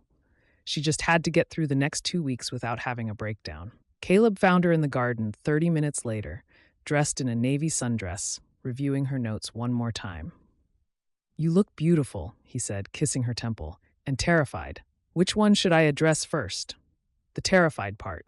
What if they hate something? What if we missed a detail? What if... Tessa! He turned her to face him. We've been planning this for almost a year. Every single detail has been checked, double-checked, and triple-checked. Damien and Ariel trust you.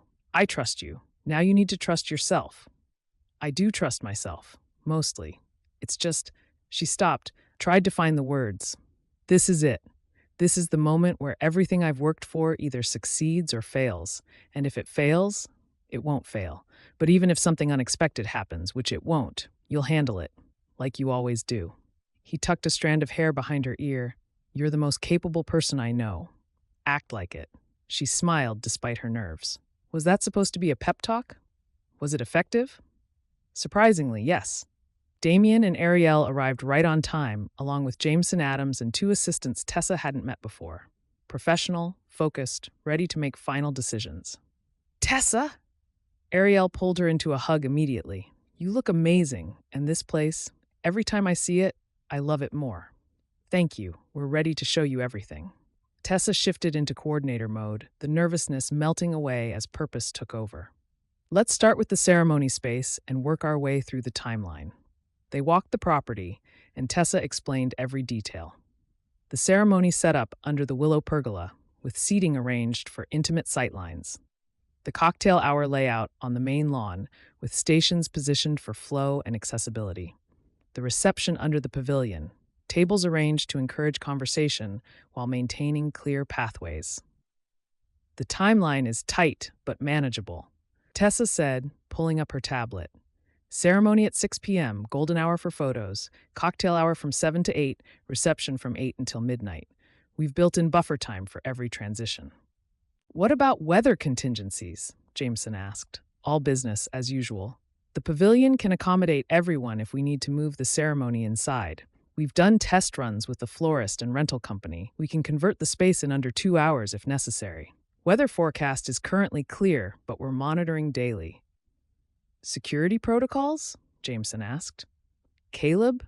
Tessa gestured to him, and he stepped forward with his own tablet. We've coordinated with local law enforcement and private security, Caleb explained. Perimeter monitoring starts the day before. Guest list is locked. No additions after July 10th. Credentials required for all vendors. The goal is to keep media and fans away from the venue, not to hide the location. We know word's gotten out through industry channels. But we can control access. Media blackout?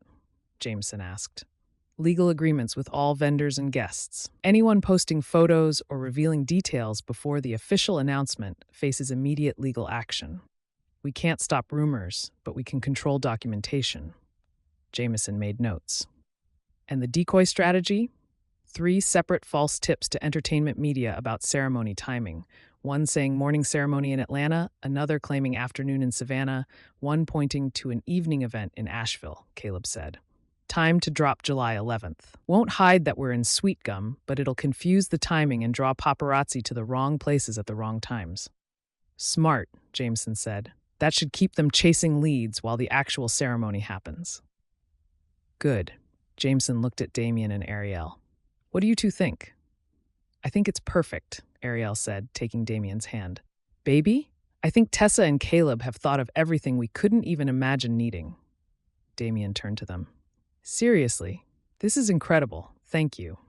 Relief washed through Tessa so powerfully she felt lightheaded. They loved it. After months of planning and worrying and second-guessing every decision, Damien and Ariel actually loved it. We're not done yet, she managed to say, but we're ready. After they left, Tessa found Caleb by the willow pond, staring at the water. You okay? She asked. Yeah, just thinking. He turned to her. In 2 weeks, this will all be over. The planning, the coordination, all of it. Are you going to miss it? Miss the stress and the vendor meetings and the comprehensive assessments? He smiled. No, but I'll miss having a project that connects me to Sweetgum every week, having a reason to be here that's not just visiting you. You don't need a reason. This is... She stopped herself before saying home, but Caleb heard it anyway. Home? He finished quietly. Yeah, it is. They stood together, watching the water, and Tessa felt the shift happening. The wedding had been their focus for so long that she'd avoided thinking about what came after. But after was coming, whether she was ready or not. We should talk about it, she said. After, what it looks like. I know, but let's get through the wedding first, then we'll figure out the rest. Together? Always together. The next 2 weeks were a blur of final confirmations and last-minute adjustments. The Zhang family arrived with their catering equipment. The florist did a final site visit to confirm placement. The rental company delivered tables, chairs, and the elegant tent that would serve as backup if the weather turned. Benjamin oversaw the property preparations with military precision. Landscaping perfected, pathways cleared, lighting tested. Rochelle managed the guest rooms that would house immediate family, making sure every detail screamed Southern hospitality. And Tessa coordinated it all, moving from crisis to crisis with increasing confidence. A vendor truck broke down. She had the backup company on site within 2 hours. A lighting fixture malfunctioned. She sourced a replacement overnight. The music system had compatibility issues. She and Caleb spent an entire evening rewiring until it worked perfectly. You're in your element, Caleb said, watching her direct the tent setup with absolute authority. This is what you were meant to do. Coordinate celebrity weddings in small-town Georgia? Make impossible things happen. Make people's dreams become real. He pulled her close despite the workers bustling around them. You're extraordinary, Tessa Monroe. I learned from the best, she said, gesturing at Rochelle, who was directing the caterers with the same commanding presence she brought to everything. 3 days before the wedding, Damien and Ariel arrived with their immediate families. Parents, siblings, the closest friends who'd been invited to stay at the B&B for the full experience. Tessa had prepared welcome baskets for each room, local treats, personalized notes, schedules for the weekend, small touches that made people feel valued. This is perfect, Ariel's mother said, finding Tessa in the kitchen. Everything about this place is perfect. Thank you for taking such good care of our family. That night, they had a welcome dinner in the B&B's dining room. Amy had outdone herself, a feast of Southern comfort food that made everyone feel like family. Stories were shared, toasts were made, and Tessa felt the weight of responsibility settle more firmly on her shoulders. These people were trusting her with one of the most important days of their lives. She couldn't let them down. Stop spiraling, Caleb whispered, his hand finding hers under the table. I can see you overthinking. I'm not overthinking. I'm appropriately thinking. You're catastrophizing. Everything's ready. Now you just have to let it happen. Easier said than done, but Tessa nodded, squeezed his hand, and tried to believe him. 2 days before the wedding, they did the rehearsal. Walked through every moment, every transition, every cue. The wedding party learned their positions, the musicians practiced their timing, the photographer mapped out angles. This is really happening, Damien said during a break, standing beside Caleb at the ceremony site. In 2 days, I'm getting married. How do you feel? Terrified, excited, ready. Damien looked at his best friend. Thanks for being here, for coordinating everything with Tessa, for making sure it all came together. I know it's been a lot on top of the season. I wouldn't have missed it. I know, but still, thank you. Damien paused. So when are you going to propose to Tessa? Caleb nearly choked. What? Come on, you think I haven't noticed? The way you look at her, the way you talk about her. You're in love, and you're ready. So when? I don't. Caleb stopped, realized denial was pointless. Soon, after your wedding, after we figure out the logistics of living in different cities. Don't wait too long. Good things don't wait forever. That night, Caleb lay in bed, staring at the ceiling, thinking about Damien's words, about proposals and logistics and futures, about the ring he'd bought 2 months ago and had been carrying with him ever since, waiting for the right moment. After the wedding, he'd promised himself, after everything settled down. But maybe Damien was right. Maybe he shouldn't wait. The night before the wedding, Tessa couldn't sleep. She walked the property at midnight, checking everything one final time. The ceremony space was perfect. Chairs arranged, pergola decorated, willow branches hanging like a veil. The pavilion was set for the reception, tables dressed, lighting strung, dance floor polished. Everything was ready. She found Caleb by the pond, skipping stones across the dark water. Couldn't sleep either? She asked. Too much adrenaline. Tomorrow's the day. Tomorrow's the day, she repeated. Are you nervous? About the wedding? No. About my speech? Terrified. I've rewritten it 6 times. It'll be perfect. You're good at saying what matters. They sat together on the dock, feet dangling over the water, and Tessa felt the enormousness of the moment. Tomorrow, Damien and Ariel would get married. And after tomorrow, she and Caleb would have to figure out what came next. I love you, she said suddenly. I know I say it all the time, but I need you to really hear it. I love you, Caleb Knox. And whatever comes next, whatever we figure out, I want to figure it out with you. He turned to her, and even in the darkness, she could see the emotion in his eyes. I love you too, more than I knew I could love someone. And Tessa, whatever comes next, we'll make it work, because I can't imagine my life without you in it. Promise? Promise. They sat there until the sky started to lighten, neither wanting to leave this moment, because after tomorrow, everything would change. The wedding would be over. The project that had brought them together would be complete, and they'd have to decide what their story looked like without it. But for now, in this quiet moment before dawn, they were together, and that was enough. Chapter 20, July 12th, Wedding Day. Caleb woke at 5 a.m. to the sound of trucks arriving, vendors, equipment, the organized chaos of a wedding day beginning. He lay in bed for a moment, listening to voices outside, engines running, the symphony of preparation. Today was the day. After 11 months of planning, today Damien Cole would marry Ariel Stanton at Sweetgum Meadows. His phone buzzed. Tessa, you awake? Yeah, you? Never went to sleep. Too much adrenaline. Meet me in the garden?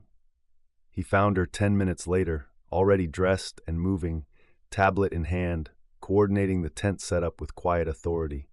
She looked focused and completely in control. Morning, he said, handing her the coffee he'd grabbed from the kitchen. You're a lifesaver. She took a long drink, then checked something off on her tablet. Florist is running 30 minutes behind, but we have buffer time built in. Caterers are ahead of schedule. Lighting crew is almost done. She looked up at him, smiled. We're good. You seem calm. I am calm. Everything's ready. Now it's just execution. She squeezed his hand. Today's going to be perfect. You've got this. By 8 a.m., the ceremony space was transformed. White chairs arranged in perfect rows, the willow pergola draped in fabric that moved with the breeze, flowers everywhere, wildflowers and roses and something elegant Caleb couldn't name. It looked like something from a magazine, except better because it was real. Tessa stood at the back, surveying her work, and Caleb saw the moment she allowed herself to believe it was actually happening. It's beautiful, Ariel said, appearing beside them. She was in casual clothes still, hair in curlers, but her eyes were bright with emotion. Tessa, this is exactly what I imagined. Better than I imagined.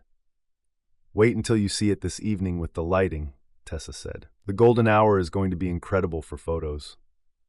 I can't wait. Ariel hugged her impulsively. Thank you for all of this, for making our day perfect. After Ariel left to get ready, Tessa finally allowed herself to relax slightly. She loved it. Of course she loved it. It's perfect. Caleb checked his watch. I need to go get ready. Damien's probably freaking out about his vows. Go, I've got everything under control here. He kissed her quickly. I love you. I love you too. Now go be the best man ever. In Damien's suite, controlled chaos reigned. The groom was in dress pants and an undershirt, his suit jacket hanging nearby, pacing while his father tried to fix his bow tie. I can't remember my vows, Damien said when Caleb entered. I wrote them down, memorized them, and now my mind is completely blank.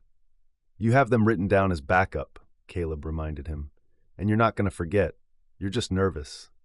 What if I mess up? What if I say something wrong?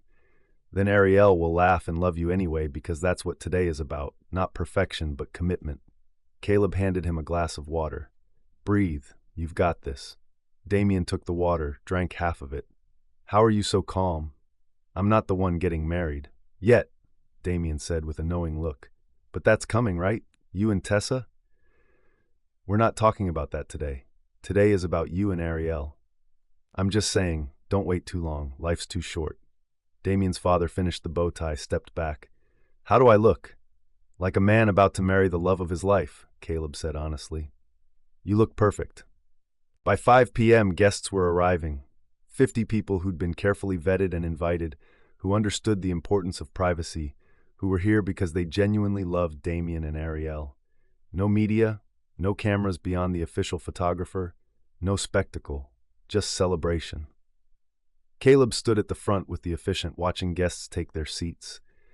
Teammates and their families filled the chairs. Ariel's colleagues from the film industry. Damien's parents, beaming with pride. People who mattered, people who loved this couple enough to keep their celebration private. And Tessa, moving through the crowd with quiet efficiency, making sure everyone had what they needed. She caught his eye once, smiled, and he felt his heart do that stupid flutter thing it always did when he looked at her. At 5:45, the music changed. The processional began. Ariel's bridesmaids walked down the aisle. Her sister, her best friend from college, 2 women Caleb had met during wedding planning.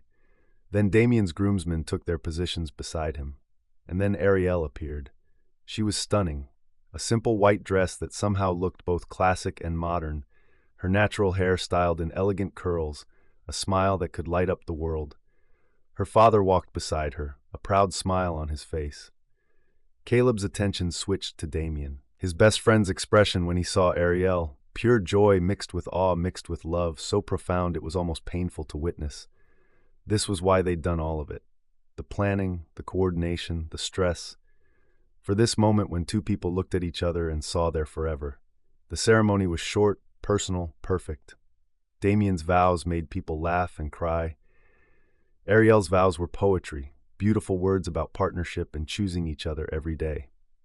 The rings were exchanged, the kiss was tender and joyful, and when the officiant pronounced them married, the small crowd erupted in applause. Damien and Ariel walked back down the aisle as husband and wife, and Caleb saw Tessa standing at the back, tears streaming down her face, tablet clutched to her chest. She'd done it. They'd done it. And it was perfect. The cocktail hour was elegant chaos, guests mingling, servers circulating with food and drinks, the string quartet playing softly. Caleb found Tessa near the catering station, still coordinating, still managing. Take a break, he said. Everything's running perfectly. You can breathe for 5 minutes. I will, after the reception starts, after dinner service, after. Tessa, he took her tablet gently. The wedding happened. It was beautiful. Now let yourself enjoy it. She looked at him, and he saw exhaustion mixed with exhilaration. It worked. Everything worked.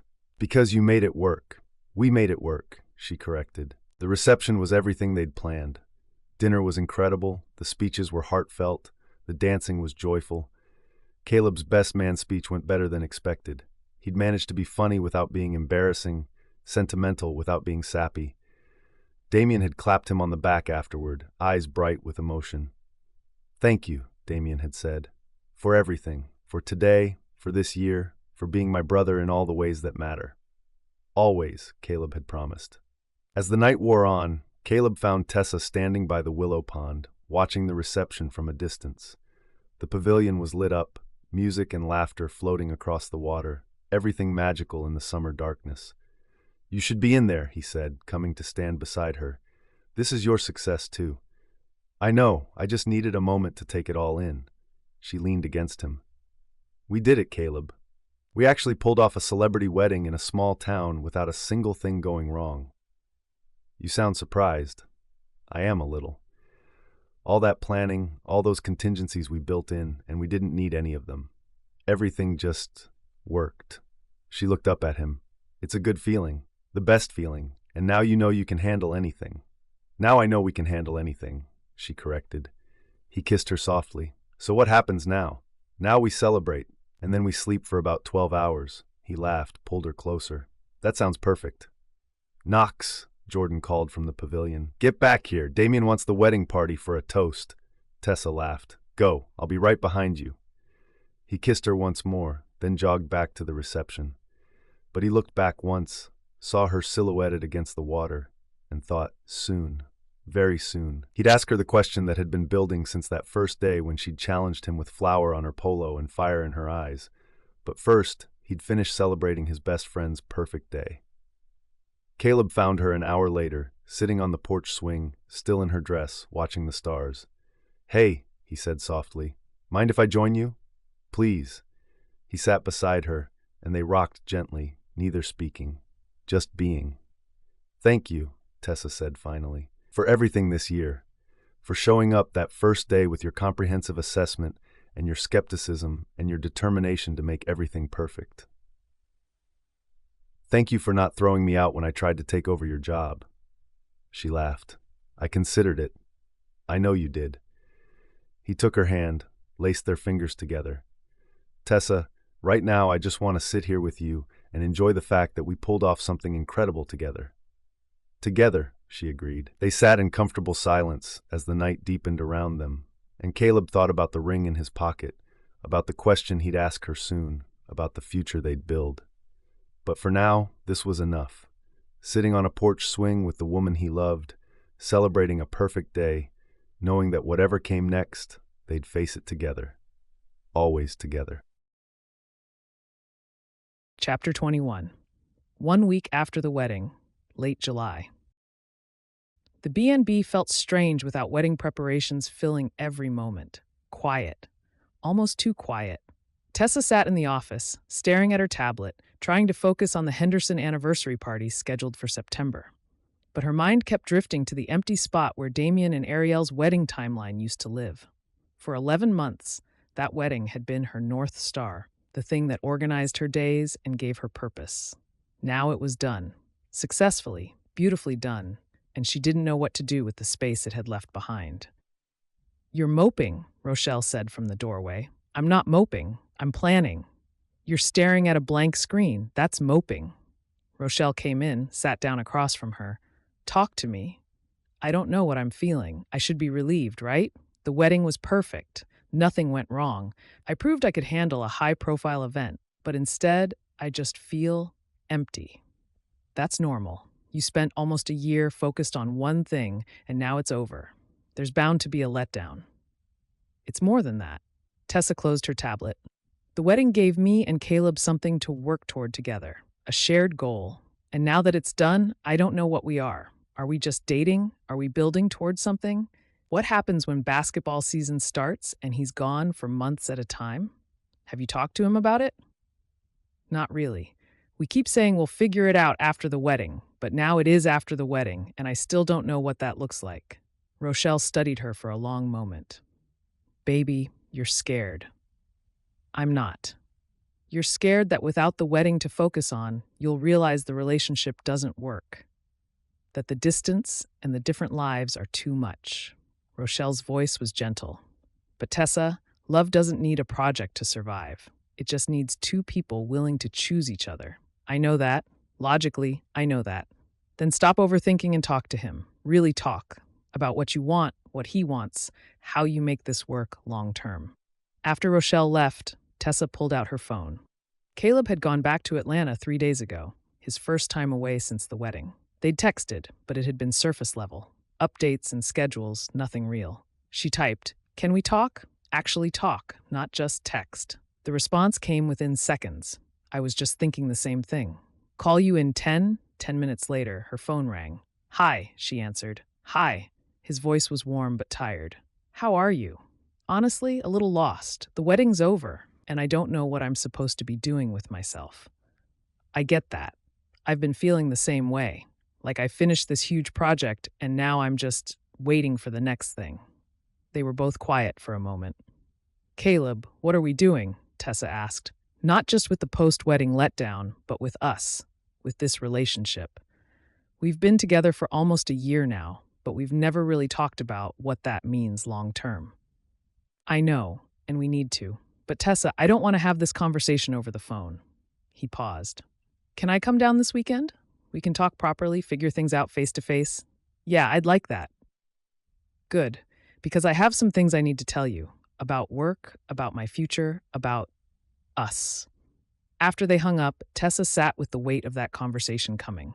Things were about to change. She could feel it.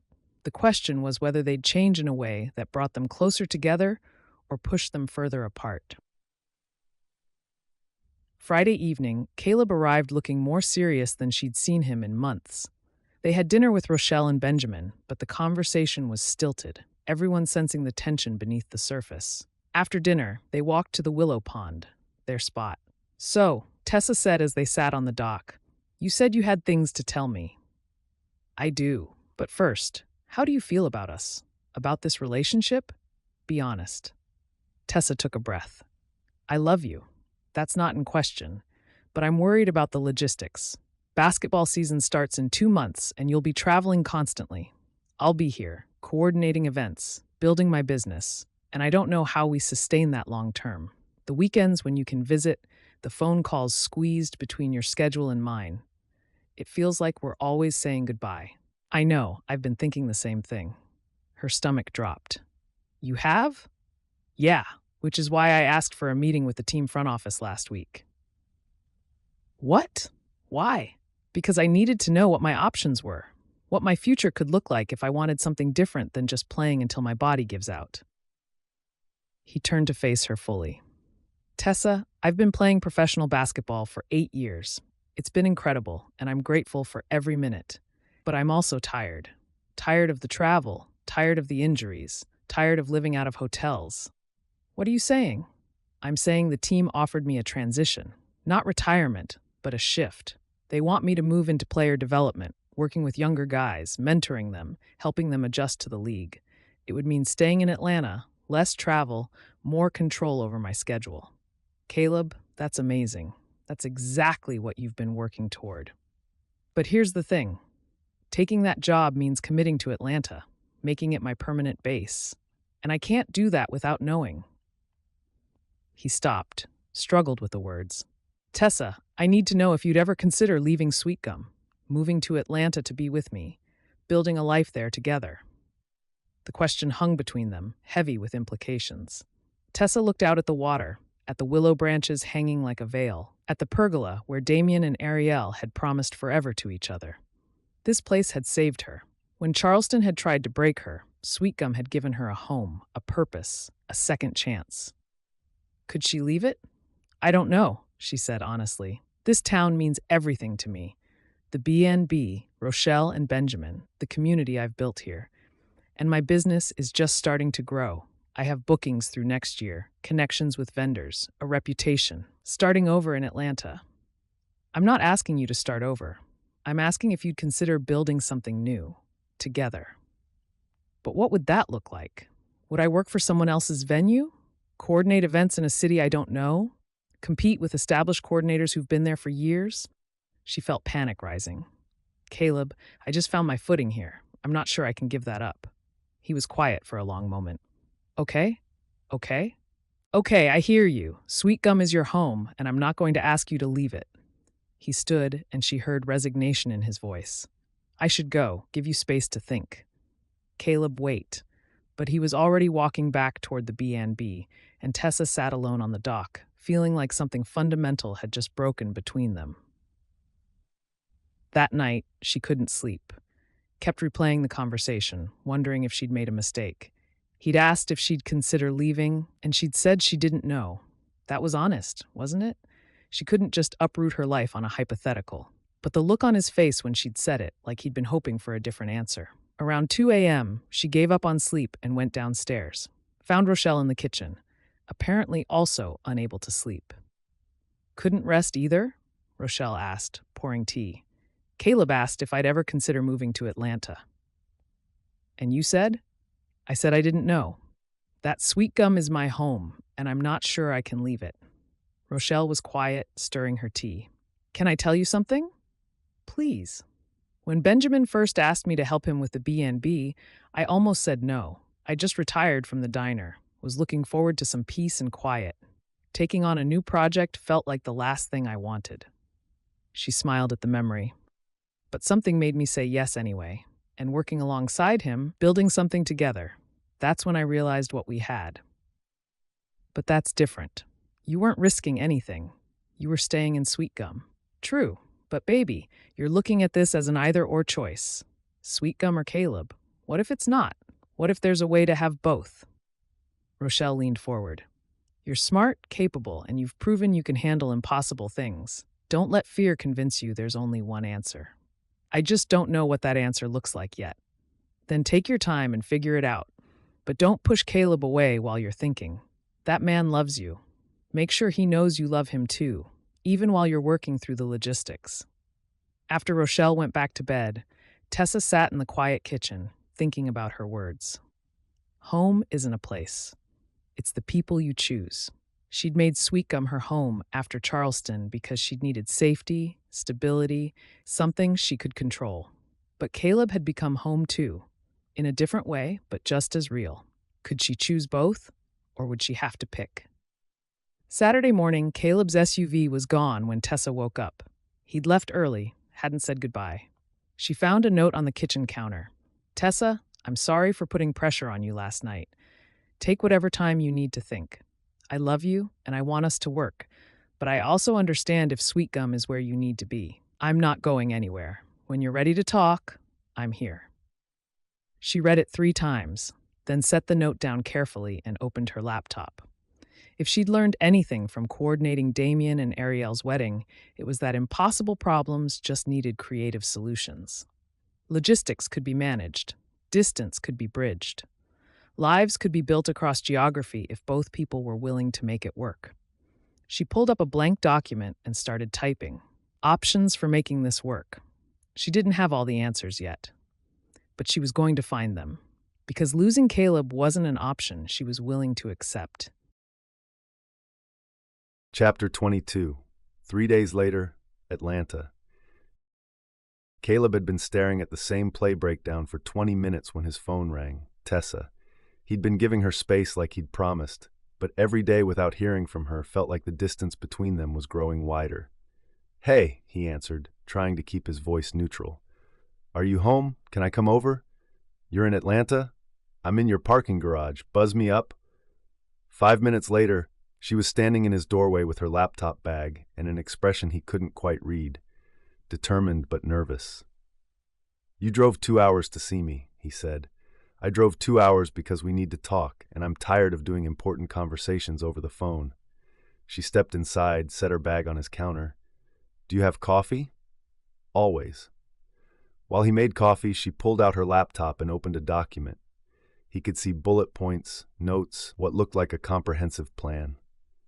Did you make an assessment? He asked, unable to help smiling. I learned from the best. She accepted the coffee, took a breath. Caleb, I've been thinking about what you asked, about moving to Atlanta, about building a life together. And you were right, we need to figure this out. We can't keep postponing the conversation. His chest tightened. This was it. She was going to tell him she couldn't leave Sweetgum, that they'd tried but the distance was too much, that maybe they should. But I think you were asking the wrong question, she continued. What?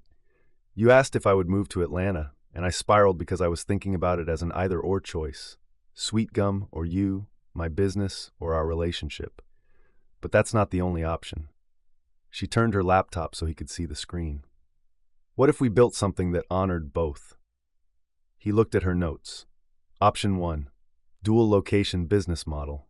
Option 2, Caleb's schedule analysis, flexibility with new position. Option 3, Atlanta apartment plus Sweetgum home base. Option 4, travel radius for event coordination. Talk me through this, he said.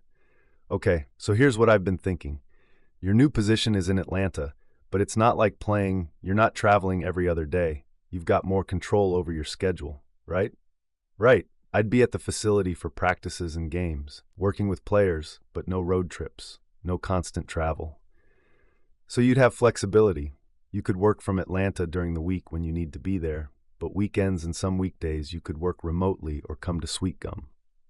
I could, he said slowly. But what about you? Your business is in Sweetgum. My business is wherever the events are. And here's the thing. After Damien and Ariel's wedding, I've been getting inquiries from all over Georgia, Atlanta, Savannah, even some from South Carolina. I've been turning most of them down because I was focused on building locally. But what if I didn't? She pulled up another document, a business plan, he realized, detailed and thorough. I could expand, not move to Atlanta, but operate in a larger radius, coordinate destination weddings, high-end events, things that would let me travel but still be based in Sweetgum. The B&B would still be my primary venue, but I could take on other locations when it makes sense. That's brilliant. And here's the other part. What if we got a place in Atlanta? Nothing huge, just an apartment. Somewhere you could live during the week when you need to be at the facility. Somewhere I could stay when I have events in the city or just want to be with you. But Sweetgum would still be home base for both of us. Caleb stared at her notes, at the careful planning that had gone into this. You really thought this through. I did, because Caleb, I love you, and I'm not losing you because of geography, but I also love Sweetgum, and I'm not giving up what I've built there, so we need to figure out how to have both. She looked at him, and he saw vulnerability beneath the confidence. If you're willing, if this could work for you. If I'm willing, he set down his coffee, pulled her close. Tessa, you just solved every problem I couldn't figure out how to solve. You found a way for us to build a life together without either of us giving up what matters. Yes, I'm willing. I'm more than willing. Really? Really. He kissed her, feeling relief flood through him. But I have questions, logistics to work through. I made a list, she said, smiling against his lips. Of course you did. They spent the next 2 hours going through every detail. How often he'd come to Sweetgum. How often she'd come to Atlanta. How they'd coordinate schedules around his games and her events. Where they'd look for an apartment. How they'd split their time. This is going to be complicated, Caleb said. Everything worth having is complicated. And expensive. 2 residences, constant travel. We'll figure it out. I'm expanding my business. You've got your new position. We can make it work financially. What about when we want to see each other and our schedules don't line up? Then we adjust. We compromise. We do what people in relationships do. We make it work because it matters. She took his hand. Caleb, I know this isn't the simple solution you were hoping for. I know you probably wanted me to just say, yes, I'll move to Atlanta and we'll live happily ever after in one place. But that's not realistic for either of us right now. This is messy and complicated, and it'll take effort from both of us. I know, but I think it can work. I think we can build something good here, something that honors both our lives instead of forcing one of us to give up what we've built. He pulled her onto his lap, wrapped his arms around her. You know what I love about you? What? You don't accept impossible as an answer. You just figure out how to make it possible. He kissed her temple. This is gonna work, Tessa. Not because it's easy, but because we both want it to work. So we're doing this? The dual location thing, the expanded business, all of it? We're doing this. He paused. But I have one condition. She pulled back to look at him. What? We set regular check-ins, monthly maybe, where we evaluate how it's working, what needs to adjust, whether we're both still happy with the arrangement. This only works if we're both honest about what we need. That's very reasonable and mature of you. I learned from the best, he echoed her earlier words. They ordered takeout and spent the evening looking at Atlanta apartments online. Nothing too big. They wouldn't need much space for something that was essentially Caleb's home base during the week and Tessa's crash pad when she had Atlanta events. But it needed to feel like theirs, not just his place that she visited. "What about this one?" Tessa pointed to a listing. "Two-bedroom, one could be your office, good location near the facility." "Why 2 bedrooms?" "Because when I'm working on events here, I'll need space to spread out. Can't have vendor contracts all over your kitchen table." He smiled. She was already thinking of the Atlanta apartment as partially hers. That felt significant. "Let's go look at it this weekend," he said. "I can't this weekend. I have the Henderson anniversary party, but next weekend works. I'll set up appointments." After she left to drive back to Sweetgum late, but she insisted she'd be fine, Caleb sat in his apartment feeling something he hadn't felt since before the wedding ended. Hope. Real, tangible hope that they were going to make this work. It wasn't the simple solution he'd imagined. It would take effort, coordination, constant communication, but it would let them both keep the lives they'd built while building something new together. And that felt more real, more honest than any fairy tale ending where one of them just gave up everything to follow the other. Chapter 23. 6 weeks later, early September. The Atlanta apartment was small but starting to feel like home. Tessa had brought up some of her things: clothes in the closet, her favorite coffee mug, a framed photo of them at the willow pond. Small touches that made it feel like their space, not just his. She'd coordinated 2 events in Atlanta since they'd signed the lease. Both had gone perfectly, and both times she'd stayed with him for a few extra days afterward, working from the apartment while he was at the facility. It was working. The dual location arrangement, the expanded business model, the careful coordination of their schedules. It required effort and communication and constant adjustment, but it was working. Which meant it was time. Caleb had been carrying the ring for 9 months now, waiting for the right moment, the right conversation, the right everything. But he was done waiting. They'd figured out how to build a life together. Now he wanted to make it official. The question was where to propose. "You're distracted," Damien said during a practice break. "What's going on?" "I'm going to propose to Tessa." "Finally, when?" "This weekend. We're both going to be in Sweetgum, and He stopped. "Actually, I don't know. Where do I do this? Where's the right place?" "Where do you want to do it?" Caleb thought about it. The willow pond was obvious, their spot, where everything had started. But it also felt too predictable. The B&B was home, but proposing there with Rochelle potentially watching felt wrong. Atlanta was their new adventure, but it wasn't where they'd fallen in love. "I have no idea," he admitted. "Then maybe stop overthinking it. Tessa fell in love with you because you're thoughtful and thorough, but also because you eventually just make a decision and commit. Pick a place that feels right and trust your instincts." Damien was right. Caleb was overthinking this. That night, he called Tessa. "What are you doing Saturday afternoon?" "Nothing specific." "Why? Want to take a drive? There's somewhere I want to show you." "Mysterious. I like it." He could hear her smile through the phone. "Where are we going?" "You'll see." After they hung up, Caleb pulled up directions to the place he'd been thinking about. It was perfect, actually. He just hadn't realized it until that moment. Saturday dawned clear and warm, early September sunshine that promised the last gasp of summer before fall arrived. Caleb picked Tessa up from the B&B, and they drove north out of Sweetgum. "Are you going to tell me where we're going?" she asked after 20 minutes. "Nope." "Is this payback for all the times I made you work through wedding details without telling you the full plan?" "Maybe," she laughed, settled back into her seat. "Fine, I trust you." Those 3 words, "I trust you," hit him harder than they should have. After everything they'd been through, all the planning and coordinating and figuring out logistics, she trusted him, not just with directions or surprises, but with their future.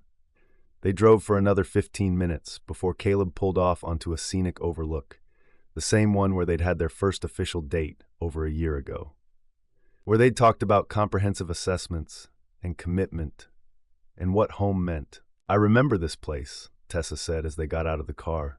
"Good, because this is where everything started for us. Not the B&B, not the wedding planning, but us. He led her to the railing overlooking the valley. This is where I told you that home was wherever you were. I remember. I thought you were being overly romantic. I was being honest. He turned to face her. Tessa, we've spent the last few months figuring out how to build a life together across 2 cities. We've made it work because we're both willing to put in the effort, to adjust and compromise and communicate. And it's been good, really good. It has been, she agreed, but there was a question in her eyes. But here's the thing. I don't want to just build a life with you. I don't want to just coordinate schedules and split time between Atlanta and Sweetgum. I want more than that. He reached into his pocket, pulled out the small box he'd been carrying for 9 months. I want forever. Her eyes went wide. Caleb, let me finish, please.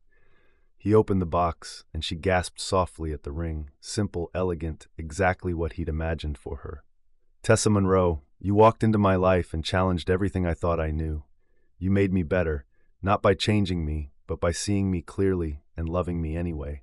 You taught me that home isn't about location or stability or having everything planned out. It's about choosing someone every day and building something that honors both of you. Tears were streaming down her face now, but she was smiling. I love you, he continued. I love your competence and your kindness and the way you make impossible things happen. I love how you never gave up on us, even when the logistics seemed overwhelming. And I want to spend the rest of my life proving that choosing you was the best decision I ever made. He took a breath, got down on one knee. Will you marry me? For a long moment, she just stared at him, tears falling, hand over her mouth. And Caleb felt a spike of panic. What if she wasn't ready? What if he'd misread everything? Then she laughed, pure joy, and dropped to her knees in front of him. Yes, she said. Yes, absolutely yes. I love you so much, and I want forever with you too. He slid the ring onto her finger with shaking hands, and then they were kissing, both kneeling on the overlook.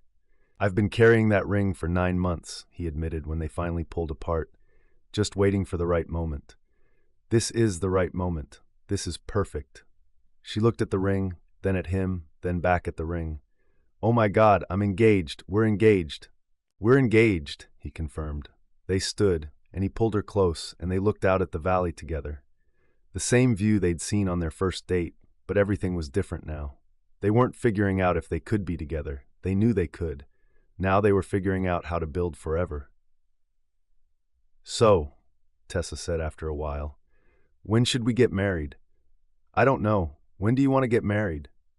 I'm thinking next summer. Gives us time to plan without rushing, and June or July at the B&B would be beautiful. You want to get married at the B&B? Where else would we get married? That's where we met.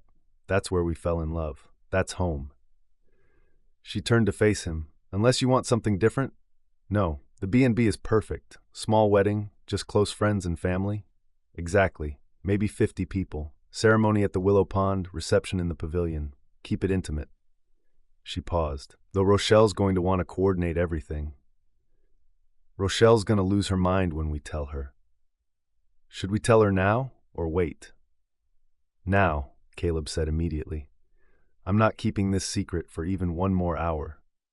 They drove back to Sweetgum, both giddy and talking over each other about wedding plans and guest lists and whether June or July was better. When they pulled into the B&B's driveway, Rochelle was on the porch, like she'd been waiting for them. Tessa held up her hand as they got out of the car, and Rochelle let out a shriek that probably woke up half of Sweetgum. Finally, she pulled them both into a crushing hug. Benjamin, they're engaged! Get the champagne! Benjamin appeared with a bottle, grinning. About time, son. We were starting to think you'd never ask. You knew? Caleb asked.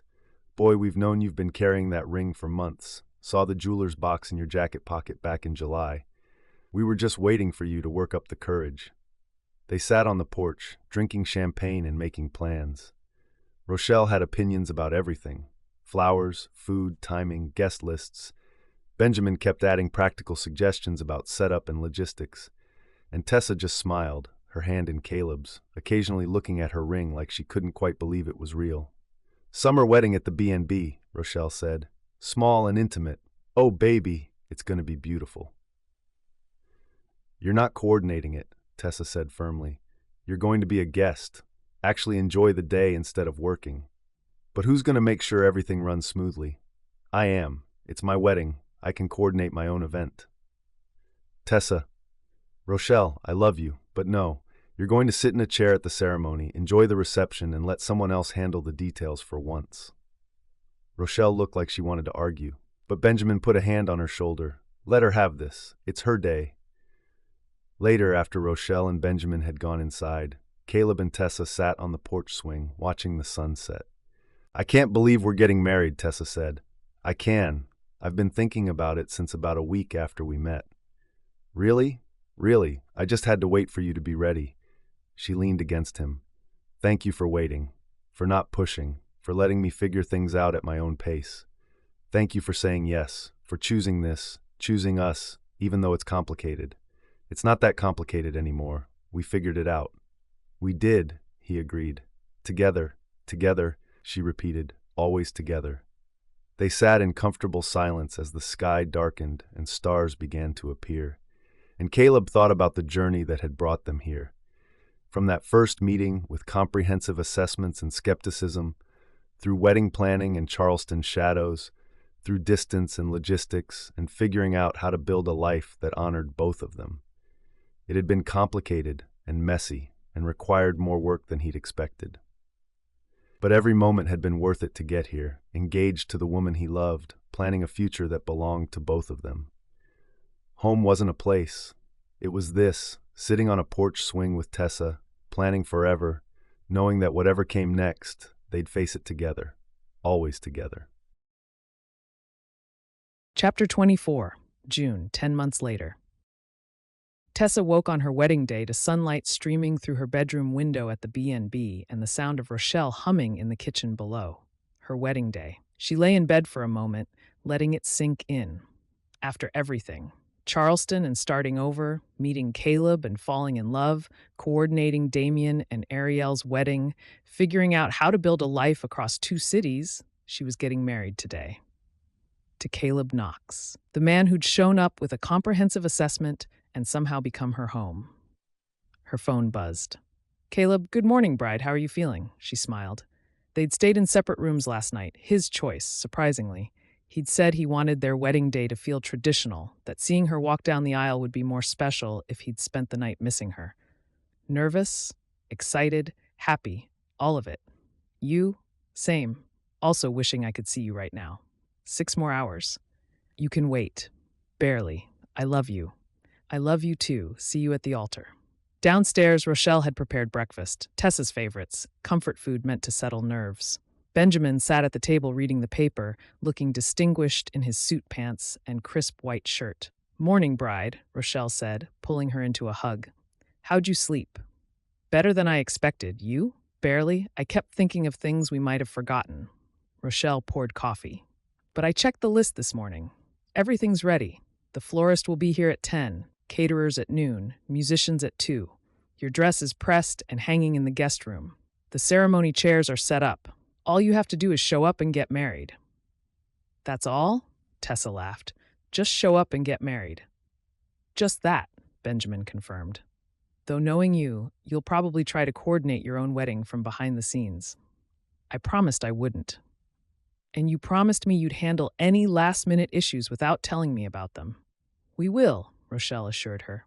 Amy knows the catering timeline. Layla has the flower scheduled down to the minute, and the musicians have their cues. Benjamin and I are on point for any problems. You just focus on being the bride. That's harder than it sounds. I know, baby, but today you get to just enjoy it. Let everyone else take care of you for once. By 11 a.m., the B&B had transformed. The willow pond looked like something from a fairy tale. White chairs arranged in perfect rows, the pergola draped in sheer fabric that moved with the breeze, wildflowers and roses everywhere. Simple, elegant, intimate. Exactly what she and Caleb had wanted. 50 guests, close friends, family, the people who'd been part of their story. Damien and Ariel had flown in from Los Angeles. Caleb's teammates filled several rows. Amy and her staff, Isaiah and his crew, Layla the florist. The town of Sweetgum that had become home. Tessa stood in the guest room, looking at herself in the mirror. Her dress was simple, ivory, flowing, nothing overdone. Her natural hair was styled in soft waves, a small flower crown the only adornment. She looked like herself, just a happier, more certain version. "You look beautiful," Rochelle said from the doorway, tears already forming. "Absolutely beautiful. Don't cry yet. We haven't even started. I can't help it. My baby's getting married." Rochelle came to stand beside her. "I'm so proud of you, Tessa, of everything you've built, everything you've become." Tessa's throat tightened. Her parents had flown in from Florida yesterday and were staying in one of the guest rooms. She'd had breakfast with them this morning before Rochelle shooed them out to let her get ready in peace. But Rochelle had been the one who was there through everything. Charleston, rebuilding, falling in love with Caleb. Rochelle had been her daily support, her chosen family. "Thank you," she managed, "for everything, for giving me a home when I needed one, for believing in me when I didn't believe in myself, for loving me like family. Always, baby, always." A knock at the door, Benjamin looking proud and emotional. "It's time. Everyone's seated. Caleb's at the altar looking nervous and excited. Are you ready?" Tessa took a breath. "I'm ready." Her father and Benjamin walked her down the aisle together, one on each side. Her father, who'd raised her and supported her from afar when she moved to Sweetgum. Benjamin, who'd been there for the rebuilding, who'd become family. Both men's arms were steady, their presence grounding. And when she looked ahead and saw Caleb standing at the pergola, everything else faded away. He was in a navy suit, crisp and handsome, and the expression on his face when he saw her, pure love and wonder and joy, made her eyes well up immediately. She reached him, and both men placed her hands in Caleb's. Her father spoke first. "Take care of my girl?" "I will, sir," Caleb promised. Benjamin added quietly, "And let her take care of you too." "Always," Caleb said, looking at Tessa with such love it took her breath away. The ceremony was short, personal, perfect. They'd written their own vows, kept them private, just for each other. Tessa promised to choose him every day, to build a life that honored both their dreams, to be his partner in everything that mattered.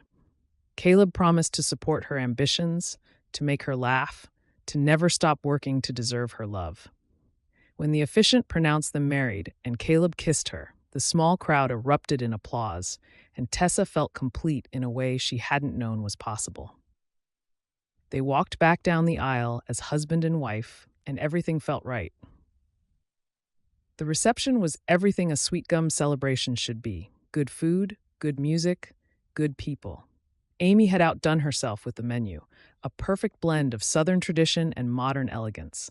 The pavilion glowed with string lights as the sun set, transforming into something magical. Damien's best man speech was perfect. He talked about watching Caleb fall in love while planning a wedding, about how Tessa had made his best friend happier than he'd ever seen him. "To Caleb and Tessa," Damien finished, raising his glass, "who proved that the best love stories are the ones you build together, one complicated decision at a time." Ariel's toast was shorter, but just as meaningful. "Tessa, you gave us the perfect wedding day, and in doing so, you found your perfect person. Thank you for showing us what real partnership looks like." When it was time for their first dance, Caleb pulled Tessa close, and they swayed to a song that had become theirs, something about home and choosing and forever. "Hi, wife," he said, smiling. "Hi, husband." She liked how that sounded. "Having fun? The best time. You? The best time." She rested her head on his shoulder. "We did it. We did. And now we get to do the rest of it. Build a life, figure out our future, all the complicated parts. Looking forward to it. Me too." Later, as the dancing continued and guests mingled, Tessa found a quiet moment at the willow pond. The same spot where she'd first questioned whether she could handle coordinating a celebrity wedding, where she'd stood with Caleb after Damien and Ariel's ceremony, wondering what came next. Caleb found her there, as she knew he would. "You okay?" he asked. "I'm perfect. Just taking a moment to appreciate everything." She turned to face him. "A year and a half ago, I was terrified of failing again. Terrified that what happened in Charleston had broken something in me that couldn't be fixed. And now I'm married to you, running a successful business, actually happy. It's a lot. You did that. You rebuilt your life, built your career, chose to trust again despite being scared. That's all you, Tessa. Not all me. You helped. We helped each other. That's what partners do." He pulled her close. So, Mrs. Knox, what happens now? Now we dance with our guests, eat cake, celebrate with the people we love, and tomorrow we drive to Savannah for our honeymoon week. And after that, we go back to our complicated dual city life and keep making it work. Sounds perfect. It is perfect. Not because it's easy or simple, but because we chose it together. She kissed him softly. I love you, Caleb Knox. I love you too, Tessa Knox. They walked back to the reception hand in hand, and Tessa looked around at the celebration. At Rochelle dancing with Benjamin, at Damien and Ariel laughing with guests, at the B&B glowing in the twilight, at the town that had given her a second chance. Home. This was home. Not just the place, but the people, the community, the man beside her who'd helped her believe in herself again. And whatever came next, whatever challenges or changes or adventures, they'd face it together. Always together. Epilogue. 2 years later. The house on Maple Street had good bones, the realtor had said. What she hadn't mentioned was that it also had wallpaper from 1987, carpet that had seen better decades, and a kitchen that desperately needed updating. But it had a wraparound porch, 3 bedrooms, and a backyard with an old oak tree perfect for a swing. And most importantly, it was theirs. Tessa stood in what would be their living room, surrounded by boxes, and felt a wave of happiness so profound it made her chest tight. After 2 years of splitting time between the B&B and the Atlanta apartment, they finally had a home base that belonged to both of them. Where do you want this? Caleb asked, carrying in a box marked Kitchen, Fragile. Counter is fine. We'll unpack it later. She gestured at the chaos around them. This is going to take forever. We've got time. I'm not due back in Atlanta until Wednesday. He set down the box, pulled her close. How are you feeling about all this? Happy, overwhelmed, excited. She looked around at the empty house waiting to be filled with their life. It's really ours. It's really ours. A knock at the door. Rochelle appeared with Benjamin right behind her, both carrying casserole dishes. We brought lunch, Rochelle announced, sweeping in like she owned the place. Can't have you two working on an empty stomach. Benjamin, put that in the kitchen, if you can find the kitchen under all these boxes. We just started unpacking this morning, Tessa laughed. Give us a break. I'm giving you food. That's better than a break. Rochelle surveyed the space with approval. This is going to be beautiful when you're done with it. Have you decided on paint colors? Not yet. We're thinking soft neutrals for most rooms, maybe something bolder for the office. Smart. Keep it classic. Rochelle moved to the windows. These have good light. You'll want to keep the curtains simple. Let the natural light in. Yes, ma'am, Caleb said, grinning at Tessa over Rochelle's head. They ate lunch sitting on the porch steps. Fried chicken and potato salad, sweet tea in mason jars. Neighbors walked by, some stopping to introduce themselves, others just waving. Mrs. Chen from 2 houses down brought cookies. The Pattersons across the street offered to lend tools if they needed them. This is nice, Caleb said after the neighbors had gone. The whole community thing. People actually knowing each other. That's Sweetgum, Benjamin said. Everybody knows everybody, for better or worse. Mostly better, Rochelle added. Though you will get invited to every church potluck, town meeting, and festival, whether you want to go or not. We can handle that, Tessa said, leaning against Caleb's shoulder. It's worth it to be part of something. After Rochelle and Benjamin left, they spent the afternoon unpacking. Clothes in the bedroom closet, books on the built-in shelves, kitchen equipment that they'd accumulated between 2 locations, finally all in one place. Every box unpacked felt like another piece of their life coming together. What should we do with the 3rd bedroom? Caleb asked as they stood in the doorway of the empty room. I was thinking office. Somewhere I can work when I'm here, spread out contracts and timelines without taking over the kitchen table. Good idea. We can get a desk, some filing cabinets, make it functional. He paused. Though we could also keep it flexible, in case we need it for something else down the road. She looked at him, caught the meaning beneath his words. Like? Like if we decide to expand our family eventually. No pressure, just keeping options open.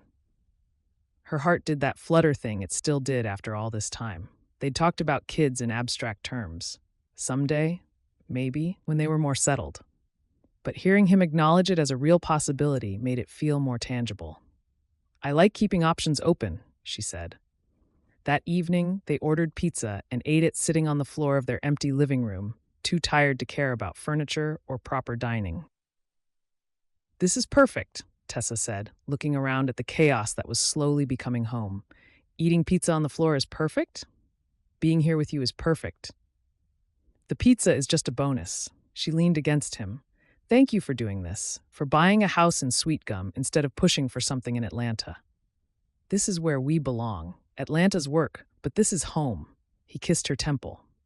"Besides, I like the idea of putting down roots here, building something permanent. Me too."